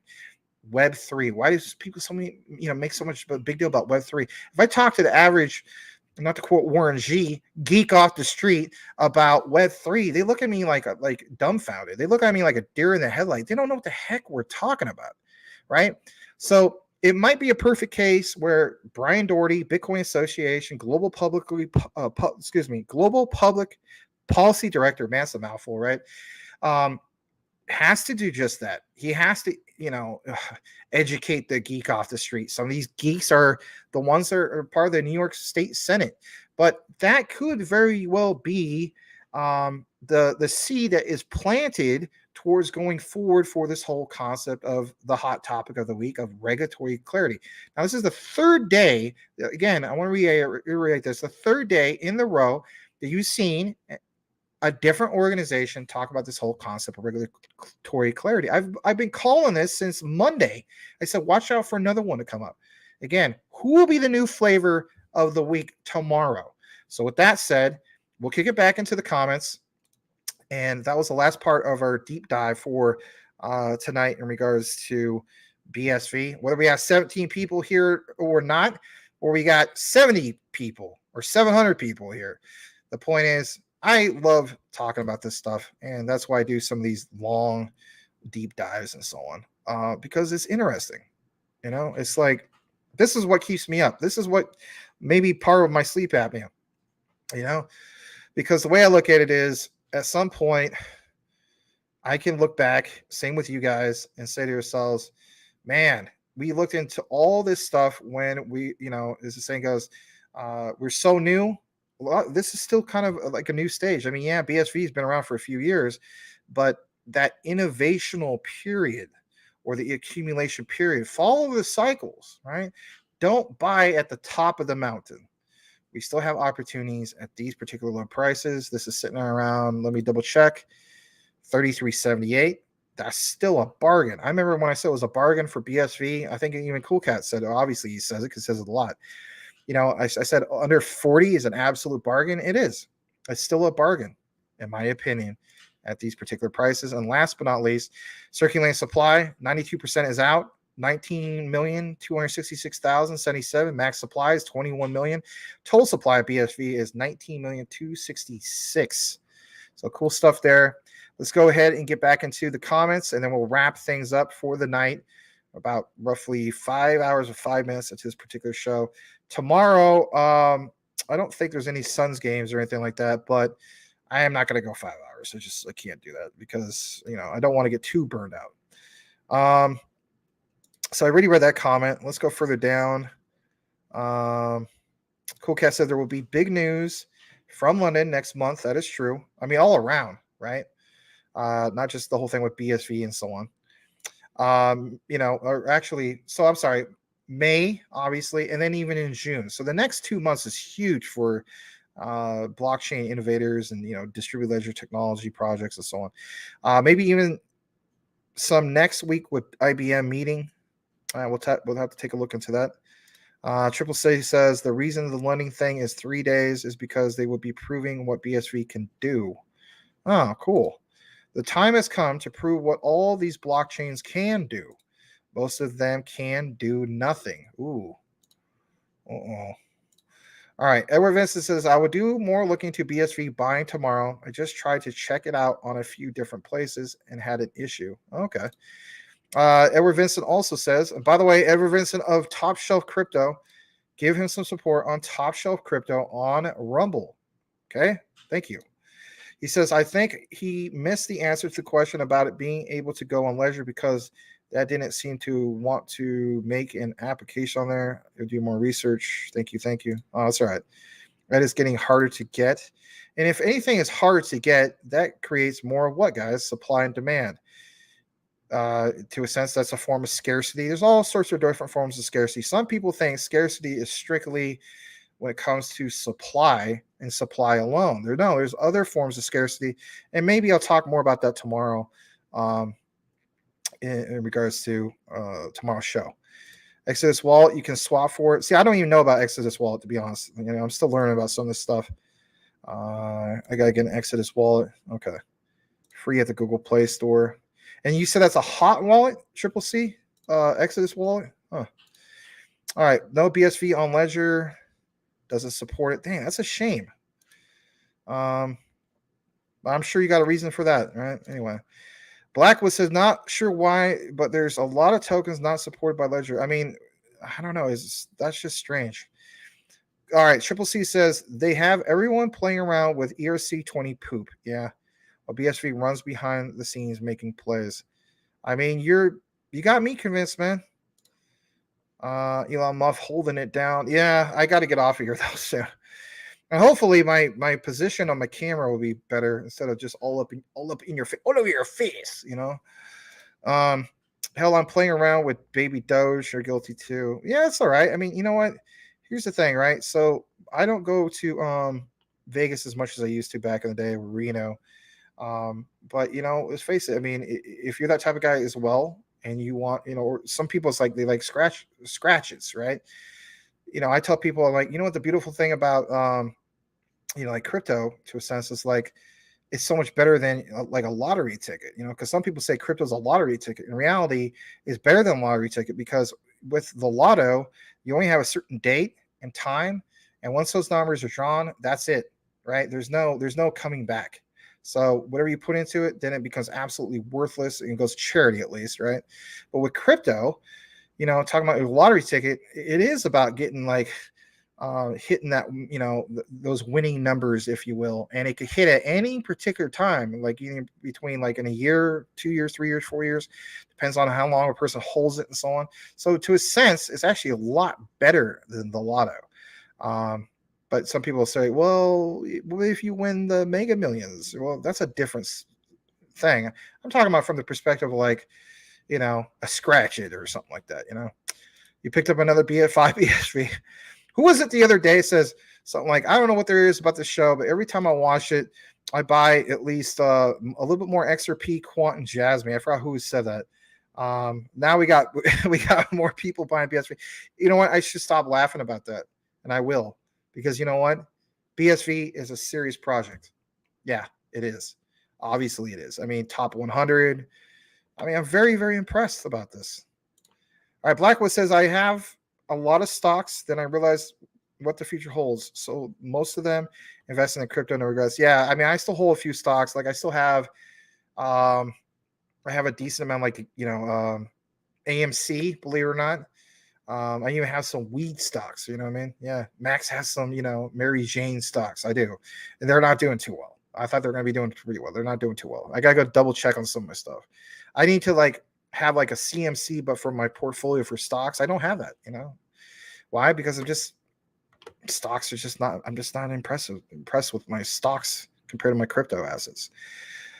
Oh my God, Elon, I'm jealous. I must buy more or trade for more, perhaps. Patrick Collier is flexing. Booyaka.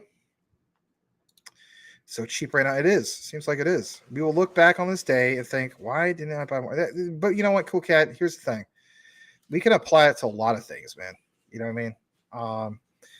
Obviously, you know, I don't see eye to eye on Quant, and that's okay. But I think, you know, we see probably close to eye to eye when it comes to Ripple's XRP and so on. We can even apply it to Ripple. You know, or how about this? You always like talking about XDC.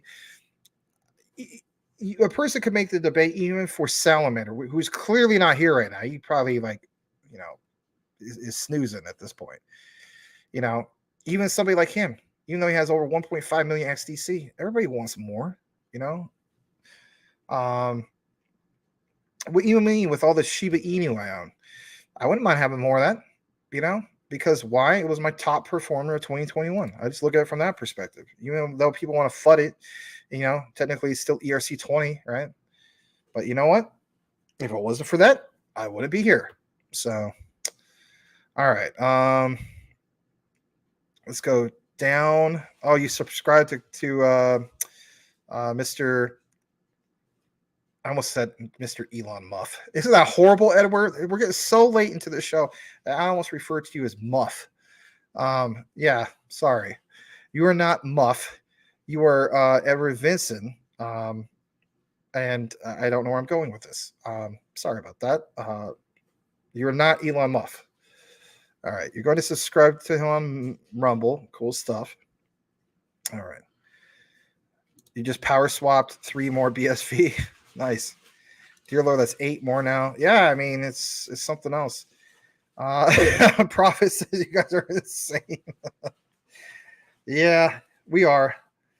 Blackwood said, had weed stocks and got tired of seeing. Yeah, that's my thing. And I bought some ones that I have to admit didn't do a lot of research into and so on. Like, I can't even remember the ones, right? I think I bought them. I think I bought them on Robinhood, to be honest. And then I bought some other ones on, God, TD. What is it called? TD Trade and E Trade and some other ones. Anyway, Elon trying to show me up on the BSV pegs. All right. LOL. I call them Exodus Max. What the heck? Prophet says not late at all, dude. LOL still rocking out. Well, it is late. I'm 5 hours and 13 minutes into it. I need to get some chow for my dad. I think finally, got back from his nap or whatever. So we're gonna get into that. So it's been a great show. Thank you so much for tuning in. On this particular one, there won't be any outro or anything like that because I checked. See, here's the thing: we always talk about storage and data. So on StreamYard, we're starting to run out of storage. I have to clean it up, and why is that? Because we have many shows where we go over 5 hours. So I don't even know if I got enough room to even play an outro. That's how bad it is right now. All right, so you guys have a great night. Oh no, another 2 BSV. My God, man. Yeah, that's 10. Later, guys. Bless you all. God bless you too. Cool Cat Crypto, it's been nice. I know you said you already know about this stuff, but hopefully you did appreciate it a little bit in regards to us covering BSV, Mr. Triple C. Both you and I, let's face it, you and I both need to have a Snicker bar once in a while. And damn it, Mr. Elon Musk, you need to feed your cat more than just the typical, what was it, Purina cat chow or what the heck it was. Stop feeding him just a typical cat chow. You know, if you're able to stack your darn BSV and some of these other things, right? Your AI DOGE, you could afford to buy a little bit more of a premium brand of cat chow for your kitty. Okay? All right. 15 BSV when he wakes up. Oh my gosh, you got me beat by a lot on that one. See a Pat, no problem. Max made me want to buy more. The show was so good. Thanks, Cool Cat. I appreciate you, man. All right, you guys. It's been a great show. Not the record or anything like that. That doesn't matter. We'll be back here tomorrow. And look out for, believe it or not, a tag continuously on the lineup. We'll mention BSV and shout out to Cool Cat Crypto for after a year of making that happen. So, been great. God bless you all. Have a great night. Over and out.